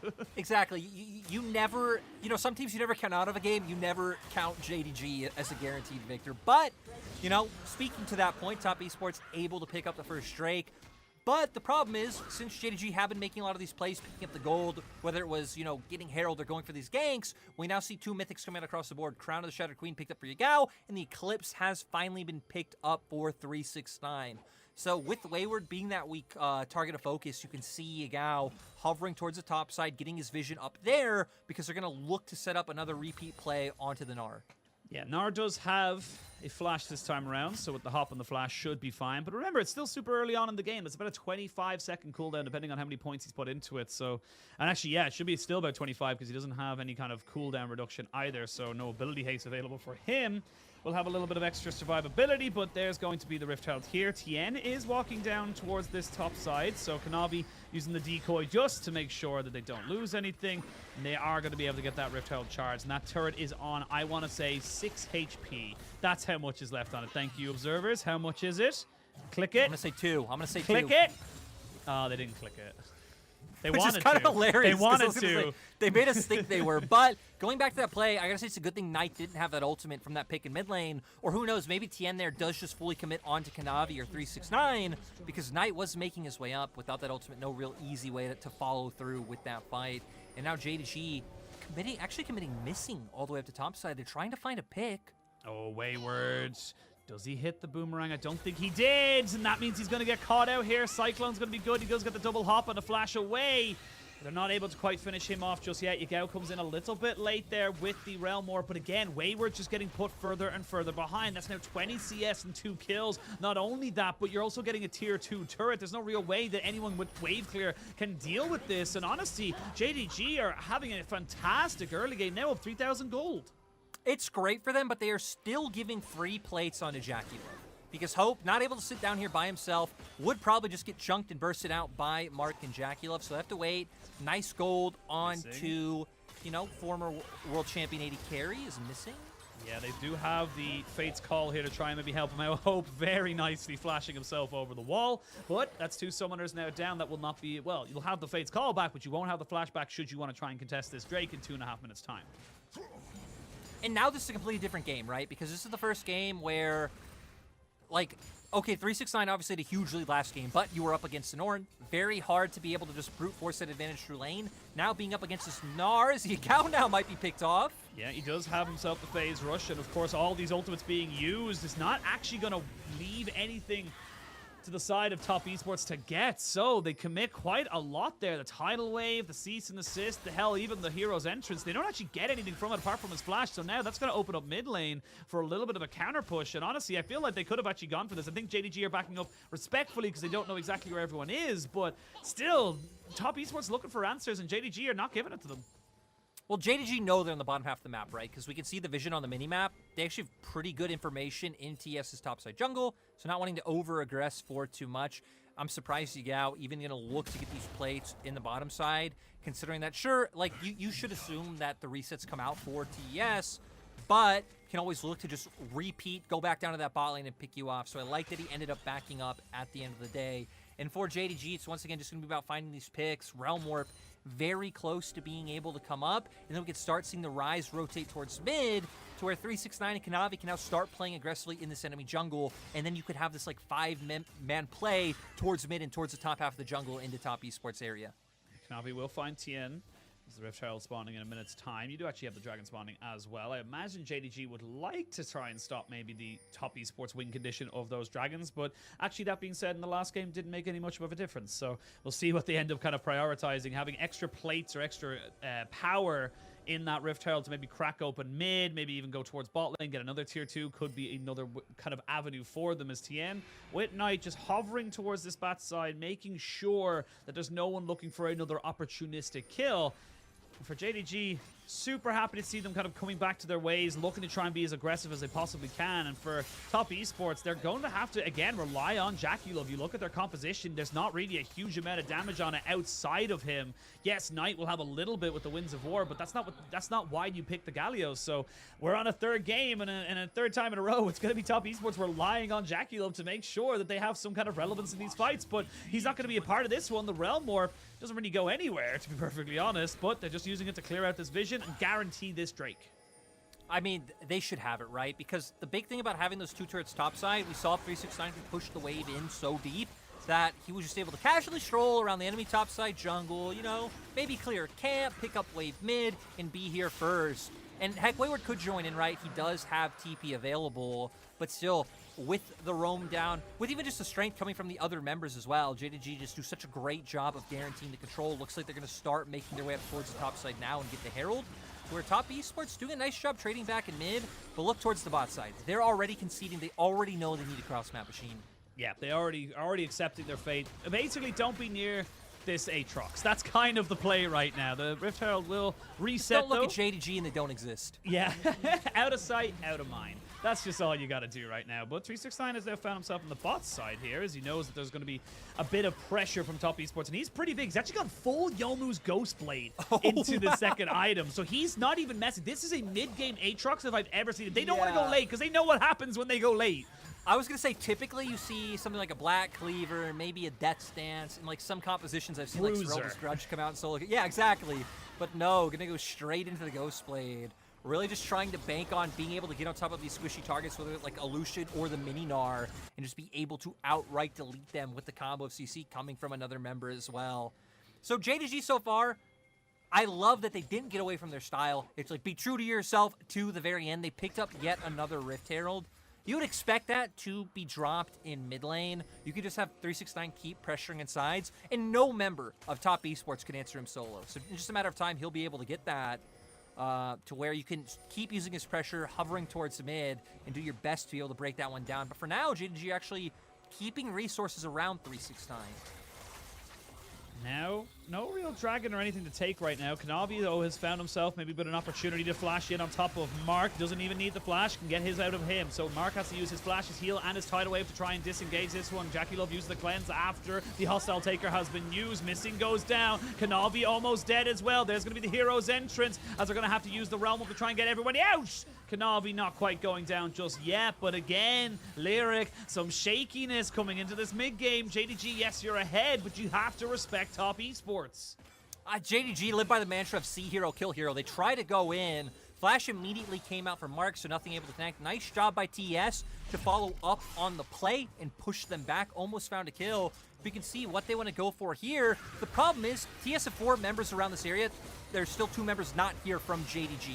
So once the flash comes out from Nami, bam, that's already gone. Your only real engage tool out of these members is that Wukong. Once he's forced out, Missing and 369 kind of left on their lonesome, allows for TES to be able to force him out. So I think a little bit too much from JDG to hope to look for that pick, or at least once the flash comes out from Mark, you know, it feels like that's the time to be like, okay, you know, we still don't have a Horizon close to here, time to back off. Now, 369 might be the target of some movement speed. Uses the flash and the World Ender alongside that Yomu's Ghostblade. He's very fast, but it's definitely going to be a little bit harder to try and catch out that Aatrox. But the Rift Herald does get spawned out into the mid lane. And now everyone's kind of moving forward. You've committed so many resources here that you're actually going to lose the teleport as well. That's not going to come in on time. No, so now JDG doing a great job. They did use the Herald mid. Now 4 turrets up to 1, still only keeping about a 3k gold lead. But now they're going to start choking out Top Esports from some of these camps to deny gold on the map and keep building this lead forward. With Baron coming up in 30 seconds, I think it's a great pivot to top side to start getting some of this vision down. You don't expect Top Esports to make any cheeky plays, and JDG themselves probably won't look for one. But even getting this information now, forcing Top Esports to come in, answer, clear out some of this vision, maybe set yourself up for a pick, can then lead you well into the next Drake in 1 minute. Now, we start to think about where the next kind of plays come in. Because I feel like Top Esports, they're looking for stuff. They have got a very powerful Lucian. He's got himself 2 items now. And you have more survivability with Knight finishing off that Zonya's Hourglass. But how do you want to try and approach this as Top Esports? Because in my head, they're looking for front to back. For Top, I feel like it's really hard for them now that 369 is one of the members who got really huge. Because had it been Hope or Yagao, right, sending that Vi in, Knight following up, Wayward coming in on a flank with the Mega Gnar, trying to just pick off one of these members right at the start of engage, and then be able to follow through from there. Since they've been able to pick up on Drake and they're still keeping up in items, I still feel like that plan's possible. The problem is you can't keep up pressure through sides, so for Top Esports, a lot of it's going to be playing out through this mid lane as Wayward. About to be Mega. Not quite in Mega just yet. Yagao going to have to use his ultimate, but they're already going to try and commit absolutely everything onto him. He's very tanky, though, and the Cyclone committed as well. That makes it so hard for them to actually get the damage down. They finally put him to rest and put him into the Great Green. Tidal Wave comes out to try and disengage this fight. It's a bit separated for Top Esports. They weren't able to get the bot lane involved, but now a great ultimate from the Renata stops anybody from getting in on top of this fight, and it's a 2-for-1 trade. You're still looking for it, but massive play here from Jackie Love. As you can see, the kiting and the burst from him is just too damn big. Needs to be careful, though. The Rend is very, very powerful. They're going to try and jump on top of him, and Hope takes him out. Tien trying to see if he can pick correctly, and he does in the end. Kanavian Missing, the only ones left standing, and they should be able to take their prize of the Dragon. Incredibly close fights once again, and you can see for TS realizing they can't compete in those side lanes in a 1v1 or 2v2, so let's commit even more members to be able to win out, because, right, initially it looks like a 2v2, but you have that Galio ultimate always able to come in. I feel like kind of wasted ultimate coming out from Wayward, just pretty much hitting out on the rise. They're able to follow through, but like you said, Jackie Love and Mark not able to force their way in through this Tri-Brush, so initially turns into JDG having numbers, despite the fact that Yagao was picked off. So they're able to turn on Wayward, take him down immediately, and then huge Renata ult from Missing once again forces them out from the play. Jackie Love did kite this out, but at the same time, 369 tried to run them down as an Aatrox is quite suspect, and then Hope Machine just able to turn things around by jumping onto Jackie Love. I mean, yeah, this was such a close fight. You can see just how low the health bars were getting. Tien almost looked like he went through choice paralysis there. There was so many people around him. But now Wayward, ooh, those Infernal Chains nearly land. Ooh, 369. I think he thought he could get that dash over the wall, and sadly was not able to be. So we come back into the map. It is going to be the dragon that was taken while we were in that replay, so it is going to be 2-1 in that front. It's a 4,000 gold lead here for JDG, and it does feel like we are starting to get back towards that critical mass. Jackie Love, by the way, after his 2 kills, is now on 2,001 kills all time in the LPL. Congratulations to him, and kind of just, again, cementing himself as one of the best AD carries we have ever experienced, not even just in the LPL, but honestly in the whole game of League.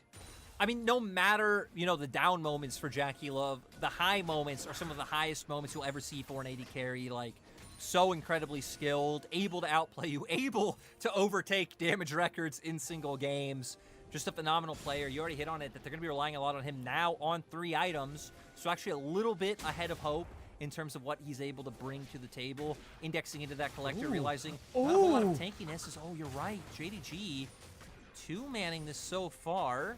Yeah, they don't know what's going on just yet, but Top Esports, they have an inkling, they have an idea, but it's already gone. They don't know. They haven't got an idea just yet. They tried to get a vision down, but now it's a little bit too little too late with the res, with the smite twice in a row. JDG get out with daylight robbery, and they love these early barons. Seriously, 2 times this series, JDG sneak a baron right from under Top Esports without them even realizing it. So now going to be able to keep up this pressure once again. 6K gold lead on the board, Ashin.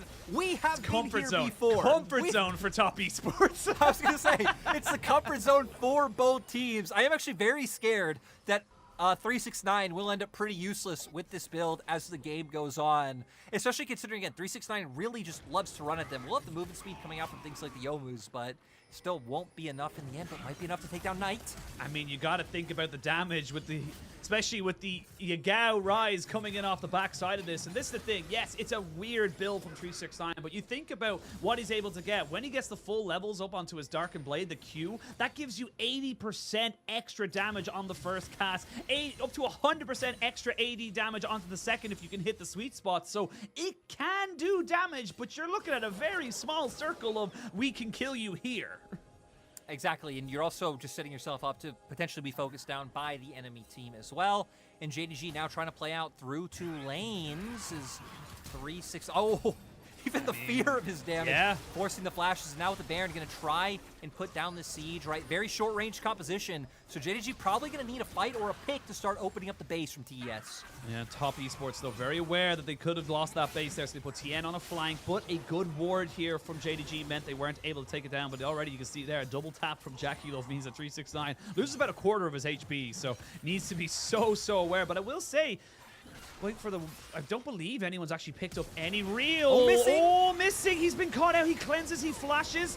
I'm going to try and catch out Jackie Love, but there's going to be a great ultimate there. The Renata with no cleanse. Jackie Love ends up hitting his own teammates, and this could be it. In 26 minutes, they've killed 3 members. They need to try and kill Jackie Love because they're breaking open the base. Oh, 369 is TP though, so they're gonna keep the push going. Health bars are full. JDG might just take this game out of nowhere. You don't have to wait to 50 minutes to lose it if you can win it in 25. Half the time, better result. Jackie Love is dead. JDG, stay alive. JDG finally get the gold lead they need and find the fight they need to end the game at 26 minutes. This is the JDG comfort zone. They keep their playoff dreams alive, Ashin, but they still look so tense. They were able to do it once. They need to do it 2 more times. You've taken one massive step here as JDG. You kept yourself in this one, and not only that, but you did it in the same style of the last 2 games. You proved that you can keep the pressure on and keep Top Esports honest. I will say I wasn't in love with Top Esports' draft. I think that having Knight on the, Galio as a kind of facilitator rather than a carry does feel a bit odd to me, but at the same time, it was just all about the side of JDG, just finding advantages and putting down the pressure. I think for Top Esports, they went that route instead of picking something like we highlighted, the Victor or the Orianna, is maybe they feel like that's giving too much room for JDG to make plays and not being necessarily able to contest those responses, right? Like, you would just need Knight to hard gap the lane and try to prevent Yagao from being able to move anywhere, to where he's like, here, okay, I can match the movement. We know JDG are going to hard force. Like, That's all JDG do. All they do is hard force plays and just try to make things work with their aggression. So that way he can at least answer. And if you could start shutting this down early, like, they're going to feel like they're in a pretty good position, right? Didn't work out, but I can at least see maybe why they weren't more willing to go with one of those other alternatives in terms of draft. So at the end of the day, surprisingly enough, despite Knight being the one with the bigger champion pool, kind of the 4, or I guess it was 5 mid lane bans if we count, no, maybe even 6, because yeah, Silas and Azir in the first phase were taken away, kind of benefiting Yagao in the end, able to pick up this rise. And Jackie Love's still putting out the insane damage numbers, but at the end of the day, doesn't matter because JDG able to find the objectives.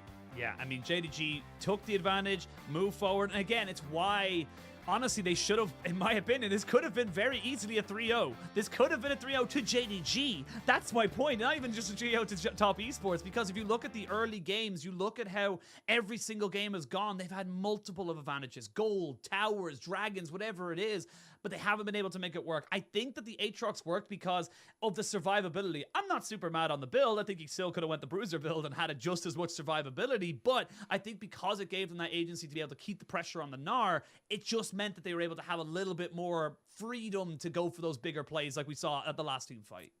Machine, I'm never mad about any picks coming through. If you can make something work, I'm a fan of it. JDG made it work, and heck, they made it work in 26 minutes. They did. They got it in half the time and got the better result. We're going to send it to a quick break, and when we return, Game 4 picks and bans as we see how far the series will go. No matter who you ask, every player has one shared desire: to lift trophies. And playoffs is your chance to make that dream into a reality. I think Top Esports looks so unbelievably strong. It's hard to just kind of go against them. I don't think teams are going to be ready for Top Esports. I don't think they're going to be ready for the pace at which they play the game. Like, I honestly think this could be the summer of Top Esports. If the meta hits that style, they can win like MSI, right? If the meta is a little bit off from that style, they can still make that style work. I actually feel like JDG are the team out of these 3 that are the most versatile in terms of who can carry. Is V5 doomed? Like, this should have been a team that we 100% saw at Worlds. And now, I mean, I see a lot of people not even putting them in their top 4.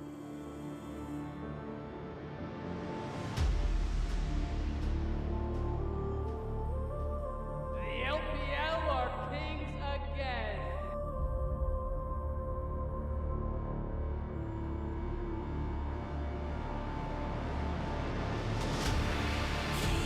Trying to get a range of that play, but in with the gravity of Burnham, in fact, on the Moonlight Vigil. Yukal on Tagala, wants a solo kill for himself. Tagala just turns it around, and Yukal has to flee. And now RNG, once again at a disadvantage, once again find the play. V5, they have just domineered. They get a God. full ignite. Oh my God. But your fate has been sealed, Shing, and you have nowhere to go. Flandre's just too damn big. Playoffs is where your year culminates. You may have dominated the regular season. You may have us thinking you're the best in the region. But if you don't show up in playoffs, will anyone really remember?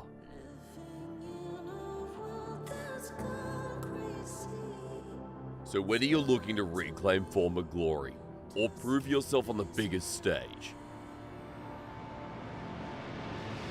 show up and be remembered. They already forced a flash out. They've already got first blood. Weibo. Man, I'm so mind blown by Yagao this split. Like, I was gonna say, he's not even just being like a good role player or like good for him. He is actually carrying game.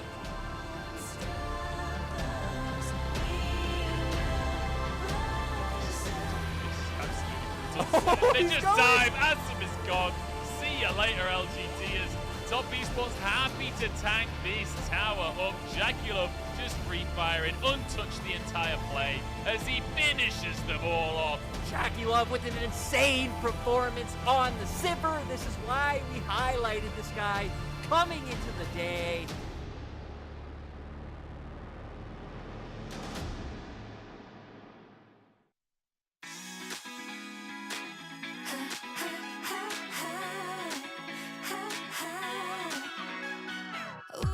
keep on turning it up.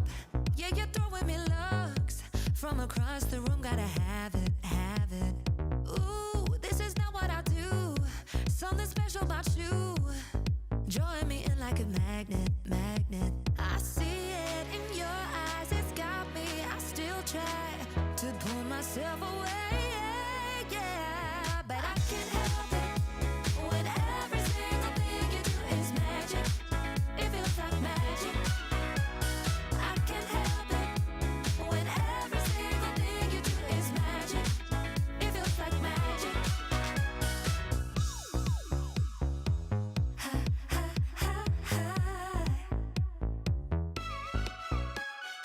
Ooh, I've been trying my best to break out of your spell. Can't figure out what you're up to, up to.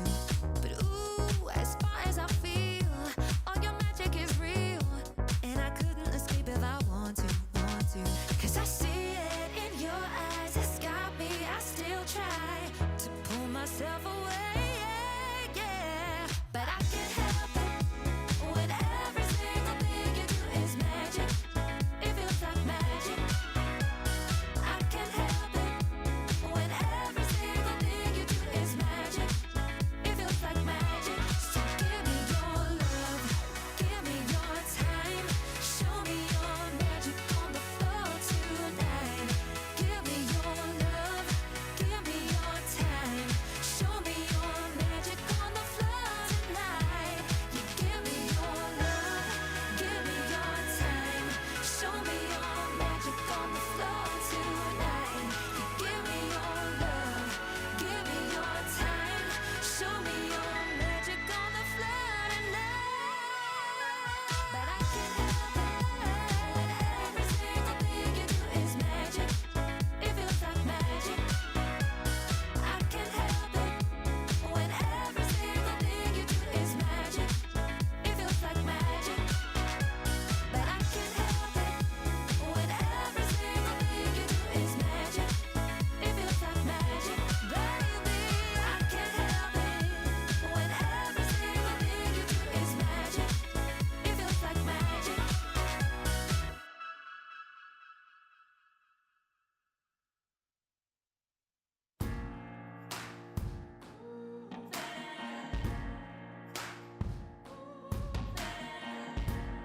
Every second counts when your head's been all messed up. Every second chance is a blessing when you've given up, hoping. You're sick of the fighting, and you're sick of the sight of yourself. Oh, are you falling asleep at the wheel, split at the seams, and you just can't deal? Honey, I know, I know, I know, I know, I know, I know. Feel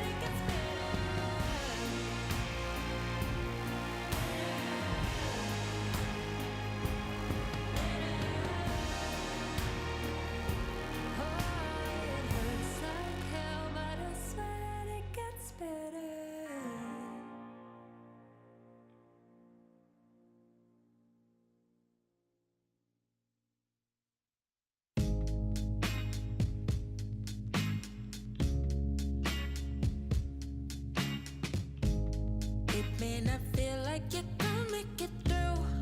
I promise you'll be okay. Whenever things get you down, feel some blue. Tomorrow is a new day. Step with intention and only speak your truth. Nobody should say different. If someone's in your way, then you must push through. Only you who can do this. Climb up the mountain, reach for the top. Talk yourself up, no one has what you've got. For when it's forgotten, you can say, yes I can, I'm gonna do it. Nothing's stopping me, there's nothing to it. I can, I will, I am, I believe. Yes I can. It may not feel like you're gonna make it through. I promise you'll be okay. Whenever things get you down, feel so blue. Tomorrow is a new day. Step with intention and only speak your truth. Nobody should say different. If someone's in your way, then you must push through.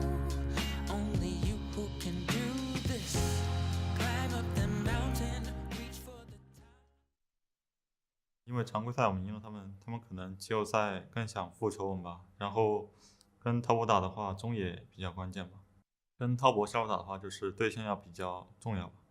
就是期待能赢下来，然后赢得比较漂亮吧。Wonderful performance, both sides of this one here. I was wondering if my camera will be back. I'm going to assume that my portrait being up means it is not. Unfortunately, my upload speeds cannot allow it, but my voice shall be here and lyrics shall guide you all through this game. Welcome back, one and all, as we come into game number 4. Before we can get into picks and bans, though, we got to talk about our MVP. The first JDG MVP, it's going to be 369 on that top side. It all started from when they got those 2 kills here onto the Aatrox, and he just created so many pressure points. Oh yeah, 369 has been, I mean, I feel like it's fair to say clearly the better top laner in the series, which shouldn't be too surprising or too much of a knock on Wayward. Like, this is Wayward's first year. 369 been playing for a while, and 369 has had such a stellar year. First all-pro top laner for a reason. And, right, we were kind of wondering what would happen once he starts getting his hands on more carry picks, on picks that can take over, going the Aatrox, right? Running the Comet route that we have been seeing a lot more recently, especially in this matchup, to be able to keep up with the lane dominance and keep up with the presence that he has. He was just able to run home with the game this time around. I gotta say, Sheen, and it feels like top esports have been edging out in the bot lane, 369 have been edging out in the top lane. What do you think of a top esports roster with 369 on it? Man, I don't know. It feels kind of cracked to me. You know, maybe they'll win like a summer championship or something, get to a semis at Worlds. I'd say they get to a semis at Worlds. I don't think that's super egregious to say, but yeah, I think 369 really coming into his own and having those fantastic performances. And again, like you mentioned as well, like top esports having a pop-off bot lane. This was probably the first time we didn't see them have a pop-off bot lane, despite the multiple amount of resources that they threw down. Top esports weren't really able to get that same foothold that they had been in the previous 2 games. And let's remember that this bot lane was like super back and forth. You saw trading coming out of both sides. There was like times, I think we were 3 to 4 minutes in the game, where it looked like both sides were about to 2v2 kill each other. Both junglers were hovering around there for all of the early game.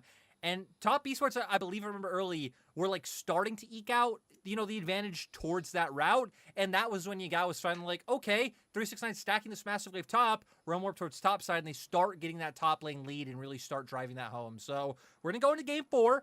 Top esports still up in the series so far 2-1, and top esports surprisingly deciding to stay on red side. They have won 2 games on it, so I get it, but I'm more surprised that they didn't maybe force JDG into like uncomfortable territory when JDG have been just consistently picking blue side.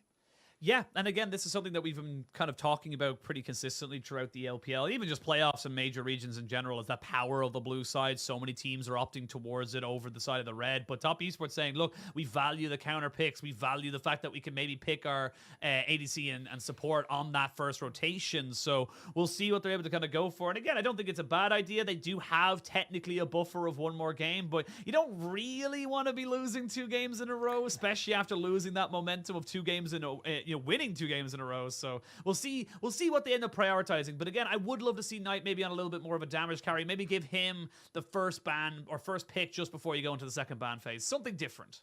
Yeah, and I don't feel like Knights had like an egregious performance or anything like that today. But me and you were talking before the broadcast started that it does feel like the further you go in either like playoffs or if you go to internationals, that Knight, it's not like regular season Knight where he is like just outright carrying games, dominating games. It does lose a little bit of flair. Didn't have the best time on the Galio. I feel like a lot of ults were like either a little late or some of the engages weren't too coordinated with the team and would get there as people were dying. We always saw him get picked off in the mid lane in that game as well.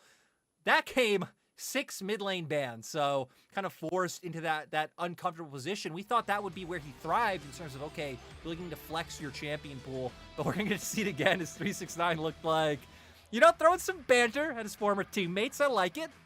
Yeah, gotta keep the mood up, and this is the big thing. This is why I said that last game was probably going to be their toughest one, because you lose that game 2, even losing after that game 1, you're 0-2 down, there are no more mistakes. There are no more excuses as to why it didn't work. And again, we talked about it. This could have been a 3-0 either way for either JDG or Top Esports, unironically, because it was just like they both had such great moments in the game. So we'll see what they're able to kind of bring out now as Top Esports.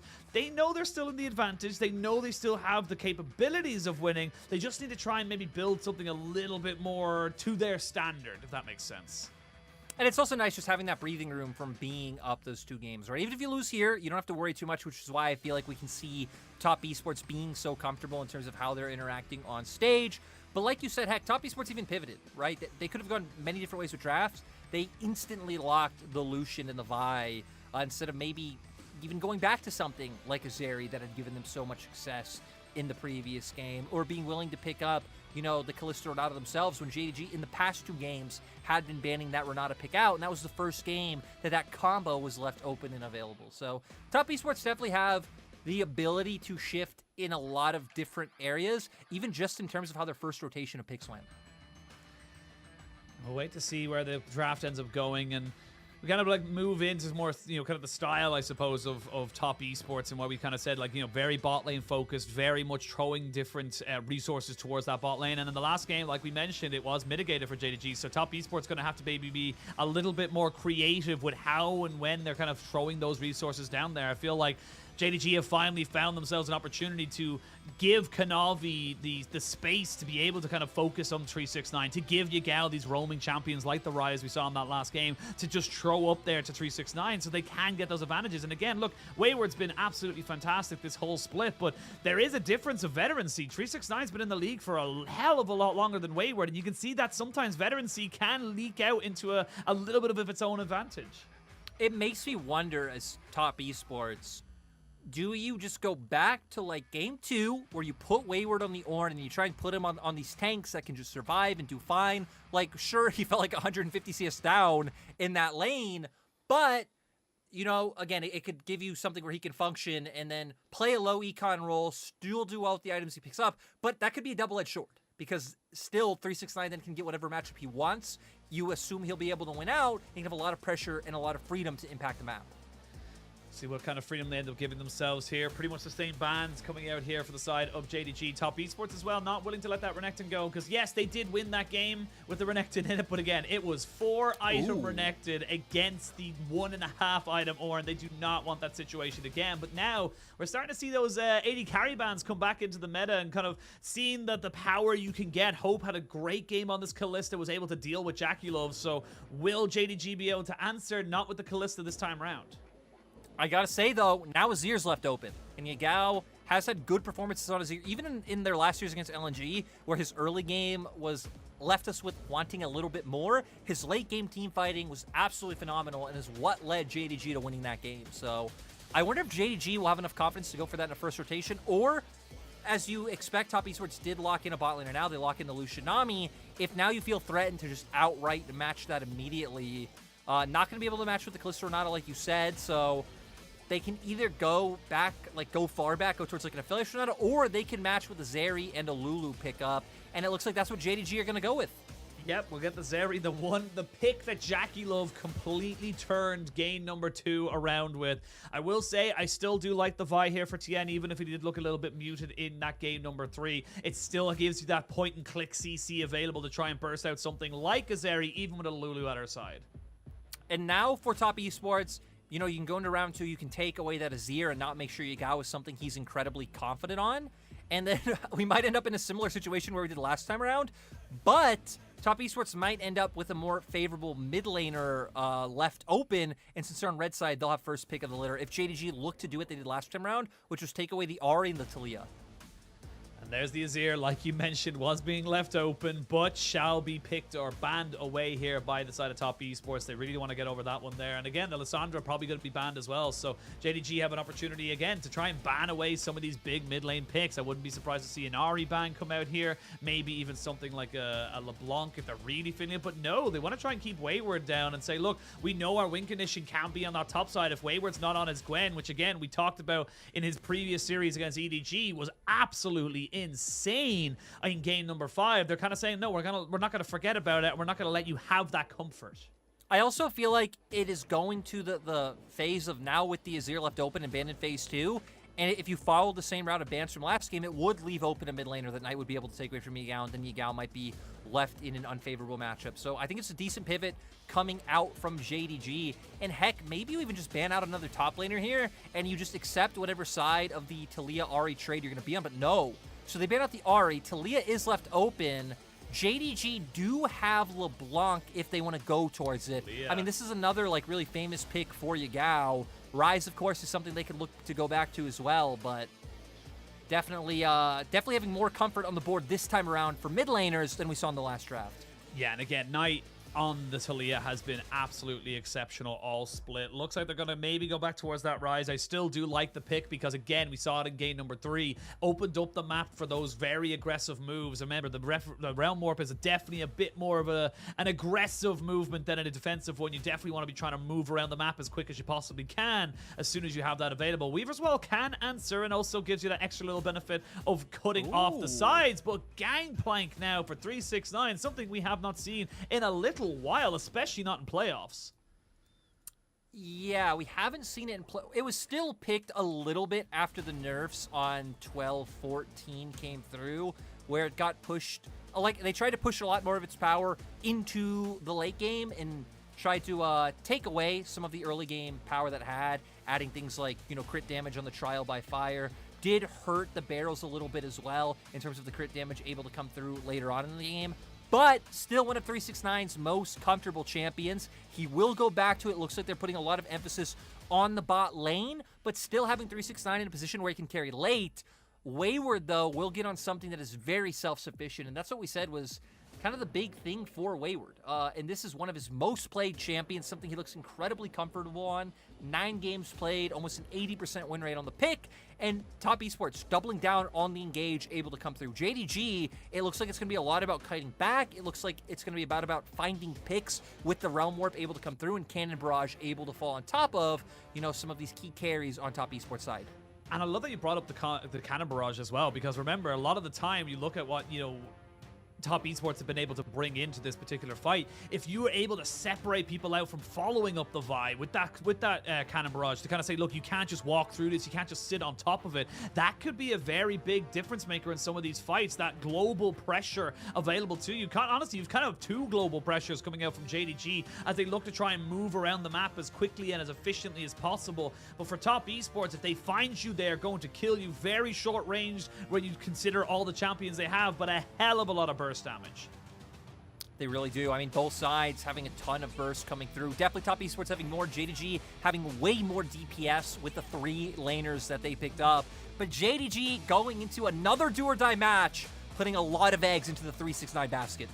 Yeah, well, can't really blame them. 369 has been very good for them all split long, but like you said, they are still 2-1 down. Top Esports still on match point. JDG need to win this and force them to go to a game 5. And that's the thing. This win only guarantees you at least a chance of taking this series.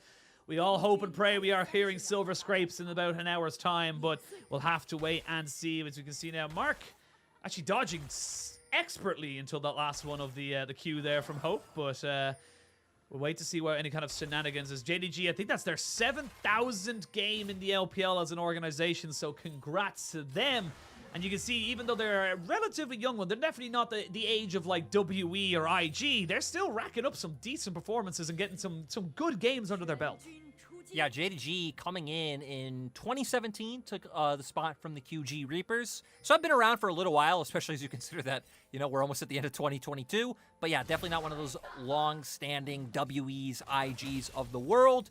And coming into this game, the one surprising thing to kind of think about is, right, JDG so far have been this run-you-down, aggressive, constantly fight team, but this draft definitely leaning into a lot more scaling picks, right? The Zeri, the Gangplank, even the Rise, like, Yagao and Kanavi will present the opportunities to be the bridge and roam as this mid-jungle duo and start enabling those side lanes early on. But I'm curious to see how JDG will play out this mid-game when Top Esports definitely going to come in a lot stronger. We've seen the base damages from Sejuani are incredibly high, and then a lot of talk about the one-item power spike coming out for the Lucian and the Nami. Yeah, you gotta be careful though. The Trial by Fire at level 1 is disgusting. Passive to be available for 369. He will just keep parlaying you with that Grasp of the Undying to keep making sure that you're keeping this lane as honest as possible. But again, we'll wait to see where the junglers end up kind of going, because right now they are both starting on the bot side. They did have vision of this on the side of Top Esports, but they get jumped on now. Knight gonna get slowed up, Rune Prison down, and flashes away. This is the power of a mid-jungle combination that has got so much damage in those first few levels. Yagao and Kanavi have also just been one of the best mid-jungles we've had all split, if not the best, just from the amount of consistency they've had and how well that they're able to play around each other. And we just hit on how for JDG side lanes, like sure, GP in the lane can do well, bot lane's going to do just fine as well, but a lot of their power's going to come online later. It's good we saw this start come up. But Tien now going to look for a gank on the 369, but was spotted. Yeah, he was spotted, but 369 still walking forward onto this. I'm not quite sure that's what you want to be doing. What a flash prediction from Tien. That was so clean. Great coming out from Tien. Kanavi, can you get this? I mean, he's going to have to try and burn through the Arctic armor, which means you don't get the slowdown onto Wayward, and Kanavi cannot answer back. And 369, I mean, great play by Tien. Great flash coming through and being able to guarantee that kill, but 369 also just hoping to outplay it, right? He saw Tien on the ward and just hoping he'd be able to get away from there. Of course, having the remove Scurvy, having flash available, not being enough at the end of the day. So when we've hit on that, one of the big areas JDG have been able to find a consistent advantage has been top side. The fact that that's already being kind of chipped away at could be concerning, but they still have Prio in top, and it looks like Kanavi this time around is going to focus Knight in this mid lane. Yeah, you got to try and focus him out. No flash. You're going to try and get the repeat gank. He shall be slowed down. The flash in. The Rune Prison is good. The flick back, though, is decent. And Tien is there to answer. Again, Top Esports' MVP of the regular split. Tien really coming up trumps now in this early game. I got to give kudos to Knight as well, because if that seismic shove didn't land, then, I mean, JDG still would have been able to find the kill, but he does land it, and then Tien able to get in there, play bodyguard at the end of the day. And now both junglers finding impact in every lane so far, both making their way down to this bottom lane where JDG very overexposed. Yeah, very overexposed. It might be a little bit overextended. Missing does get the heal coming in on top of him. He drops down the exhaust. Flash comes in, but Missing's already out. Now Jackie Love went a bit too far forward. The heal comes out. The flash in from Hope, but he can't get the auto attacks. Remember, you're a Zeri. It's like a Graves. You have to be hitting the one in front of you. I'm also just not having the damage at this point in time, in my opinion, to be able to finish off Jackie Love. Goes for it. I like the confidence coming out from Hope, looking for these plays, because both these sides have been playing incredibly confident and aggressively still. I mean, heck, again, we've seen both junglers be in all three lanes pre-5 minutes. We do see Kanavi having a bit of a lead in regards to the amount of camps that he's cleared, but heck, both junglers even still have their topside buffs left open. Yeah, that's how crazy aggressive we have been seeing here from Tien and Kanavi. And it's not even just aggression on one person's part, because it's been Tien looking for moves being answered by Kanavi and vice versa. So really nicely done here by both these junglers. We can see now Wayward now realizes he's on a ward, but Tien is coming right back in here. He will be spotted on a ward should he go past it. And now he realizes, yeah, it wasn't in the brush, but I'm going to take the 30 gold anyway. 369 in a pretty safe place in his lane. I don't know how close Wayward is to 6. We can see 369's experience bar pretty close, so you got to assume Wayward should have that ult pretty soon as well. That's when you have to be careful. And as Sejuani, you can like set up a lot of, there it is, like very easy ganks for your jungle to be able to follow up on. Of course, he's GP, so does have that orange availables now. Yagao, goodbye to your back. Yep, it's just going to get a little bit of harassment there. And this is the power of wards, ladies and gentlemen. This is the power of being able to know exactly when your opponent is trying to go backwards. That means that Yagao doesn't get the reset, which means he has to stay. So again, little small, minute moments that just kind of disrupt the flow of the game, keep you kind of going in and thinking about where you're going to be finding that next opportunity. For JDG, they are pretty much only behind by that first blood, and again, it was very much a mistake, in my opinion, from the side of from JDG. 369, though, trying to make up for it. He does pop down the cannon barrage, but again, you're still a Zeri. You're not quite at the moment where you can really kind of burst somebody out. And I'm also just surprised that JDG committed to that, because typically when you commit onto the Lucian Nami lane in terms of like looking for that kill and being able to throw down that cannon barrage would be after Jackie Love wastes the dash. Missing's the one running down the members of TES. Cannon Barrage gets dropped, and TES 2 champions still have the ability to be able to get out of there. So I think a little bit overzealous coming out from JDG. And now, look at this, 8 players towards this bottom half of the map. Yagao actually paths straight down towards the bottom lane. Yeah, they don't want to give up this early dragon as free as they like, because Top Esports, in fairness to this series, has actually kept up the trend of very early dragon take. We're seeing them take the dragon pretty much before 8 minutes, before that first Rift Herald spawns. So there's not really a trade as such. If they want to try and kind of, you know, contest that, they could. So the Tide of JDG making that small adaptation and saying to themselves, look, we're not going to let you guys have free reign of these dragons anymore. We're going to try and make that one look for ourselves. No Cannon Barrage, remember, available to 369 should something happen to this bot side. And it looks like something is, because you've got Hope not quite in a great position. Gets flashed in on top of, but will be followed right over the wall. Tien with the cease and assist. Point and click CC. That is why you love the vibe. Great job by TS. JDG were even committing down towards the bot side for so long to look for an opportunity to make a play. They didn't. They did the wave on their side of the lane. Allows for Tien to be able to come over the wall and set up for the gank. And now Kanavi. Oh, he flashes in, got the Cyclone down. Tien actually just finished off his recall. The heal is good. The exhaust has to come in just so Missing won't lose his life. And Kanavi gets JDG on the board. And Tien just got timinged right there, right? The base just finished as Kanavi got on top of Jackie Love. I don't know how much that could have changed, right? Tien had already blown everything to be able to find the kill before, but had he been able to block, get in there with a Q, maybe could have been able to keep Jackie Love alive. But this gives tempo for Tien to go to Rift Herald first. You can already see Jackie Love and Mark coming straight from base down to that mid lane. They also have some pretty decent wards in top side. You can see not only covering mid and top lane, but also having a little one if 369 decided to wrap around and check if Tien was doing this.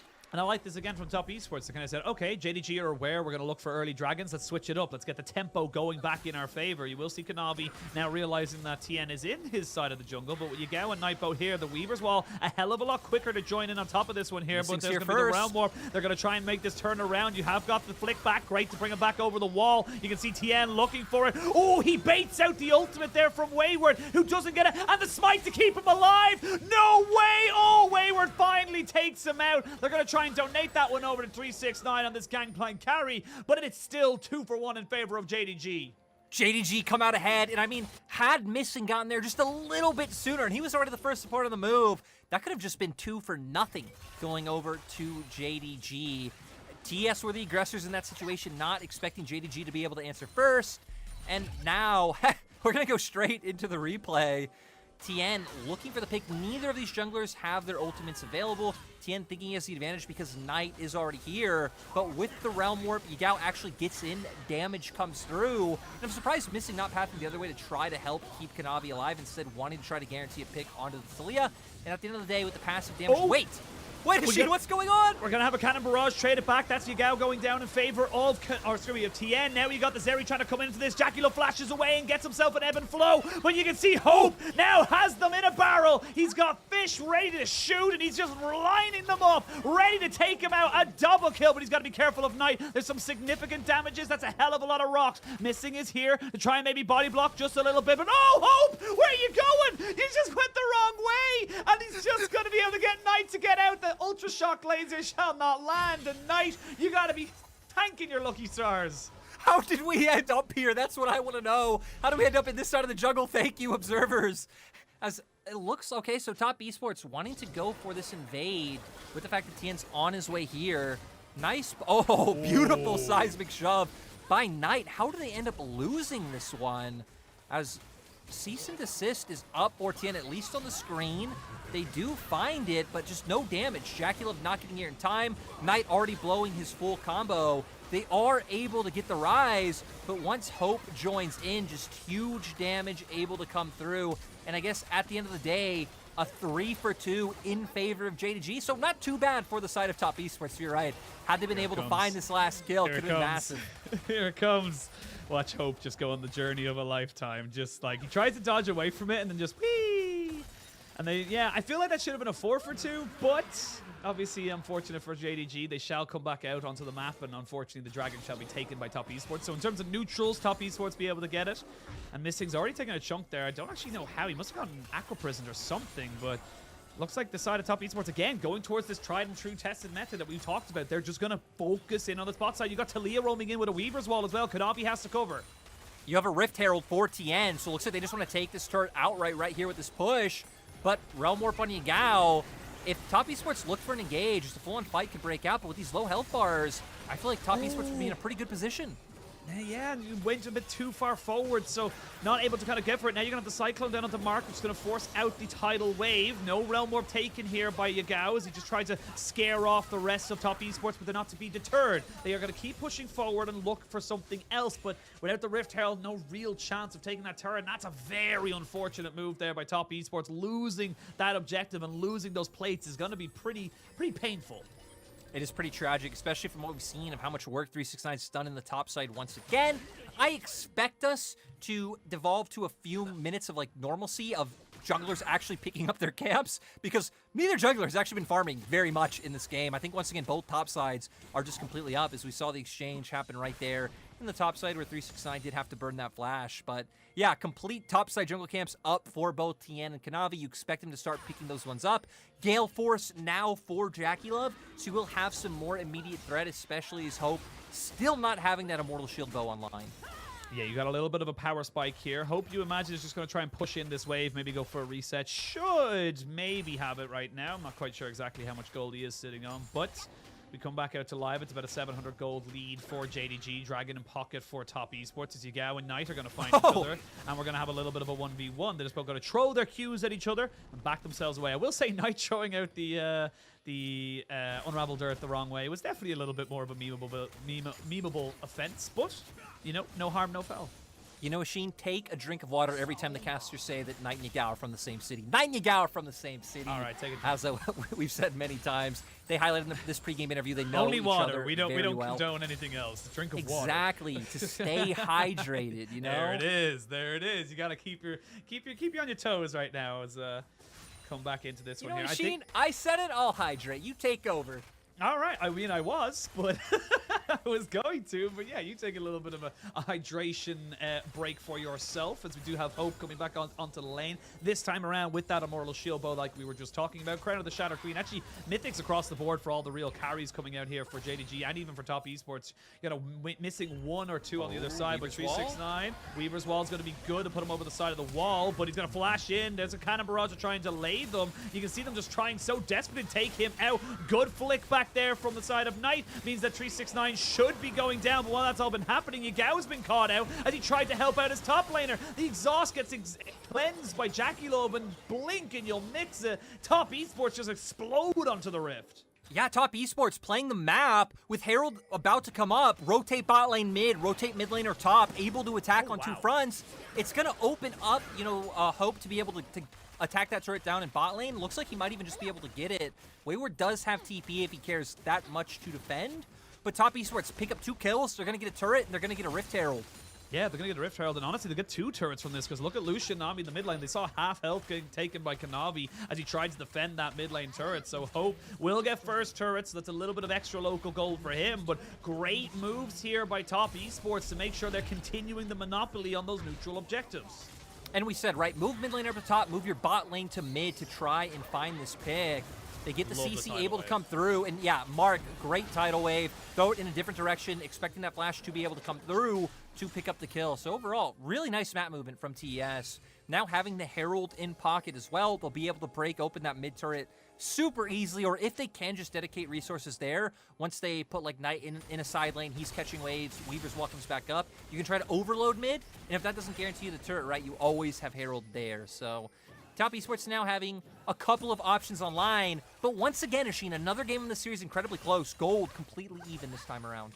That's the big thing. Is I think if you're a JDG fan, you're a little bit worried because you remember pretty much game 1, 2, and 3 were all JDG having massive leads and just not being able to go for it. Now Top Esports find themselves on equal footing. They find themselves with an opportunity to maybe make a little bit more of a name for themselves, because Top Esports are definitely a team that can take an inch and bring it for a mile, but they're going to drop Rift Herald now into the mid lane, like you mentioned, get that turret down, and also get pressure for this next dragon fight.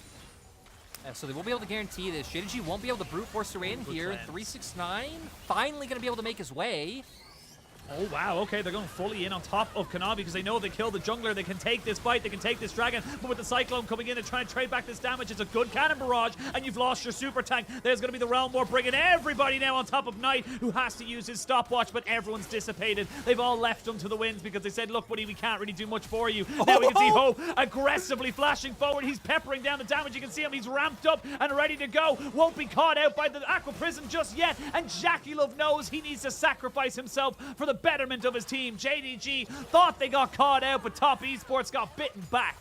Ashin, I just love how aggressive the AD carries are in today's series. They just keep jumping in with, like, no concern to their own well-being. JDG, off of that play, do manage to get their first dragon of the game.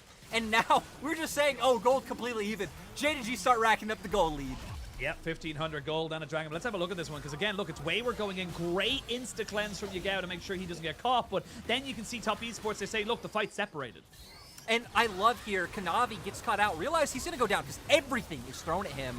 Just jump back in, try and get another layer of CC or damage down, and the cannon barrage was placed beautifully. Realm Warp now set up because Top Esports are split, and that allows for JDG to find this pick onto Knight. And this is where I thought it would end, but Hope just running them down. Neither Missouri players today lacking any confidence. No, they don't need to lack anything when they're playing like this. And again, I like that Jackie Love kind of accepts his fate and goes, look, I'll delay them for even a half a second. It means that Mark and Tien can get themselves out on the backside of this one here. But now you go. Needs to be careful. Weaver's Wall into the cease and desist. They are committing quite a few members, but remember, he has a Crown of the Shattered Queen, which means he's able to survive for so damn long. Nearly goes a little bit wayward there for the side of Top Esports, but never mind, Wayward's in mid. And unlucky for Yagao, his flash was just about to come back up, so Top Esports doing like a nice job of tracking those summoners to guarantee those picks come through.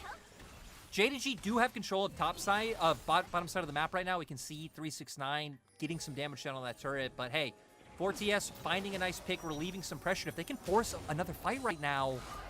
Oh, they're going to look for it. Flash and orange, and he'll be K, but that doesn't mean no more flash for 369, who has got himself a collector. So we talked about that topside carry. This Gangplank going pretty damn big right now. You've also used 2 massive ultimates, and ooh, Jackie Love, you got to be careful of those barrels, buddy.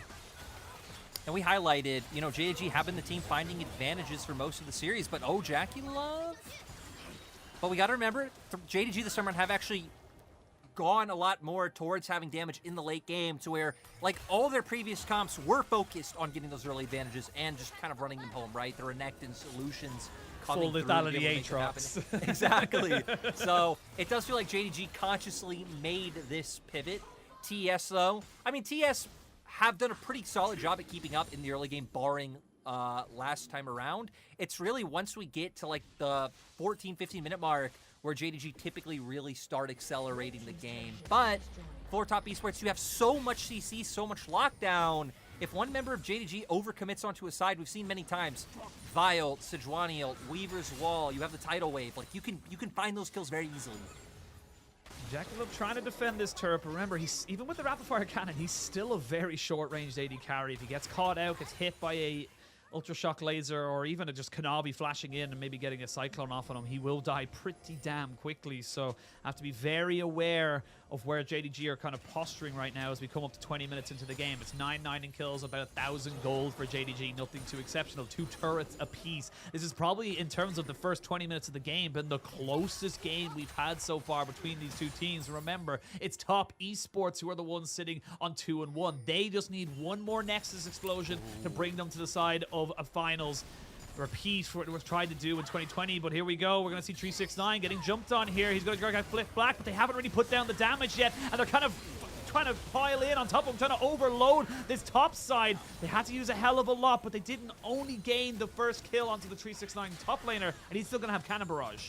And we're seeing the same thing we saw in Game 2 where Top Esports is the Nocturne, is that JDG actually have stronger soul laners in the 1v1 and side lanes. So Top Esports are doing a lot to just bombard sides with members to be able to kind of go against that, right? JDG this time around, we're even looking for the double soul lane play on sides because both Yagao and 369 have TP up right now, but TS still beating them to the punch. You have Knight who's able to come down and just a full squad of Top Esports there. So looks like TS doing a nice job of trying to counteract what could be a strength for JDG, which would just be 369 and Yagao being able to confidently push out top and bot wave. Yeah, and it was in plenty of time well before this dragon, so they don't really lose anything from it. Yes, you don't have the TP from Wayward, but like you said, it's not really a place of strength for the side of Top Esports right now. But Yagao needs to be a little bit careful. They're going to try and jump onto Hope, but they get themselves the Ruin Prison. They're trying to jump onto Jackie Love, the Cyclone, the Cleanse, and Kanavi gets himself a 4-man knockup. He sacrifices his life, but he'll take that trade all days of the week. Yagao goes forward to the Ultra Mega Shock Rocket.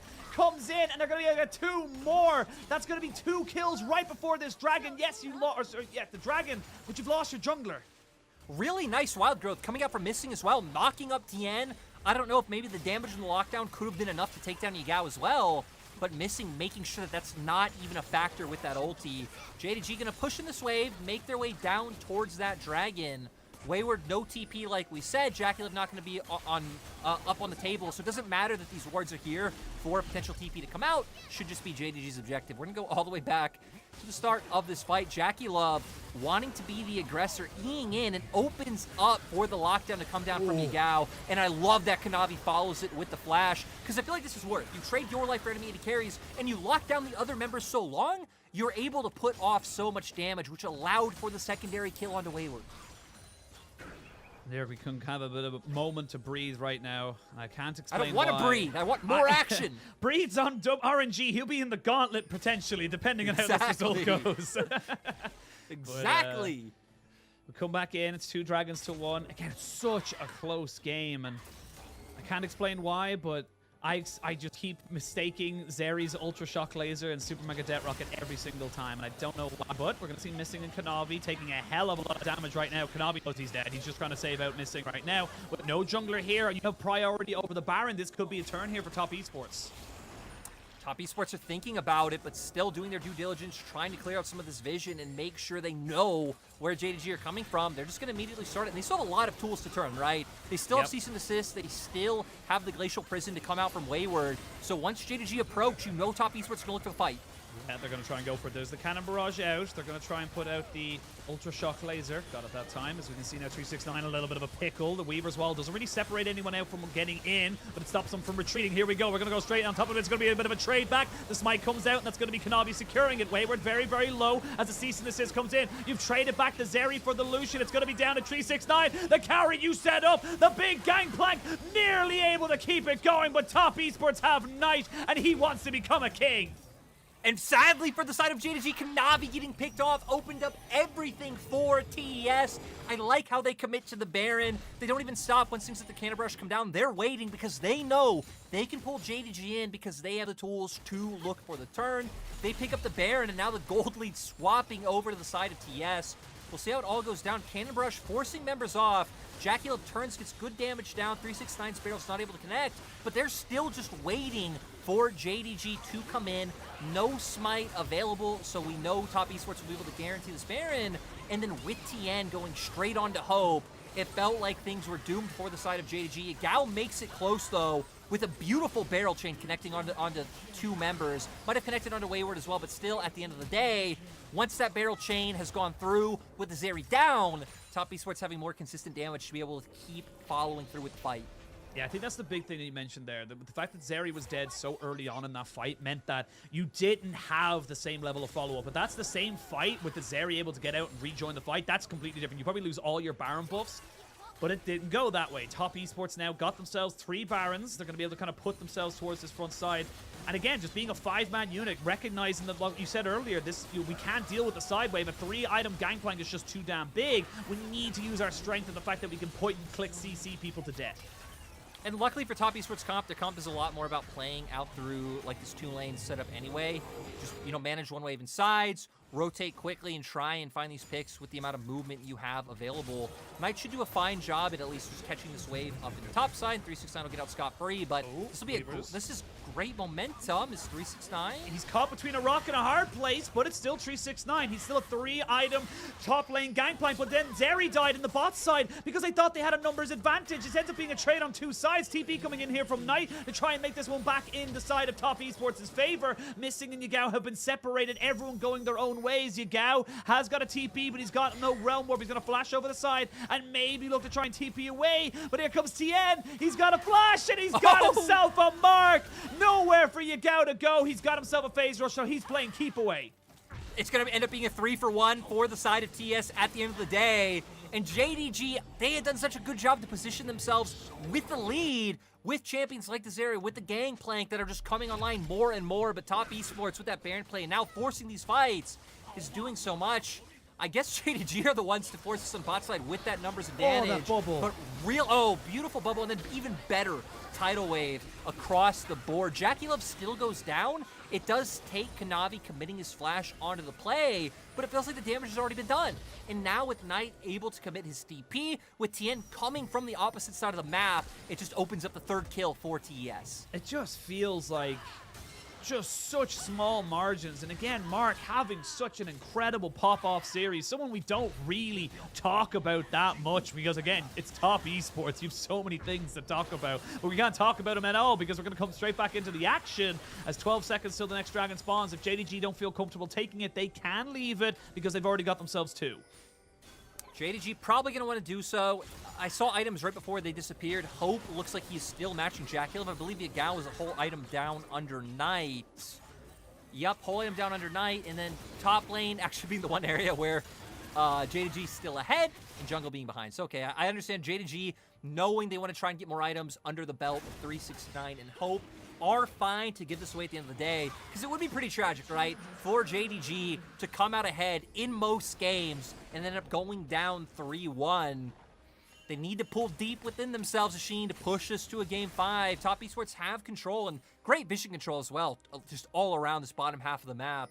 But JDG, you just need to like set a line in, a line in the sand and be like, hey, we put down defensive wards, we try and clear our own jungle, we don't opt into any of these fights unless one member of Top Esports overextends until we really need to. So it's kind of looking at things like a Baron or a potential solo for TS, where as JDG, you really need to try and not give those over. But anything else, like a 3rd dragon to the side of TS, you'd probably like, okay, fine, we can get more gold onto Hope, get another item under his belt, and then take a fight a later date.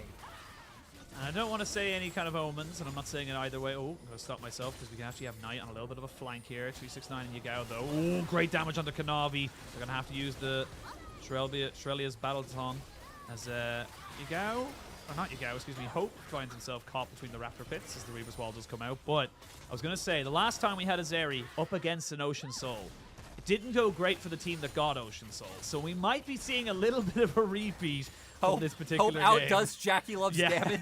The record's broken twice in one series. Insane. That would actually be insane if that actually ended up happening. But I don't think it's going to at this pace right now. It does feel like both teams are kind of posturing for that game-ending fight at the moment. You have gone back to an Infinity Edge has been finished up for 369. He is disgustingly big. 369 has got so much damage. He does. I mean, both him and Hope are pretty big right now, so maybe that's why they're so comfortable trying to posture around mid lane. When I said JDG should draw a line in the sand, I very well know JDG will never do that. They're always going to posture and try to go for this contest. As right now, Baron coming up in 8 seconds. Oh, Cullen gonna have to come out to protect Wayward from taking too much damage, but they will land the CC in. But here goes the Cyclone, all right, onto the backside. The tidal wave is good to keep them all away. The cannon barrage stop anyone from Top Esports from moving forward. Tien is dead, but as is Kanavi. It's literally a trade of junglers as Bo 80 carries and mid laners trying to go forward. Jackie Love thinking he might have had an opportunity here. Knight, though, gets hit by a barrel. Needs to get very, very careful and very much gets himself back towards his teammates because he's in a hell of a lot of danger. I mean, it's just so close, right? The zoning tools coming out from both sides. Nami tidal wave on one, cannon barrage coming out on the other, forcing us into a situation where junglers get picked off. And TES gonna get this scuttle. Are they gonna really just start Baron? Yep. Yeah, I think so. Because they're doing what JDG have done every game. Yeah, because JDG aren't expecting it. JDG are saying they're not going to go for it, but now they have vision. But I think it's too late. There's the Realm Warp to try and just make sure they continue to have vision, but no one really there to try and capitalize. Top Esports going to steal away this Baron without a jungler because they knew that JDG didn't think they were big enough for it. We keep having this happen, right? Baron's taken right under the other team's nose. 369 now. Solid damage, but not really going to connect into anything. Now this is where it gets a little bit rough, right? Because now Top Esports having this Baron, having the pushing power, and having a lot of siege potential. We saw how far Knight was able to get that damage down onto Hope before. Now they can get in front of turrets, try and zone them off, taking more structures to build up this gold lead. But we'll see here, right? Hope chunked out from very far. Jackie Love, the one to start it out. And then Wayward with a nice ult makes it so. Kanavi in a very dangerous position has to go in. But luckily, the cannon barrage really zoning out the other members from being able to come through, which is why it ends up being a 1-for-1 at the end of the day.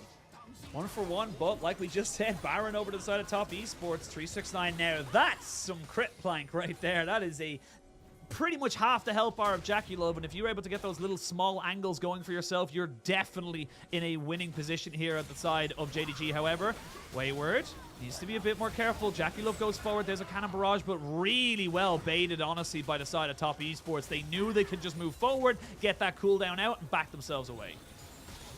Yeah, and Tien still just really trying to look for this. JDG have decent ability to stop them from coming in with the damage that they're able to put out. Not the best wave clear, but also not terrible.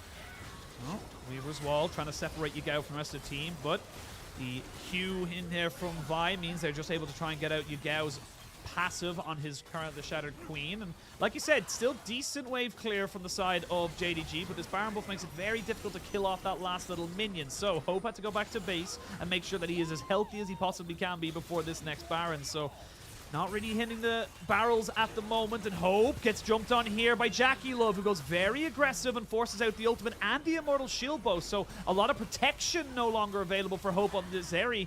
And honestly, Top Esports are feeling more and more confident the longer this game goes. I know we talked about the scaling here from JDG, but it's Jackie Love who feels like he's the one who has the control.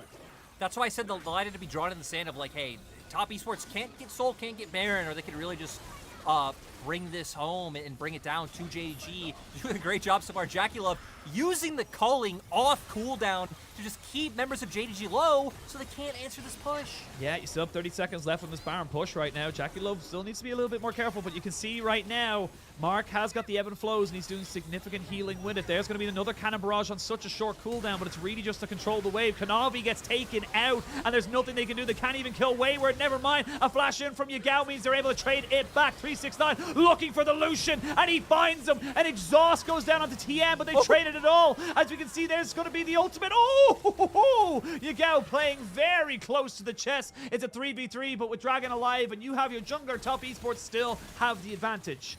Yeah, I mean, it's a 2-for-2 in the end. 369 did just pick up his final item, bought GA. Top Esports, though, will be able to get Dragon, so they're on soul point.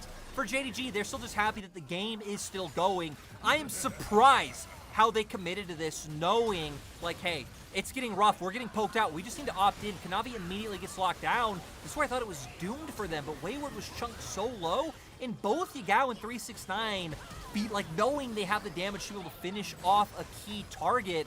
Sure, they end up going down as well, but they still took down some of the key members, right? Jackie Love was doing so much in these fights to get JDG low, to be able to force the push, to be able to force the siege with those cullings. So the fact that 369 was able to finish him off in the end still buys time for JDG to survive, but Top Esports now, Soul Point, still a 5K gold lead. They're the ones sitting 2-1 up. They got to finals in spring. They want to get back there once again in summer. Yeah, they want to make up for their loss. Remember, they lost 3-2 to RNG in the Spring 2022 Championship game. They want to try and put themselves back. It won't be against RNG, but it will be against either JDG or EDG. They have to try and push themselves forward onto this. Top Esports still pushing forward again, looking at Jackie Love, the big MVP from game number 2. Was still game MVP from game number 1 as well, but really putting in an absolutely massive performance. GA finished up now for 369. He is as big as he's gonna get. You actually have a GA as well for Hope. You got Yagao finishing up a Void Staff, so he's gonna be doing significant machine gun rise damage. And it all comes down to execution. It feels like if someone gets caught, if someone doesn't get quite into the right position, that's going to be the difference. And there's going to be the Weaver's Wall. I think this is right from JDG. Don't get caught out. Give it up. You don't care about this tier 2. I mean, barring a pick coming out, which Top Esports have great ability to force a pick, right? Between Vi and Sejuani Ultimate is Kanavi. Kanavi keeps playing with fire, looking for these angles to find a huge Cyclone, but never really going to be able to do it. I mean, if an overextension like that happens once, right, and then we have Cease and Desist or the Glacial Prison come out, I mean, that could just be game for TES right there. So JDG definitely need to be careful. That's why we saw the 2 Guardian Angels come through. But for Top Esports, I mean, they're very close to Jacula being able to finish off his final item as well. Looking to pick up, oh, actually just does it right now. Gets the Sorelda's Grudge in pocket. Another full item character on the Rift. And I gotta say, Sheen, no matter how this ends, like, if we then get this rematch in finals, no disrespect to EDG, would be pretty hype, but, I mean, this I'm just saying, has been absolutely crazy. I was going to say, like, Top Esports versus EDG went to 5 games. Like, you know, True. There's no losing, Asheen. There's no losing. Top 4 LPL are just bangers all day, every day. wait. Wayward looking for Yagao. They will be able to CC him up. Jackie Love goes down onto 369, who goes into the stasis, but they jump down on Tonight, and there's going to be another ultimate use as they're chasing him down. Hope looking to try and make this damage stick as you get the side of Jackie Love going down. You don't have any more damage because Knight has to back away, and we were just talking about TES taking the game, but it looks like JDG, they might have found that these death timers are huge. We cursed us to a game 5 machine as TN actually finds one back. Might be 2 as exhaust. Oh, the exhaust just about to be able to keep 369 alive, and this was the power of those GAs, but it's not going to be the game just yet. JDG know they have to deal with bot lane. Those super minions are going to be steaming in, but they've got themselves some decent gold and burnt a hell of a lot of summoners. They can't even turn to Baron, considering that TN is still the member left up. Would just be a flip, and like you said, those bot lane super minions still there. And we see Top Esports wanting to go in with the initial engage. They find the damage on 369, but the GA doing so much, the cannon barrage separating the fight. And both TN and Wayward were looking for a flank, which splits us up and allows for Hope and Yagao to go huge. Mark buys a bit of time with the bubble, but once the other members of JDG get on this back line, that is when everything goes huge for the side of JDG. And it's like, cool, we will see Top Esports able to find one back at the end of the day, but not going to be able to find more than that. So JDG definitely coming out ahead, getting something nice, but now GA's burnt on both 369 and Kanavi. So if Jacula finds that same opportunity again, 369 is just dead. Yeah, 369 will just die at that point. I will say, though, because TN was able to get the kill onto Kanavi, it actually stops the Baron from going down. So really big play there from TN. The regular season MVP just keeping Top Esports afloat in this particular game. Full items now on Tonight, and they're going to be able to shred this. Oh, Lord. Lyric, we got to pause. I don't know. This is so tense. This is so tense once again. I can only wonder what is going on. You could actually see JDG's pings as the pause came through. We're going down towards the dragon, so I'm curious to see once we come back if they even opt, if they opt in the contest. It kind of feels like they should and they need to, but maybe getting vision towards bot side, like they're concerned about giving over soul, but then you leave yourself open for Top Esports to threaten just barreling down your base with Baron. Yeah, I mean, we talked about it. You know, yes, there's going to be, it's a very short-range composition from Top Esports, but Baron basically just covers up all that issue and kind of says, cool, you can never walk forward to kill the minions because Knight and Jackie Love will just destroy you in that quick little succession, and you're not really got the range on your own kind of carries to take out these minions. So we are going to see it is actually Top Esports who seem to have the issue, so at least in my mind, it's a little bit better that they start off the objectives and they're the ones that are calling the pause. Yeah, seems like Knight was the one who reported a device issue, so they are figuring that out right now. And yeah, going to start a Baron, don't need anything coming in to interrupt this. But going back to the point about range, right? I feel like both teams like have a similar amount. I feel like Top Esports actually edge them out because they have the Talia, and even Culling just offers Lucian a surprising amount of damage from a range on top of things like Glacial Prison and Cease and Desist. The hard thing now is that JDG, with Gangplank and Zeri so strong, heck, even the Machine Gun Rise, right? You have like a surprisingly decent amount of wave clear. It's just hard to be able to clear out those baroned up cannons because of how far away they are and the lack of range coming out from JDG side with the available damage coming through. So I don't know. We've gotten to a point of where it's such like a chess match of, I feel like JDG keep putting themselves in dangerous positions that is opening up for potential easy engages, especially Kanavi, but they're also maneuvering them quite well to where Top Esports aren't exactly finding the picks. We highlighted no GA now on 369. Jackie Love gets on top of him, or pretty much anyone. They're just dead. Yeah, there's again, it's a full crit plank basically coming out on this side. So you are in a very precarious position here, and without the GA to have the extra layer of protection, and with the Baron going down extraordinarily quickly for the side of Top Esports, it is going to be very much on JDG to maybe find a thing. And the thing is as well, again, this is what we always talk about. It's Top Esports on soul points. So even if JDG go, cool, you can have the Baron, we'll fight you at Dragon. The Dragon's not up for another couple of seconds. So it is going to be a bit of a call on Top Esports' side to say, look, do they go for the fight? Do they look to contest for the soul? Or do they just, as you mentioned, barrel down a lane and look to crack open the base even more? Well, that's the great thing about their position, right? Is that they get to see how it plays out and decide. If they start pushing down mid waves and JDG just full on commit to Dragon with numerous members, they can just be like, screw it, we're gonna go for the end. If it's one of those situations where maybe one stays or all of JDG back come for the fight, that's where Top Esports gonna have to be a little bit more like, think critically a little bit more, decide if they feel strong enough to go for that fight. If someone like Kanavi walks a bit too far forward again, can they just find that immediate engage? But point is, Top Esports hold the cards in this situation. Yeah, they really, really do. And again, the tension is kind of mounting right now. It doesn't feel great as any of the players. Remember, you're not allowed to talk about the game during a pause unless it's an extremely extended pause. But for a device issue, it should just be either a replacement, which they do have, and we should be going back into the game very, very shortly. But let's kind of recap where we're at. If anyone's just joining us, if you're kind of just waking up and turning on the LPL, realizing that it's just on, Top Esports 2-1 up in this series. It is a very close game number 4. As Top Esports look to try and solidify themselves into the finals of the LPL. JDG, though, have got very good carries to try and bring this one back. And again, it's coming down to the state of the game. With 20 kills on JDG and 22 on Top Esports, it is all about execution, Lyric, and it's all about how you play these next few fights. And surprisingly, I feel like we've seen both Hope and 369 being the ones to step up right now in this mid game. Turn the opposite side, it's Jackie Love, it's Knight, and it's Mark.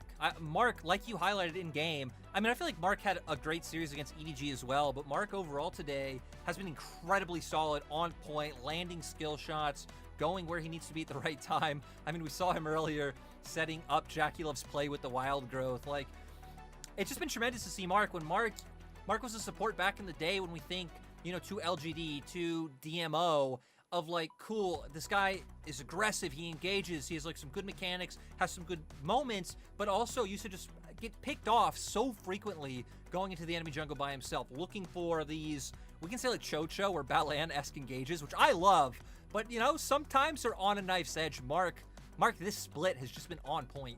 Balan is not a name I have heard in quite a while, if I'm being totally honest. I mean, he's a world champion. That's all I'm saying. You can never take that away from him.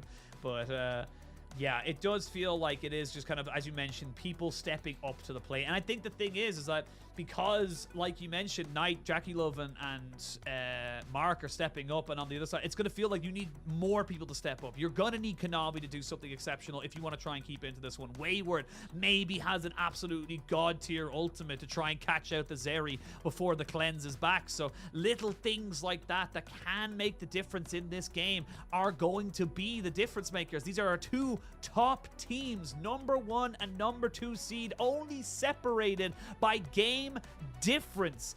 As it looks like we might be jumping back in fairly shortly. Yes, we are now. Yagao is around, but I feel like they haven't gone for it missing. Not quite sure why he was there, but he was. Now Knight may be in a lot of trouble. He has to cleanse, but he's hit by the Ultra Shock Laser, and now he got a 4v5. Kanavi gets on the backside. I talked about them stepping up, and JDG, they lose the Baron, but Tien gets flashed away, and they're all dead, Lyric. JDG lose the Baron, but they gain the win. They're going to be able to barrel down mid lane, and we're going to Silver Scrapes. Yeah, 50-second death timers. JDG somehow find the positioning. Knight, once again, in a critical moment machine, gets caught out. I mean, this guy is so good, but you can't be making these mistakes. You can see the idea behind him was to sit behind Baron Pit, making sure no one could lose. Mark maybe trying to cut off the wave, but I don't think there's much you can do there. There's enough there. It's gonna be 5 games, and there's 3 things that are sureties in this world: is that you will pay taxes, you will die, and Top Esports versus JDG will go to 5 games. I love it. I love it. I love it. I love it. I swear to God, some of this stuff is scripted. And you feel like if it was scripted that we should know because we cast it. But my God, the fact that it goes back to 5 games again. 2020 is reliving its experiences in 2022. 2020 is having a glow up this year. And you know what? I'm all for it if we get more of Top Esports versus JDG, because now 3 incredibly close games. Like, seriously, in game 1, 2, and now 4, either team could have won. We've had one decisive stomp come out from JDG with their extreme early game comp, going with 369 on that Aatrox, and now going the distance. 369, once again, having a really good performance. JDG as a whole, they just never stop fishing for the opportunities. But the silver lining I'll give is, like, members of Top Esports were stepping up. This game was decided by those small individual mistakes. Like, 1 or 2 things go differently, right? The result completely different. Yeah, I mean, it's millimeters. It's not even inches anymore. It's one small mistake just leads it. Because again, look, Knight gets caught out. You're thinking, oh, but they've got Baron. But then you're just saying, well, no, because JDG can full engage. They're not worried about the unraveled dirt. They're not worried about a seismic shove changing the dynamic of a fight. And they're able to just play so much more freely into these team fights. Jackie Love tried his absolute best. But like I mentioned, if you're all not standing up, you're not going to be able to deal with the pressure that is coming down onto you. And 369 and the rest of JDG have just been doing so well to bring this back to an even Stevens. It's crazy as well, and think about it, right? We've had the same sides all 4 games. JDG picked blue, Top Esports have picked red. I wonder if next game is finally where we change it up. But, Sheena, I'll also congratulate you, because you have been begging 4 or 5 games between every break, because you have not gotten to do one yet. And yeah, it has come through out of nowhere, too. Like, it looked like in that last fight, it kind of sucks that the pause kind of ruined the momentum leading up. But, like, we come out, somehow Missing's already contesting Baron by himself. He looks like he's screwed. And then JDG kind of scurried their way in. They would have just lost the Baron, and Top Esports maybe could have gotten away had Knight just gotten caught out at the end. So many if, buts, or maybes. That's just the best way I can put it right now. So many things that could have went one way, should have went another. But we shall take a small break. When we return, we will have game 5 between JDG and Top Esports. You do not want to miss the conclusion of this series.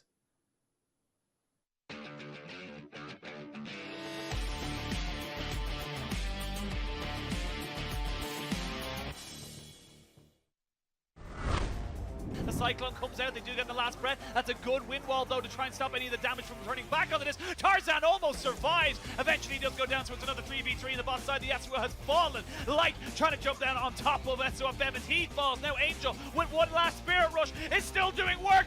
Angel versus the world. The Angel of Death has finally arrived, and a triple kill for the Weibo mid laner. They want a game in this series as they try and force the play, but it's Wei backing off on this one. Jin trying to chase, actually goes to the blue spike here, going deep with the Wild Growth as EDG grouping up as 4, but Braid just goes 1v4 and turns it on its head. Double on the Fiora. Braid is an absolute monster in the top lane, and EDG destroyed by the Duelists. Quadra kill picked up for Breathe, and RNG managed to do it much. They managed to bring a game. LNG kind of have control of this area right now. Allah taking a lot of damage right now and needs to be very careful. Gets hit by the ultimate and has a stopwatch to keep himself safe. There's a Weaver's Wall in the final chapter as LNG try to turn this one back around. Hope just kind of free firing right now as he pops his cleanse to make sure he doesn't get slowed. 369 though, he's a lot tankier but not against a Sivir. And LNG, they're looking to try and take this fight, but look at Hope. Allah finds them though on the backside as Hope is still free hitting the GAs, the Zonyas, everything's being used in this last side. You go! Triple kill! And the big chicken hits hard! Quadra kill for you go! This is a team fight. Monster Care looking for the setup. In goes Clint to start it off, but dashes back out again. Final chance goes across. LWX in the middle of everyone, and he's taken down! Aki with a double kill as OMG shreds the health bars. Abel still going strong, but then Summit on the no! Abel surviving, but no, he's still alive! Taken down by Summit in the end. It was so close on a knife's edge as Shanji slowed by the Drake, and Summit comes up huge! Summit with the massive carry performance. Look at that damage, 6,100, and he ain't done yet. Over. He'll take out the jungler.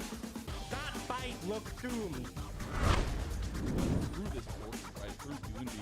But the timings themselves, right, a little bit of an issue. Gov, timings, Allah trying to go Meganar. He gets the Meganar. That's huge. The hostile takeover. They get a crisp. They get the fight. The Moonlight Vigil. It's not enough. And LNG out of nowhere. They get what they came for.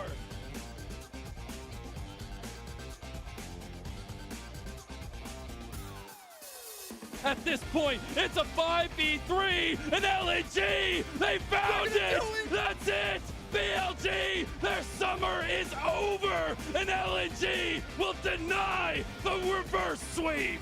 Oh no! LNG oh no! coming out strong! No, they got him, Azel!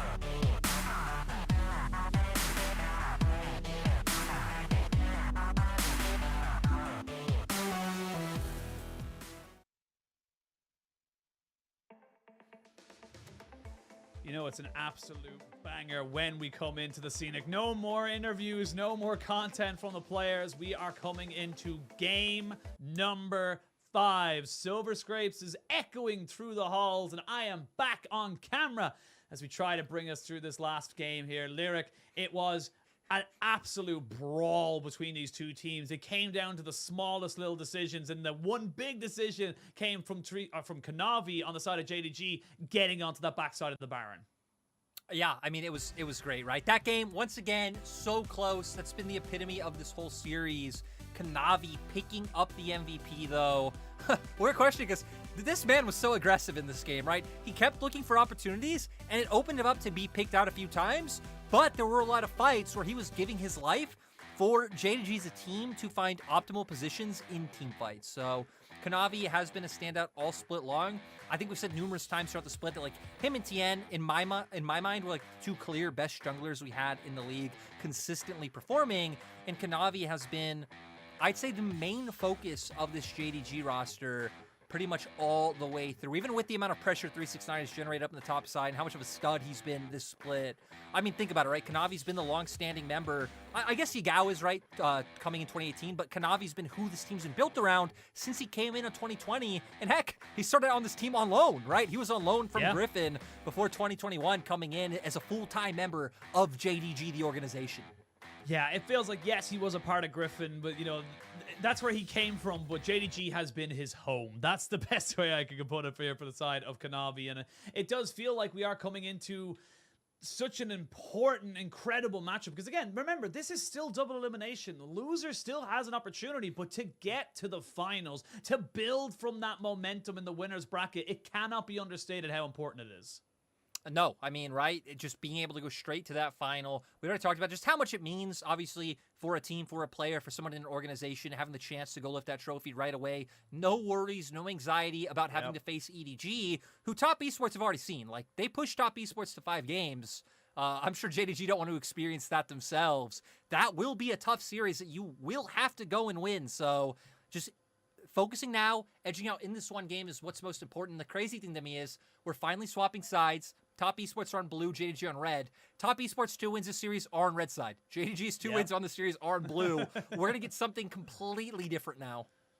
Yeah, we're gonna have to find a shift in the natural order, and not only that, but we have seen pretty much identical picks and bans coming out with slight adjustments here and there. After game 1, it was the Draven. After game 3, it was the Callista, and slowly but surely, it's been eking out into smaller, different kind of micro patches as such through the draft. But now, with Top Esports having that first pick luxury, they are putting themselves onto the blue side. The Renata, the Wukong will be taken away from Kanavi. And now JDG, they've got to start thinking about really hard which one they want to start taking off the map. I mean, they need to take off Yuumi now, right? Now the Top Esports are on blue, they don't have the same urgency to ban that out because they would love to first pick it. And now for Top Esports, I wonder what they'll go with, because we've seen them on red banning things like the Renekton in recent games. Obviously took away the Callista last time around, but this time going with the Lucian. Now, for JDG, I mean, things like, right, Zeri, Sivir with that Lulu still being on the board. Callista as well, another pick we've seen in this series. It hasn't been something that Top Esports have loved, this split. They've actually only played it 3 times, but still something they were able to find wins on. Yeah, it definitely something they can work with, and we're going to put Jackie Love back onto the Zeri. They're happy to first pick that one here, but as I mentioned, it kind of leaves it open to a little bit of a counter pick right now, so you could see the Lulu Sivir being picked up here by the side of JDG to deny that very powerful combination that we saw Top Esports work with in game number 2. And then I wonder what TS go with, right? Because Yuumi and Lulu, pretty much the only 2 supports we see paired with the Zeri. If JDG did just opt to take it away here, would leave something to be desired, but JDG maybe won't go with that. Instead, guarantee yourself a Vi to have that 100% lockdown on the Zeri. Looks like what they're aiming towards. Looking like they're going to try and maybe just, like as you mentioned, lock and load there with the cease and desist here from Kanavi, able to pick up that Vi this time around. Tien did have some great ultimates in that last game to be able to try and make sure it worked out in their favor, but Top Esports now happy to go back towards maybe the Poppy to make sure they can kind of, to sway any real kind of, movement from the side of JDG to get on top of the Zeri. I imagine they will also lock in the Lulu as well after this. It's just too powerful a combination to really be leaving open until the next round of bans. Yeah, and if they do go with that, we have seen a few other things paired with Sivir. Like, I remember Anyone's Legend paired it with a Mumu. I believe we've seen it paired with the Nautilus once before as well. But typically is with the Enchanters. If JDG do want to, I mean, they then have some all-in and some more engaged to be able to play for. I feel like you would have to link up and pair your bot to a lot with your jungler, because typically, right, when you have those Enchanter versus engaged bot lanes, that is what it's about. But JDG, in Game 5, I would love it. Give Yagao his Azir, a pick he is incredibly comfortable on. Yes. And they do it. So JDG now having a lot of range to be able to play with.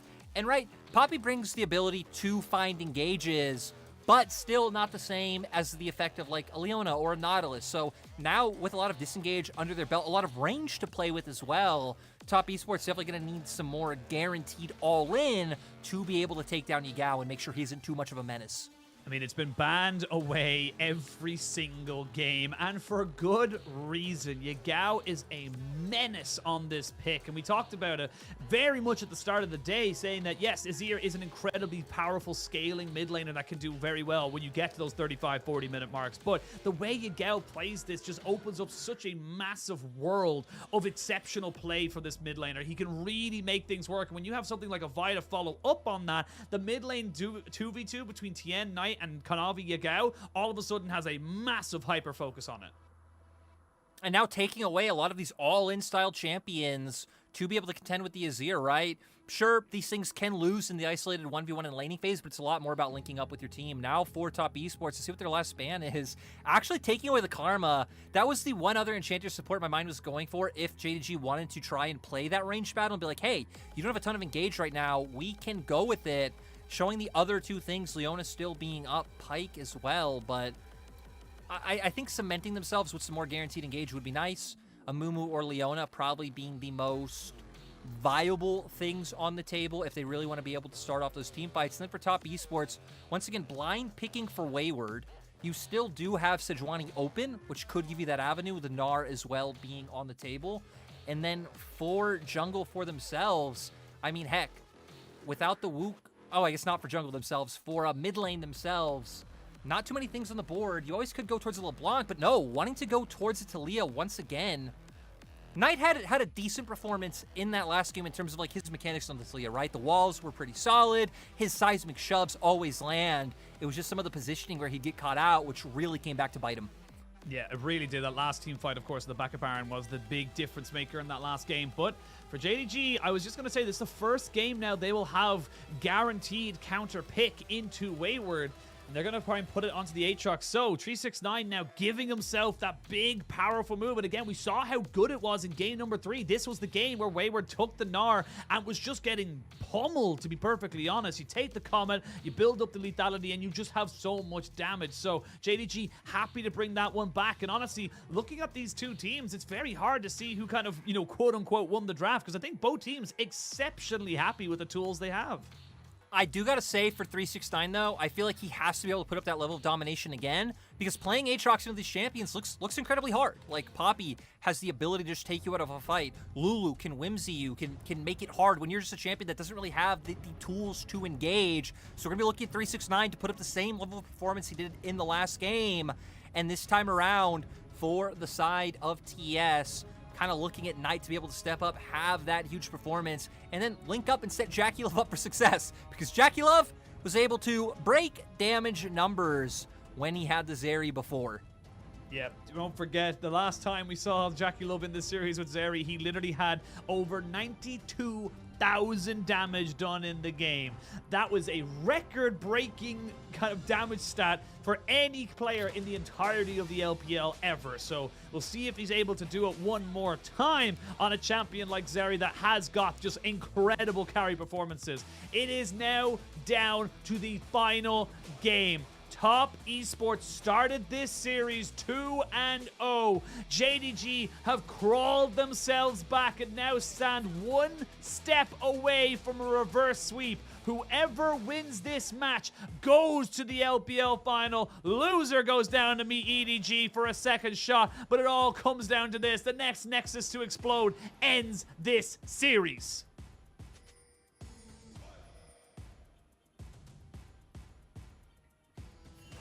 Both teams feeling incredible pressure right now, Sheen. The fact that JDG have been able to claw it back, Top Esports with that early lead, and now swapping sides for the first time could make all the difference. Yagao getting his hands on a champion he's looked incredibly comfortable on in the recent splits. And just overall, right, when you think of Yagao historically, you think of LeBlanc, you think of Zoe, and then that third pick to me really jumping out being Azir from his time 2020 and 2021. We'll see now, JDG looking for a bit of early aggression, but Top Esports pretty set up in their ways to make sure that nothing too untoward can come out of this one now. And again, we can try to bring ourselves back into what is this game. We've talked about it holistically, but looking at the two junglers, we talked about it last time around, how incredibly active they were. In game number 4, it was just Kanavi and TN being so much around the map, trying to be as much of a nuisance as they possibly could. Bandage Toss does miss. Boomerang Blade only hits on the backside of this, but looking at Kanavi and TN to make those pivotal plays, to get those early advantages, is going to be so key for both these teams. Kanavi having the agency with the Vi to be able to engage to find these plays to where, for TN, right, can get in lane, can knock them in the walls, find the stun, knock them up with the ultimate. But the one thing I'm concerned about for TS is, I mean, if it is in a neutral state, JDG on things like objectives, and like, how do you force your way in? It looks very hard. But if Top Esports can get a bit of a lead, can get JDG's comp to come into them, things are looking good. And for now, it looks like TN gonna be the one to once again focus down on that bot side pathing there now, but Kanavi as well. Red Raptors straight to the bottom half of the map. So priorities haven't changed at all, Asheen. Nope, they have not whatsoever. JDG may be on the red side of the map, but they want to try and keep the exact same game plan as we come into this one here. Again, Aatrox taking up that Comet will just be able to kind of harass out, but oh, Bandage Toss does land. Missing, I don't know if you really want that trade right now. I will say that the Lulu far more equipped to be able to deal with some, oncoming crying boy, as the Amumu just take a fair chunk of damage and try to burn through some of those pots. I do gotta say, When we saw AL play the spot lane matchup, they got absolutely wrecked, and it looked so hard to be. Anytime you go in, you would just get out-traded. They'd be able to outstand the damage, and then the Amumu would just get out-traded on the way back. We said when you go with engaged into Chitter supports, it's typically about linking up with jungle and being able to win out in like those 3v3s. You can see Kanavi already being here. Tien actually in River picking up Scuttle Crab first. So we'll see if JDG can abuse this window or not, because it looks like JDG actually just going to push in the spot wave and start to get some vision down first. Tien now looking towards this mid lane after taking the Scuttle, kind of saying, look, there might be a Vi here. Yagao just going to walk away, doesn't use the shifting sands as of right now. Kanavi has spent a hell of a lot of time here as he looks to try and maybe catch out Mark. He's ramping up the Q, but he hasn't committed to it just yet, and now he's in a little bit of a catch-22 where he has to, they have to know. Well, because, right, they don't see him on top side. They didn't see, like, Scuttle Crab or anything go down, and now looking for 369. And both teams laners being so cautious about the potential early plays able to come through on the map. I mean, right, your decision to go to finals on the line, I like the respect coming through, but it also might mean we won't see the same level of bloodbath that we've gotten throughout the series so far. No, I will say, I think it was in game number 3, we had quite a tempered start, shall we say, as now Kanavi going to find himself into these Raptors at the moment, but it's just going to be kind of a trade back. The steadfast presence and the stun into the wall means that Kanavi's in a little bit of a precarious position, but with Smite for both junglers, and with the help of Knight, Tien gets himself the Raptor steals. So now you're going to see it missing going in, and this is exactly what you talked about. The heal with the polymorph means there's not real kind of trade back. As I say that, Mark's getting pushed in. Missing gets so much onto him. The boomerang braid is good, and one more auto attack means that Hope gets first blood. And we talked about how difficult this bot lane matchup is working for the Missing and Hope, but they make it work. They find the all in there. Both summoner spells had to be, I guess 3 summoner spells used for JDG's bot lane to confirm the kill to come through. And then Hope able to finish it off and get the gold all for himself. Gonna come back to lane with a pickaxe, 2 longswords, and a dagger. So he's gonna be incredibly strong. And this is the first time we've seen JDG's bot lane find an advantage. Mark feeling incredibly confident to walk up here. Opens himself up for the engage. This is where it looks a little bit awkward with the polymorph coming through, but once heal comes online and ignite gets dropped, JackeyLove just not having the same amount of damage, able to come out, and Missing able to do a ton. Mark getting a little bit baited there, thinking they'd win out in the trade. Yeah, and the thing is that you have 2 combat summoners that can be used, between yourselves on JDG versus just the heal. Yes, JackeyLove has a cleanse, but if you're not focused on JackeyLove, then that cleanse isn't going to do anything. So really nicely kind of focused in there by JDG, and not only does it mean they get the advantage in bot, but they also get first dragon as well. So, Sheen, it's crazy. We've seen top esports controlling bot side most likely and getting dragon in most of the games so far, but this time around, complete role reversal for JDG. Maybe coming with the reversal of sides as we see 369 very liberal with his World Ender usage. Yep, just using it there to maybe try and chase back Wayward as the wave was kind of stacking up in favor of 369. It looks like he just wants to try and maybe get this wave pushed in as a slow push as best he can and force Wayward out because he knows that there's no level 6 here for the Gnar. So just kind of abusing the fact that he's got himself a power spike and making sure that he's as big of a position as he possibly can be. Good by Wayward to go into River, get the honey fruit, and also kind of gives you a good state of mind knowing, hey, no one's around in River, so the dive's not coming through, right? Because typically when you see those stacked waves, you can expect a dive to come through. That's what happened to Wayward last time around in this matchup when Yagao was able to rotate over. Though with Yagao on the Azir this time, we're not going to see as much of that as Kanavi might be getting pincered. Might be. They do have a flash here onto Tien and Knight, but it'd be very hard to really lock him down unless you had the Unraveled Earth already placed down. The way everyone kind of backs themselves away, so we kind of see another kind of lulled state in this game after the dragon has been taken. You are waiting for another minute or so for that Rift Herald, and you can see 369 just kind of using that 3 strike on the Q just to make sure that he has got as much pressure now as he knows that Tien was on the bot side of the map. And doing a great job, once again, holding this up. But he has to be careful, because last time around when he was the Aatrox in this matchup, he had the Talia. This time, Knight on the Talia would make it very easy for them to look for a play up on top side, shut him down, and give Wayward his comfort zone. But going back to what you were saying a second ago, right, about, they both have flashes, maybe they can look to lock them down. That's where I'm struggling with TES's comp in terms of not really having that guaranteed setup to be able to get plays going. When JDG make it easy and have these overextensions, you could set up these plays, but without those, there really isn't too much in the cards available for them.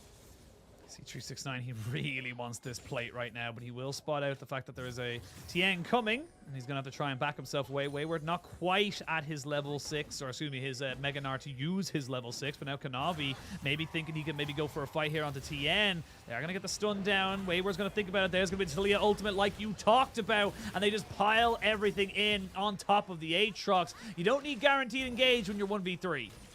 Exactly. For the side of JDG, can opt into those plays when Knight does have the ability to move. JDG feel comfortable when they are 5 members with all 5 members of top esports in front of them, but they still look like they're going to posture for the fight. Missing has his ult. Mark still doesn't. Oh, you're going to try and jump onto Missing. There's the curse of the Sad moment to come out. He gets flicked back as well. The heal comes out to try and keep Missing alive. He just about go down. The Poppy has been traded. Hope, though, in a lot of trouble. Nice flash, but he's on the wrong side of the rift. They're trying to jump onto Mark, but he doesn't quite go down. And you can see now Yagao with the soldiers trying to do his best, but Wayward should be able to go Mega and keep himself alive. Hope seeing if he could maybe catch somebody out, but he hasn't even got brown bags on his shoes. 369 is here, but it's all too little, too late, and the game has just exploded in the favor of top esports. And JDG just overforcing, even 369 there, committing the flash, trying to find the pick onto, I believe it was Mark. They had just gotten picked off in topside, trying to commit to that 2v2, instantly try to take a Rift Herald fight at a numbers disadvantage. And we'll see here. I feel like they feel confident because they have the Curse of the Sad Mummy up and thinking, okay, maybe we can find a huge lockup to be able to find the kill. They immediately only get the CC onto Tien. Doesn't really do much. They do find the pick back with Kanavi falling through, but then are left in such an awkward position because they all end on the Poppy. It meant all of the DPS members of top esports were free hitting this whole fight. Hope left in an impossible position. Doesn't have the ability to get away because he already flashed over the wall. And 369 here, wanting to take down Mark. He just traded flash for flash with the support. And at the end of the day, I feel like JDG have just put themselves in such a rough position that they didn't need to be in. Yeah, I mean, that's a kill literally across the board for everyone on JDG, or a death, Look at Jackie Love, Ashi, look at him! 2-0-2. Monstrously big on this area. And again, we've seen it so many times this series alone of what he can do with it. Weaver's Wall not available here for Knight, but Tien is here with Wayward. Are going to have the World Ender popped here by 369 just for that extra little bit of movement speed. But you got to be careful now as top esports. Yagao and Missing here to try and maybe make a bit of a difference here. They'll get the knock into the wall and look to try and trade this one back as effectively as they can. Good flick back and good damage here on top of 369, but he is still an Aatrox. He's going to be able to sustain quite significantly coming into the last few seconds of this one. But now Kanavi maybe looking to try and get a bit of a fight. They're going to try and go for this one here. The Curse of Sad will be not quite available. They miss the bandage toss, and oh, that feels so bad. Your flash engage is such a huge tool for the Amumu, and it doesn't yield any results. Especially when you're the team that committed resources to topside, right? They committed Missing up towards top. Look at Mark. He's still in bot lane with Jackie Love. It's giving them a ton of pressure and a ton of freedom to just push this wave in consistently, keep Hope under turret. And for JDG, I mean, luckily, right, they're not really too far behind. It's 1K gold at the 10-minute mark, but still feels like a lot of choices that they didn't have to make. A lot of flashes down that don't have to be down. To look at top esports, both Wayward and Knight still having those up. And item advantage is already starting to come out. Sure, Kanavi finishes his Chempug Chainsword, but Tien's already finished his Frostfire Gauntlet. Yeah, the Frostfire has to just feel so much more impactful. Yes, the Chempug Chainsword is a very good, powerful, kind of stat stick, if you will. And of course, Grievous Wounds are always very nice to have, but it is definitely not going to have the same level of impact, especially for something like a Poppy that is going to be able to kind of stick to you as almost like glue in these fights. As we can see, Wayward just using the fact that he's now got himself an advantage. 1-0-3. Top esports have control on the bot side because, like you mentioned, JDG had committed so many resources top at the last minute or so. So now we're looking at a top esports that are 1,000 gold ahead. They've stopped the dragon stacking by JDG, and JDG are, again, behind on item spikes. And Knight is Weaver's Wall again. It looks like they're trying to commit to this plan bot side, and if JDG did look to answer back or try any aggression, because they don't know if members of JDG were waiting in the wings, right? Had they come out and looked for an engage, Knight would be very easily able to follow up with that Weaver's Wall. Doesn't happen from JDG, just waiting in the back line. Does open up for the Herald play to come through, and for top esports to just keep stacking these up. And now for the side of TES, you can look to keep sending this Poppy towards top side, clearing out these camps, and maybe look for a repeat play on the Aatrox. No, the Aatrox is very much overextended. He doesn't have a flash. 369 though, he's kind of separated Knight away, and they won't land the boomerang either. A little bit of a misplay by Knight, not really anticipating where 369 was going to land, or where he was going to land, to be perfectly honest. And 369 gets away with a little bit of tomfoolery in the top side. What if this game will truly be the reverse? Top Esports build up the lead, and then JDG somehow have the insane late game machine. I mean, maybe it's just side selection. That's what the rules were, or something like that. It's like red side must go behind. It's like, really? It's like, yes, then you may decide a winner at 40 minutes. That is when you may decide who wins this game. And right, I mean, they do have great damage if this game does go that far. Sivir, Azir, I mean, any like grouped up settings where if top esports are like forcing their way through chokes or just really tight-knit grouped up soldiers plus the W from Hope, going to be able to do a whole ton at just shredding down these members of TES. But TES, with the fact that they had that last Herald, since they've had a 2v1 in bot side for a predominant time, have control, but JDG want to contest. Ooh, that flick back almost landing Kanavi, just sidestepping the seismic shove. You won't get the last play here as top esports on bot side, but a flash in. They do get the heroic charge down. They're going to try and burn the flash off of Kanavi, so both junglers now losing their flash 3 minutes before the dragon. No one else really kind of going down right now. It's very hard to fully commit now when these summoners are up and down, so you got to be making sure you're timing them pretty damn consistently. You can see with how low bot lane turret is, though, top esports just want to keep committing the rotate down towards bot side just to allow for JackeyLove and Mark to be able to hit this turret. Hasn't happened so far because we know Sivir has great wave clear, so it'd be tough to do. I feel like you would probably need someone like Tien Showing or Knight, again, committing fully to be able to make that rotation. But heck, looks like now backing off, they're just going to give that one through because Herald's coming up on the board right now, already committing Hope towards that top side. Yagao's covering bot, but he is TP. Does have TP. We are past 14 minutes, so it is unleashed, meaning he can get some extra movement towards the top side should he be needed. But with the resets coming in for the Zeri, it's a little bit of a slower move. And again, this is the push and pull that we always see from some of our top teams. It's like, cool, you stayed, you wanted to spend that extra 30 seconds to get that tower. We're going to stay and go, or get out of here and rotate up towards that top side. Bandage toss from missing on the TN just to kind of say, hey, look, we're not alone. We got plenty of people here. They are going to have the ultimate there from... the bandage toss lands him, and he Spider-Mans his way back, but I don't know if they wanted this fight because they are in a little bit of a disadvantage. They got the Azir coming in, but it's a little bit too late. Top Esports turning this one right back around, but the Aatrox with the Qs doing huge damage. But look at JackeyLove. He's on the left-hand side trying to make sure he's doing the work for Top Esports, and everybody will go down. It will be a 4 for none. As you can see, Top Esports starting to rip through this game. Top Esports finding the fight that they probably didn't even know that they wanted, Asheen. The bandage toss connects, Wild Growth is huge, and now Top Esports going to start taking these turrets down, pushing up in top side, Wayward pushing down in bot, just taking absolutely everything. I mean, that's all of a sudden exploded. A 4,000 gold lead, and this is just Top Esports. Again, like you said, taking a fight they didn't even know they wanted because it was a bandage toss that just worked a little too well, to be perfectly honest, with JDG. It felt like he could have not hit it, and they would have been fine. They would have gotten the Rift Herald and backed away. Yeah, that's definitely... I want to see that replay. I really want to give credit to Mark for that Wild Growth as well, but now Top Esports getting back on the map, already trying to establish some semblance of control on this spot side of the map because Dragon's up in 30 seconds. Looks like JDG, after running it down a few times, kind of accept and are committing more to top side, but we see here the ulti gonna come through right as the bandage toss connects. And then they go and they're like, cool, we got this pick. Luckily for Tien, it's right as his team gets here. Wild Growth, massive, finding the knock-up on all the members, the damage able to connect from both JackeyLove and Knight, and then just run them down. 369 tries to connect with the damage, but still, with JackeyLove now on the opposite side of the fight, he would just be getting whittled down the whole time. Huge seismic shove.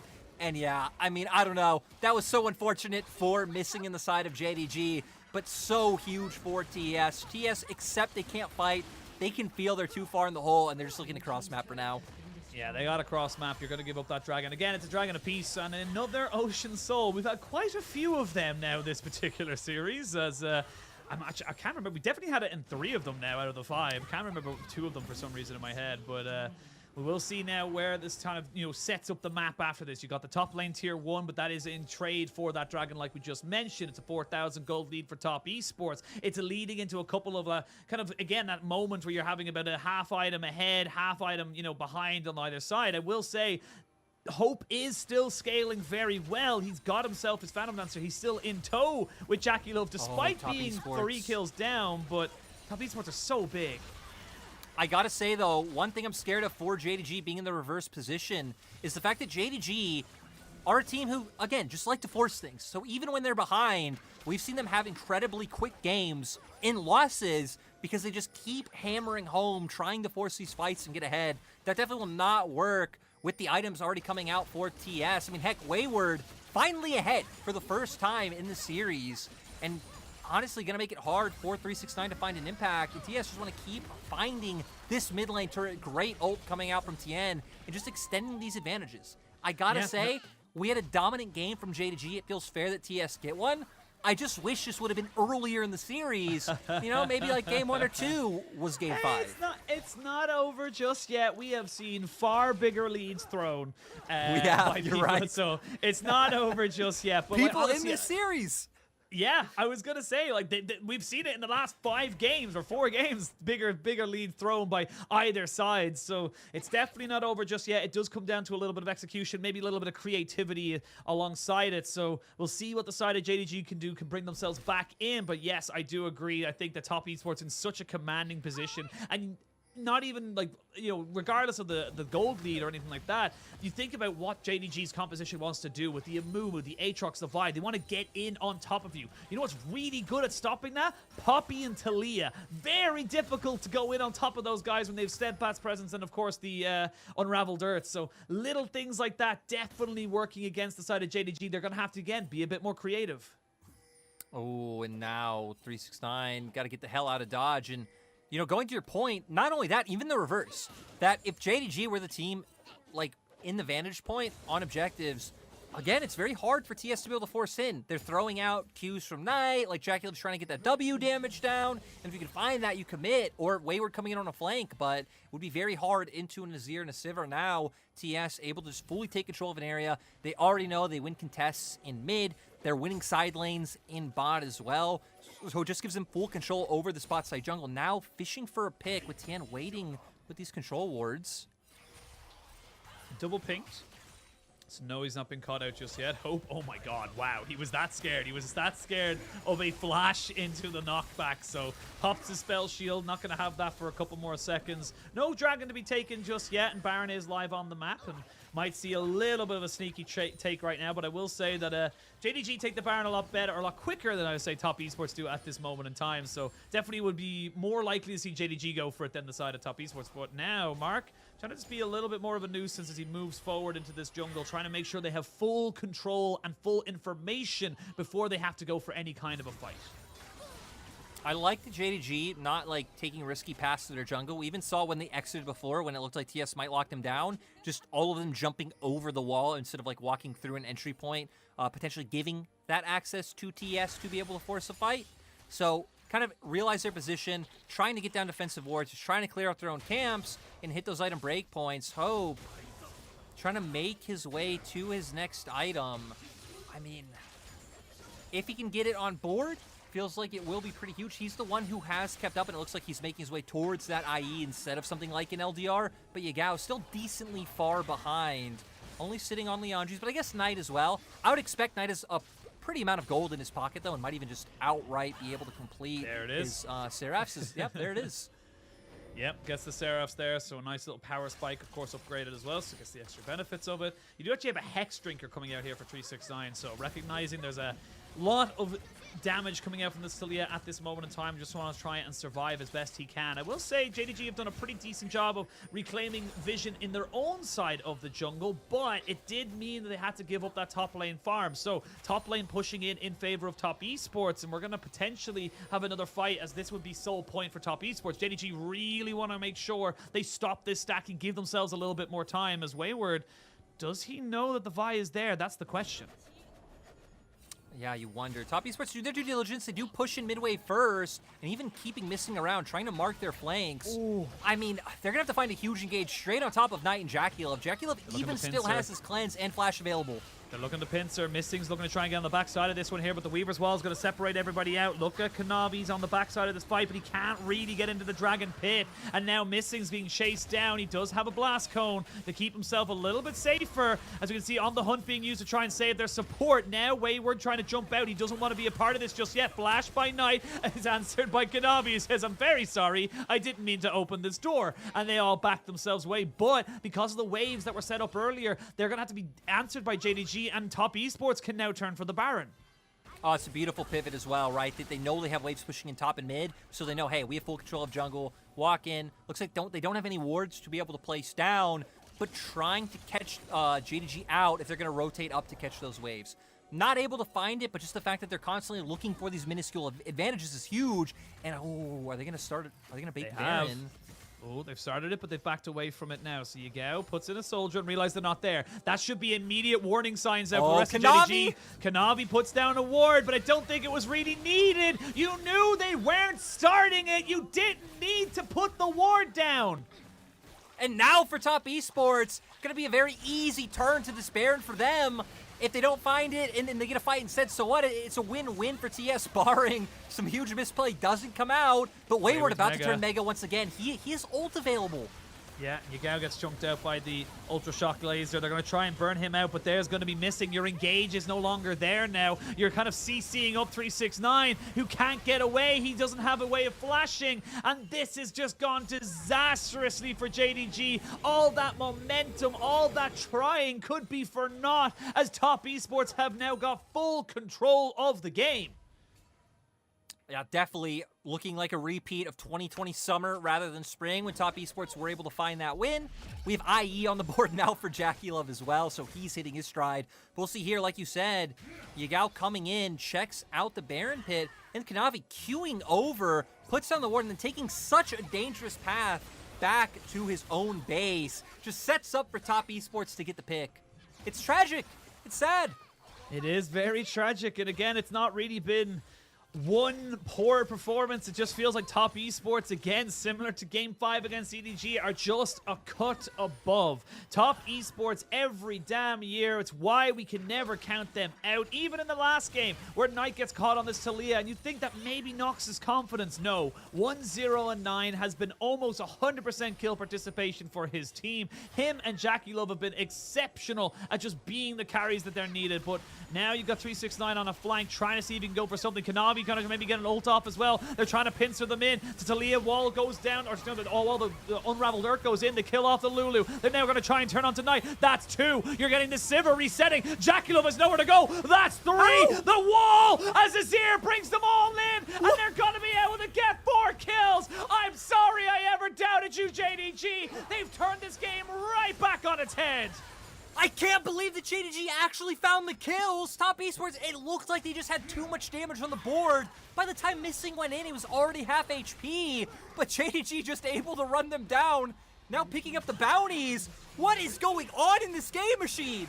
They're going to be able to get an inhibitor, I think, off of this, or at least an inhibitor turret, because they're just doing so much here. They're going to back away because they don't want to have to overextend, but let's have a look at the replay, because they just recognize Wayward's top, and he might not have TP. We got to go now. 369 coming off from one side. You're right, they're coming in numerous angles. Missing looked like he was going to go down immediately, but it's actually the damage from Hope. They're instantly able to just pick apart one member of the fight at a time, and they're committing everything, right? They know it's do or die, so it's like, okay, ult to get on top of one member, flash to get on top of the next member. We cannot let them kite us out. We cannot let them buy space, and they're able to pull through at the end of the day, but it feels like now JDG kind of throwing this away early on at the Rift here. Now Top Esports getting caught out, making the game close once again. I mean, that was a full Lord Dominic's regards being picked up by Hope. He went back after his triple kill and got himself a full item. He's now a full item ahead of Jackie Love. That's how significant that fight can be. And again, it just brings everyone back up in line with Top Esports. With those bounties, it was about a 7,000 gold lead. It's now not even a 2,000 gold lead. Or sorry, just over a 2,000 gold lead. But the fight's not over just yet. You're not done digging yourself out of this one yet, JDG. You have to stop this Dragon being taken. I feel like Ocean Soul's going to be so pivotal especially with the way these fights are going. Yeah, TES, the fact that they're on that sole point, have great position, and Wayward about to hit Mega. Oh, missing, but they're going to try and jump on the TN. TN has flash, but he's been CC'd out. You don't have a jungler. You got Meganar now as 369 and Wayward going to rough it out in a 1v1. They're now going to make it a 3v3 as the rest of the teams now try and help them out. Wayward feeling a little bit worse for wear and kind of walking away with his tail between his legs because he just cannot continue with this fight. The dragon has spawned, and remember, no smite available now for Top Esports, but they may look for the fight anyway. Yeah, Jackie Love having a tremendous amount of damage, able to come out through that W. They're just trying to chunk them low and see if they can find anything on exit. Not going to be able to do so. So JDG do pick themselves up a dragon. But oh, Top Esports, they want to be cheeky. Oh, JDG aren't going to be greedy. You got to be cheeky, but they're not going to be greedy. So everyone backs themselves away. Asheen, I feel like both teams have been very greedy at different points in this series. I thought it was going to come through again, but you might have called it. That one. There might be a curse. There might be a blue side, red side like dynamic to how this series is going. I will still say for Top Esports, they're still on sole point. They are still the team up in gold. Yep. Like, they're in a pretty decent position even going forward. But now, like you said, you're dealing with a 4-1-3 Sivir. He's absolutely massive. Not only decimates frontline, we've seen him kill backline as well, just from the fact of how earlier able to get his hands on that Infinity Edge. Mid laners as well, both being on that 3-item point. And it feels like these are the big members, right? We're looking at Knight and Jackie Love against Yagao and Hope, and who can out DPS each other on the back line. Feels like it's been kind of other members around getting picked out, mostly junglers.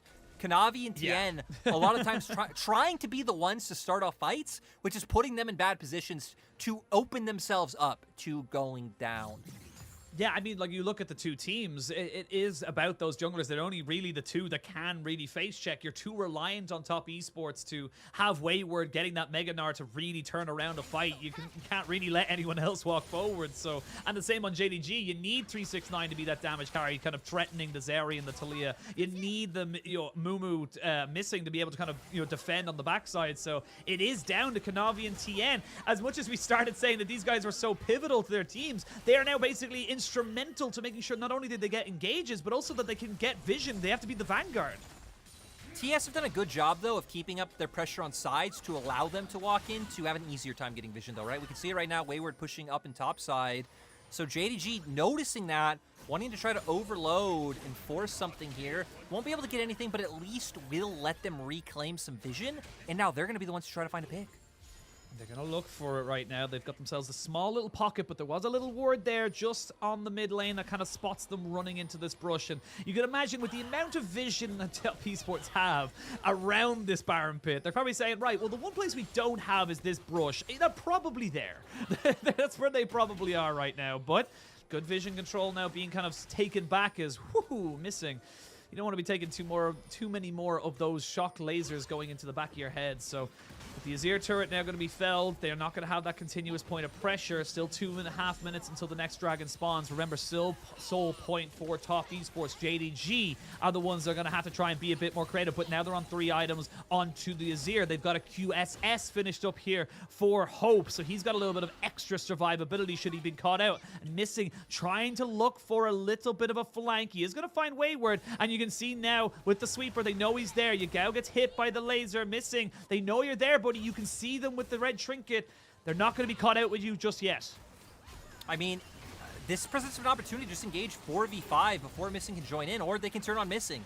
I feel like they have a lot of options. Missing misses. True to his name. Doesn't land the bandage toss, but that was incredibly close. You would have had to burn cleanses, maybe even flashes on the side of Jackie Love to make sure he did not die. They will continue to keep this kind of in the brush play going for themselves. Bot lane is pushing in favor of JDG. That should give them that tower. And top lane's just being dealt with now by Yagao. But with Baron now on the table, you can see Kanavi has to run himself back towards this topside objective. All summoners are going to be available, and it's going to be an all-out brawl. You can just feel it in the air. Yeah, Top Esports feel fine doing this because they have bot wave pushing in, and top wave until, a couple seconds ago was also pushing in their favor. They still have vision up, and they just want to force this outright. We've seen JDG find their way onto Jackie Love the night before, missing as the flank.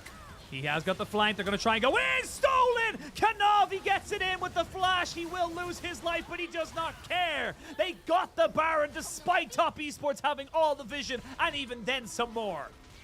absolutely massive coming out from Kanavi. It was TN, the one to find the steals earlier in the series, but this time around, Kanavi comes in, he gets the job done, and I love that the rest of JDG realize they don't need to overcommit, they don't need to look for the fight themselves. Sadly for TS, they don't have vision on the side of pit. This is one of the places that JDG did do their due diligence. TS actually had vision like around mid lane on the opposite side of the pit, but not where JDG were. Left it to the 50-50. They get the Baron. They need to be careful though, as it is still a 4v5 on the map.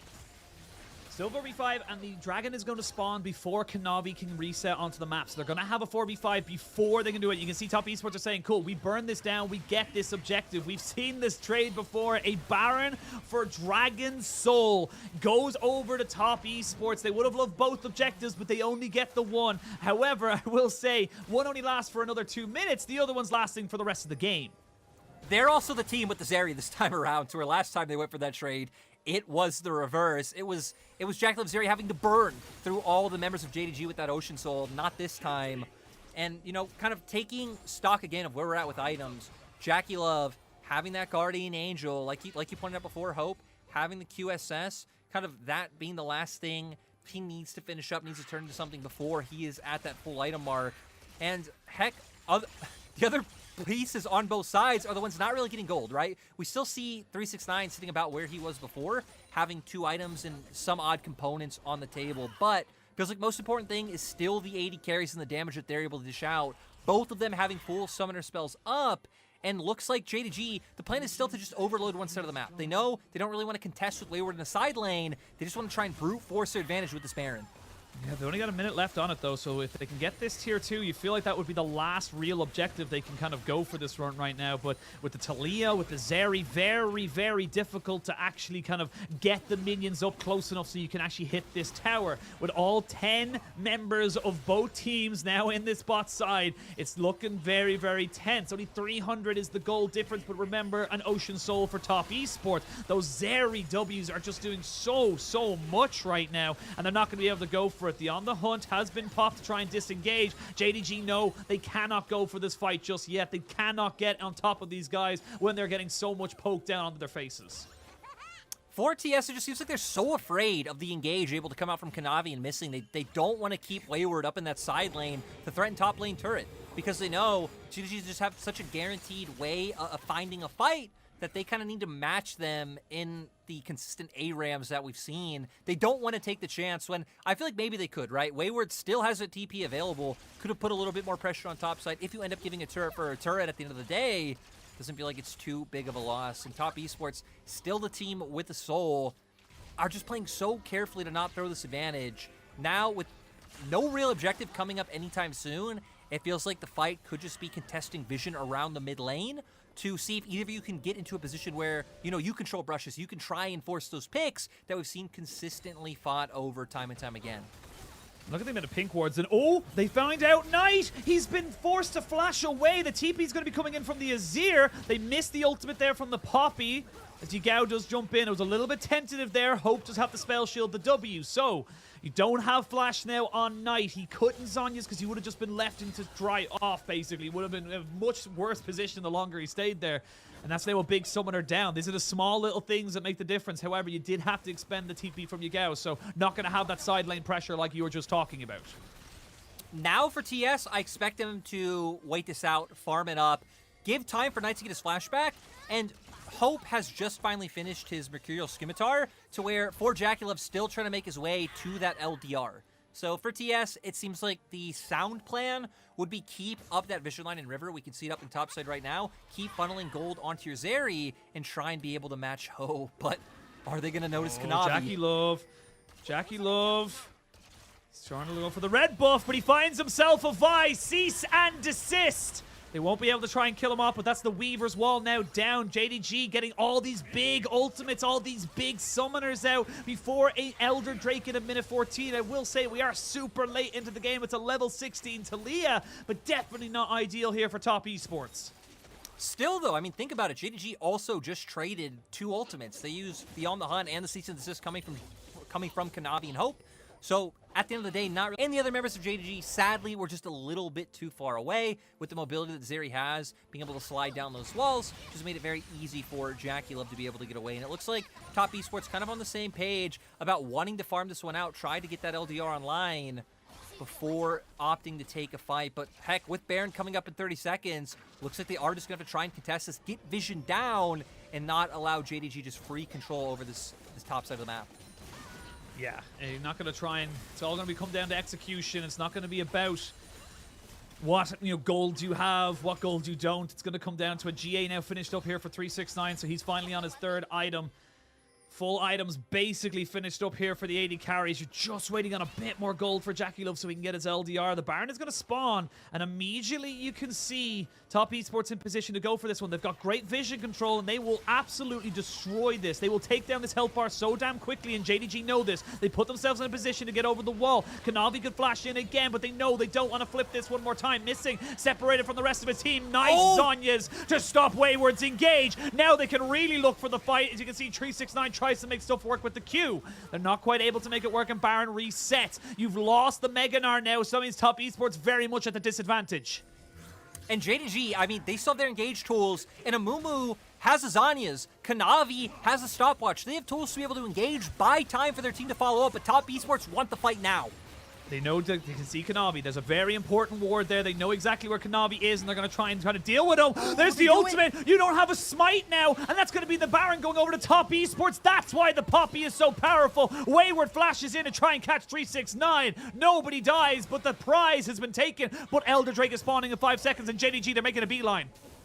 Now TN not having that ultimate, so won't be able to look to make that same play, but they bought enough time for Wayward to have that Meganar online. JDG instantly wanting to go with the burst and missing, going to try and take a flank angle, but Knight's going to run into him. Knight's going to find him and put down a hell of a lot of damage there onto the poor little sad mummy. Here we go. They're going to try and trade it back. The Elder Drake going so low. It's a flip. It's secured by JDG. And now they can really start to make this one work for themselves in game 5. There's going to be down on the 80 carries. JackeyLove needs to stay alive, but he loses his GA. Now Kanavi and Yagao trying to deal with Knight, trying to deal with Wayward. They're trying to deal with everybody. Kanavi yet to kill off JackeyLove, and JackeyLove is the only one left to keep Top Esports in this series. And JDG need to be careful. We've seen JackeyLove come out in clutch moments before.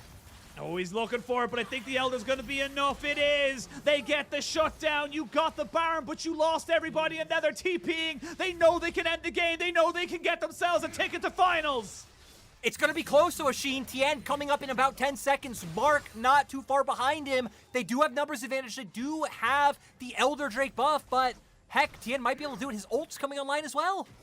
Here we go. We're going to see them now take down the Inhibitor turret. Inhibitor next to follow. Tien and Mark, you are the final bastion. You are the final people who can defend Top Esports. This is all going to be down on the ultimate, but he dodges. He missed it, and there's nothing more for him to do. The steadfast presence actually keeps him alive, and you lose the GA on 369. Lyric, it's not done just yet, because here's a Weaver's Wall. Here's Knight, and Yagao's now caught between a rock and a hard place. Has to leave his top laner to just deal with the rest of Top Esports, and the game continues. JDG there being a little bit overzealous. I mean, that timer's so low, and Wayward actually TPing behind. He might have put himself in the worst position ever, but JDG also, okay, yeah, so they just don't know where he is. I thought maybe not opting into it because, I mean, they have 2 wards right there, right? So, decide not to commit, just end up with backs at the end of the day. And I think decent call. Now we're at a point where Elder still online for a little bit, I believe, but TES still have Soul. They have Soul. We have a look at this replay here, because again, it's a straight up flip, and you can see straight away Yagao's like, I need to kill this Poppy, otherwise we might lose the game. Yeah, it just comes down at the end of the day to the smites coming through. It was incredibly close, but they're able to do it. And then in this fight, I thought TS might still be able to come out ahead with the fact that they have the Zeri popping off, but still, 369 on one side, zoning out Wayward. You have Yagao, who's able to keep up with Knight.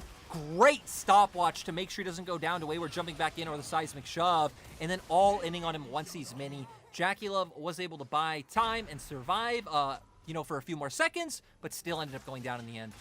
And look, no matter the result, we wanted this kind of a game 5. We wanted it to go 40+ minutes, both teams fighting tooth and nail. We highlighted right in draft, Yagao's Azir has been banned all 4 games right up until game 5. And in that last fight, you can see why. He did so much for his team. But now, the shoes on the other foot. It was Top Esports dictating the kind of fog of war, moving into little pockets where, JDG had to be very careful. It's now the opposite. JDG have a little bit of lease on life on them, and it's all due to the fact that they got the Elder and also cracked open the base and bot.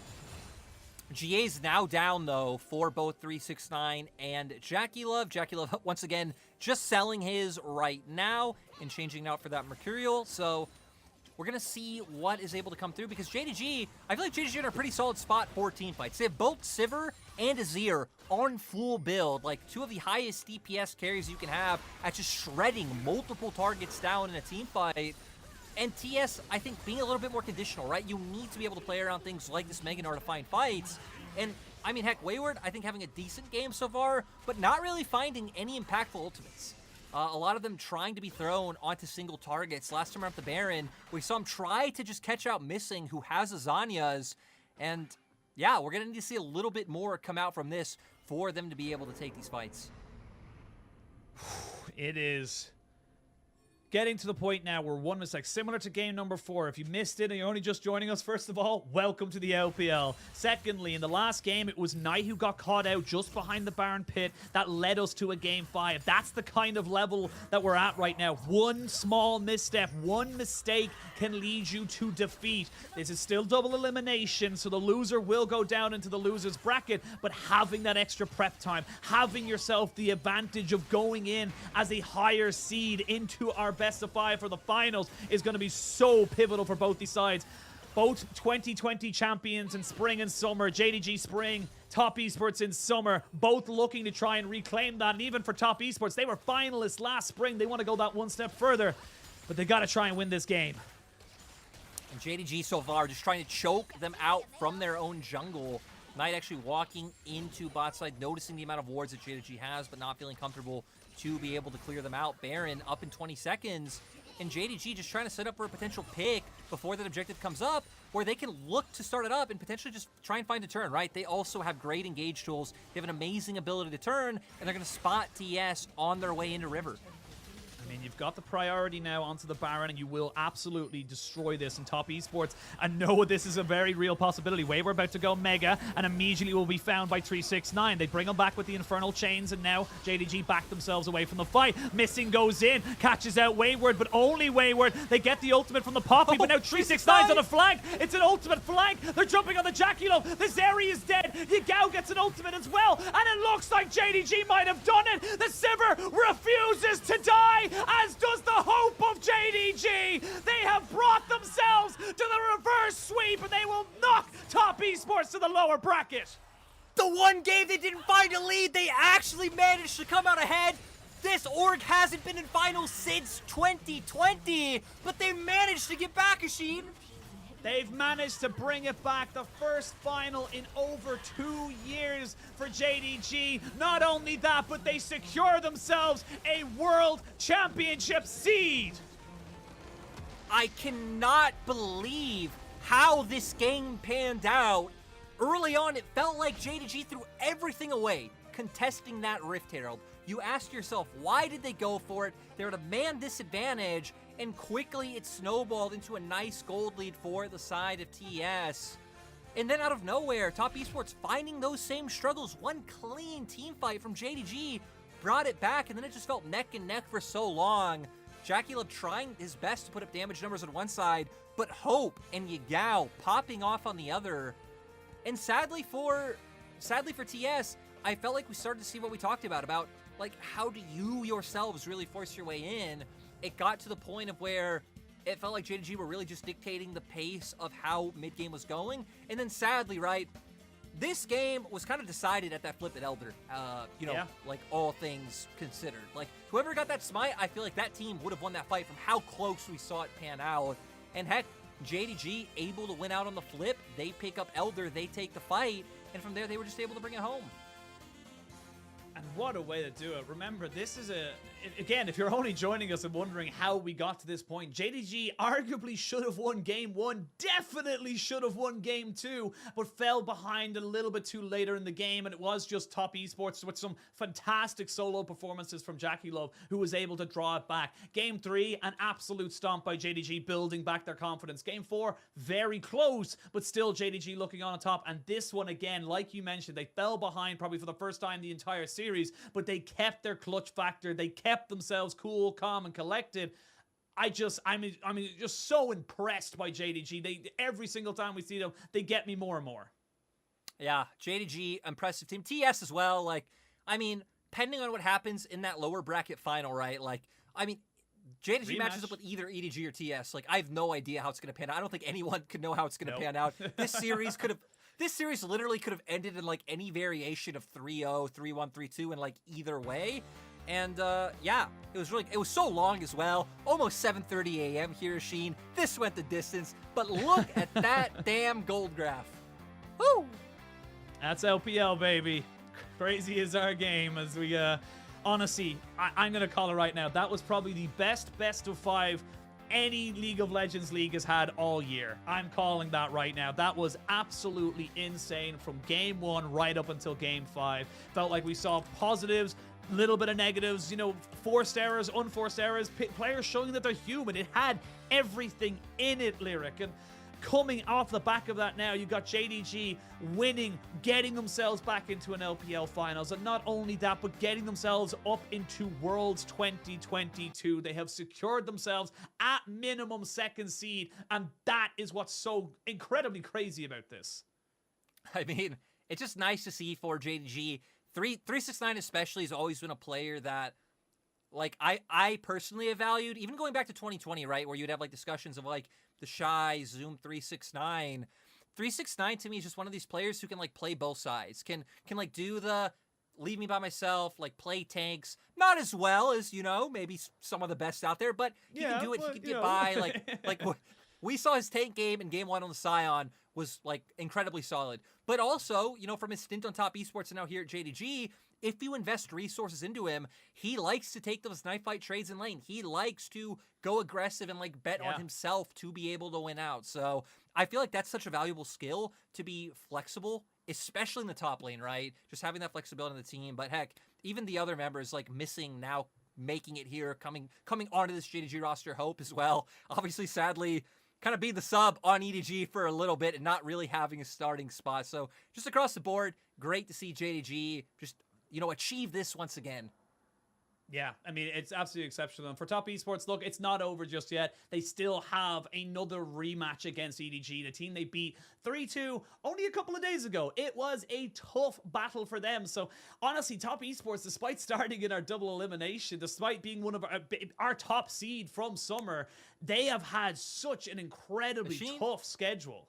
Sheen. You Yeah? don't What's up? realize that the you know, maestro of Mojo himself, Bunchables, said that if Top Esports win the league, it's coming through the lower brackets. So, you know what, Top Esports fans out there, if you have any level of faith in Bunchables, there you go. Yeah. That's Also, all I do want to correct myself very, very quickly. I did the maths wrong. JDG have not secured themselves Worlds yet, because they are technically still, even if they were to come 2nd, they're still behind Top Esports, regardless if Top Esports gets knocked out now. So they're not in it just yet. I do apologize to everybody there. I wanted to clarify that as quick as I possibly could. They are not secured for Worlds just yet. I apologize. That's my bad. But yes. I gotta be real. That's why I didn't touch it when you kept saying it. It's like, good job, JDG. Hey, you made it to finals. If I'm wrong, always call me out on it, man. I have no problem being called out if I'm wrong, because these mistakes happen. I got so engrossed in it, my maths was off. I'm a simple man. When it comes to like championship points, it's, okay, what does production say anything to me? No. Does my play-by-play say anything to me? Maybe. It's like, I'll leave that to those sides of the field. But, you know, coming out from this series, Sheen, I feel like there's no loser in terms of who we get from the interview. I feel like 369 would be the most fun for the banter, but or Yagao would be fun for the banter as well, but any of them would be great. I mean, at the end of the day, we're all winners. We just saw probably the best of 5 of the year so far against two teams that we might, this is the great thing about our bracket, we might see it again. We might get Top Esports bringing themselves back in over EDG to bring themselves in. But even before that, we get a rematch of the best of 5 between EDG and Top Esports. This is the level that the LPL, which is incredible. Win all 5 games. And who knows? So, yeah, maybe I mean, maybe the it's just series gonna be between great. EDG and JDG is like the best ever. Maybe it's like the next level. They keep incarnation, leveling you know? each other up just every single time, just one more every single time. It would be incredible, and I do think that it is just such a testament to the power of the LPL. And I'm so damn excited to see these teams coming out and really showing the best. And this is this kind of scary thing. We only get to send 4. We've had so many amazing teams coming out, our top 6 alone, that we only get to send 4 to Worlds. Is honestly a little bit of a shame sometimes. But we're going to talk about our MVP from game number 5. It was Yagao on this Azir. Honestly, just keeping himself relevant, keeping out the DPS of the Sand Soldiers. It was just so needed for the side of JDG to make this comeback happen. It's great too, right? Doesn't get the Azir like throughout the whole series. Finally gets it in the last game on Red side. And again, I kind of believe you now that it feels like this was how it was meant to be, right? Red side was doomed to fall behind early, but at the same time, you are allotted a certain number of Red side wins. So Top Esports had already hit their threshold of Red side wins, and you know what? There's no threshold of Blue side wins. Sorry, Blue side already has what it has going for it. So JDG got their one. And Yagao, I mean, great performance, right? Also, shout out in a sad way to Tien, who, with that Poppy ultimate, sending the Aatrox in the back line. It is tragic to see. It guy was the guy was flank MVP ever. of our season, like, and he deserved that MVP as well, right? Kind of rough coincidence that it was able to go through. Who knows? Maybe 369 trying to angle for that Poppy ultimate to hit him to be able to get behind. Sorry for my words. Man, this game 5 has been so hard. It's so early/late. I don't know what it is. Yeah, look, you're messing up your words. I'm messing up World Championship qualification. Like we're One all of those there. is It's worse been a than lot. the other. Yeah, your words. Like this is your job. Get on with it. Like you should be better than this. But anyway, it's been an exceptional day, to be perfectly honest. And honestly, it's really funny because for me and you specifically, we both had internet issues today, so we might actually not have been able to cast this, but really feels like we're going to be able to have like such an amazing time. But we're going to send it over to 369 Lyric. You get your wish as he's standing by with Christina. Hello there, welcome to the post-game interview. I'm Christina. We're joined by 369, the top laner for JDG. Congratulations on taking down your opponent, but most importantly, making the grand final of 2022 LPL summer season with 3-2. I would say that's a massive win and so back and forth. How do you feel right now? 好的，让我们恭喜京东拿下了本局比赛的胜利，3-2成功的挺进了今年2022 LPL 夏季赛决赛。我们要请到上单选手369，也是先说一声辛苦了。这个鏖战5局下来，现在拿下了进入季后赛、进入世界赛 ，sorry， 进入总决赛的门票。对不起，我的问题有点太激动了，感觉怎么样呢？就是我们进入决赛就非常开心嘛，因为我们是让人追三，我就感觉，就我职业生涯里面没几个让人追三嘛，这是第2个，我觉得是刻骨铭心的，我说实话。So firstly, I feel very happy that we can make the grand final. And secondly, I would say there was no so many 2-3 victory in my whole career. So it is so memorable and I think I can't forget it. So next question is about the game, and I saw you look very calm and look very stable in front of the camera. So may I know your personal mentality in today's best of 5? 那么接下来想要问到，顺着369选手的话说嘛，今天在这局比赛中，其实我从镜头上可以看到你的表情都是非常的严肃认真，然后也很冷静。那么今天这个 BO5下来，特别是在最后的几局比赛中，你自己个人的一个心态是什么样的呢？我的话就是，首先我想给队友一个就是让他们不要太有压力吧，因为我就告诉他们，我一定可以赢对面上单，让他们慢慢来，别急。So I told my teammates that don't worry about me, and I think I can definitely beat Wayward. So stay calm, and that we can take this victory. So let's come back to the game. How did you guys change your mentality and your form, and what did your coaching staff say after you guys losing game 2？那么今天是让二追三嘛，想问一下，还是一个比较经典的问题，在你们直落2盘之后，你们队内是如何调整的呢？你们教练团队有没有说什么，或者你们的关注点发生了什么样的变化？因为我们前2局都是前面特别优势嘛，我觉得我们打的就是有一点失误，有一点问题，所以说我觉得下来教练组跟我们说，我们先是2-0，让我们随便打。他是说你们现在就是假设自己是2-0的状态，是的，就心态去打。是因为教练也觉得我们今天发挥的蛮好的，就改掉一些问题，解决一些失误就可以赢的。So in today's first and second game of Best of 5, we don't think we performed perfectly, but I think that we still have so many leads. That is just because we made some little errors. So our coaching said to us, don't worry, guys. Just imagine you are 2-0 right now. So with that mentality, we just came back to the arena to take this victory. So I have to touch on the last game and the last team fight around the Baron pit. I know that their top laner was trying to engage with full of anger. So how did you guys communicate and manage the last very crucial team fight？ 那么其实说到今天的第5局决胜局，在后期的时候，在一些资源团战上，双方也是互有拉扯。在最后一波，可以看出威尔当时他那个怒气还是比较好的状态下，你们队内是怎么样沟通的？然后以拿下了确保最后一波团战的胜利，以拿下了这个 BO5的胜利呢？因为最后一波的话，就是我们队友想直接 rush 大龙嘛，然后我一直在提醒他们那儿是大那儿，不要这样，然后说我们慢慢来，先别急。So in last team fight, I told my teammates that don't worry because we will want to rush in the Baron, want to secure the Baron. I saw that the Gnar has full of anger, so we just need to pay attention to him and then take everything slowly a bit, take down, then we can secure the Baron to secure the game.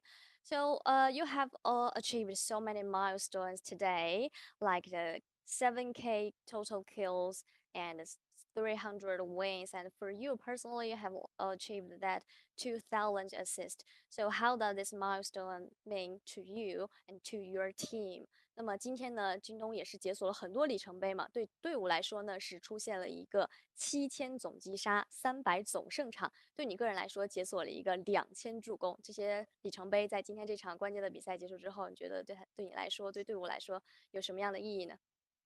对队伍来说的话，就是说证明京东这个队伍在 LPL 的实力足够强劲吧。然后对我自己的话，我觉得就是助攻多就证明我够团队嘛。So for my team, I do think that it really proves that JDG is a very strong team in LPL. And personally, 2000 assists just prove that I'm a team-oriented player. So final question for you, there's only one step to the grand final to lift the Summoners Cup. Is there any room for improvement? And what is your mentality right now? And how do you guys adjust and prepare for the grand final? How can we expect for you for the whole JDG？ 最后一个问题，现在接下来马上也是要进行总决赛了嘛？那么你觉得在现在这个时期，队伍自己的心态是怎么样的？并且你们觉得在这短短的几天之内，还需要做哪些方面的筹备准备？我们能对你对整个京东有哪些期待呢？对于进入总决赛的话，因为我们的对手会是 EDG 和滔博的胜者，然后这里我想喊话一下左手，就是说他应该也还想上来再赢我们一次吧，就我希望他们加油打赢 EDG，上来我们再打一个 BO。So we're going to play against the opponent, which in the maybe like EDG or TES once again. So I want to talk to Knight. Come here, guys. I will waiting for you in the grand final. I do hope that you can beat EDG and we can meet each other in the grand final. Thank you so much for joining me, 369. I do hope you're an excellent matchup. So，让我们再次感谢369选手来到我们的赛后采访，鏖战5局也是辛苦了，也期待京东在总决赛为我们奉献出更精彩的表现。Back to you guys，拜拜。Thank you so much, Christina, and of course 369. You got your wish, Lyric.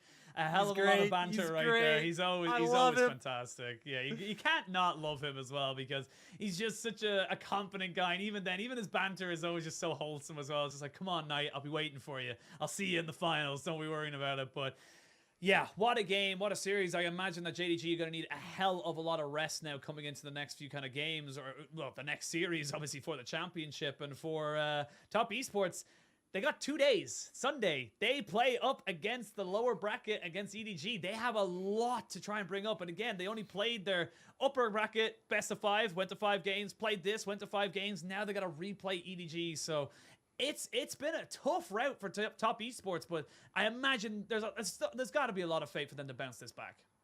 I mean, heck, again, I was surprised coming into today, looking at predictions at like how split our caster team was. I thought Top Esports in most people's minds were going to be the favorites because like JG's early games are phenomenal, but we've seen those problems at like struggling and throwing mid-game all split long, but they got through it today, Sheen. We're going to pull up the bracket and take a look at all the awesome memories, friendships, storylines, you know, whatever. I don't know. What is this, an anime? Oohs, all the oohs we made along the and way. Everything. Yeah. Well, you know what? You know Lyric's been up for too long when he says ooh on broadcast, but we're going to come in. This is just confirmation of what we have already been talking about. JDG meet themselves in the final. The way it works is if Top Esports can beat EDG on Sunday, then JDG will be guaranteed a top 2 seed. They'll be either first or second. That's the way they can qualify for Worlds. So they are still waiting on that result. And for EDG, they're looking to replicate that 2021 form. And against LNG, they looked unstoppable. Again, like we've been harping on about, they went the full distance against Top Esports already in this bracket. Man, this bracket is amazing. Even just like staring at this and like seeing what the teams have gone through is absolutely insane. And thinking about the fact that we have, what is it, 5 series left if we count this and then regional qualifiers, and like still some of the best teams in the LPL in the world is absolute madness. I mean, there's a world, a very likely world, where V5 with Rookie go into play-ins at Worlds. Just want to put that into your heads there. Shout out to Hysterics for tweeting that out the other day, because I thought about it, and I was just like, that's true, actually. Oh, my lord. Imagine you get to play-ins at Worlds, and it's just like, Rookie. Or Doinby, you know what I mean? Like, like, there's a high chance you go into Worlds, and, like, you play either, like, a former Worlds or MSI champion in play-ins. It is so crazy to think about. It is absolutely insane, but I will say now that we are looking at the end of our broadcast. It's been a long one. We had a lot of highs. We had a lot of, you know, interesting plays coming out from everyone there. We're actually only about an hour or so, an hour and a half, I think, away from LEC from kicking off. So go check out that if you haven't. But that's how late it is. But for myself, thank you so much for watching. From Lyric, thank you for bringing me to the wild and wonderful world that is the LPL. And of course, thank you to all of our back-end production staff. It's been a long year. It's been a tough year, but they've made the best with what they have gotten. We will see you guys on Sunday at the same time on the same channel. Ara ara.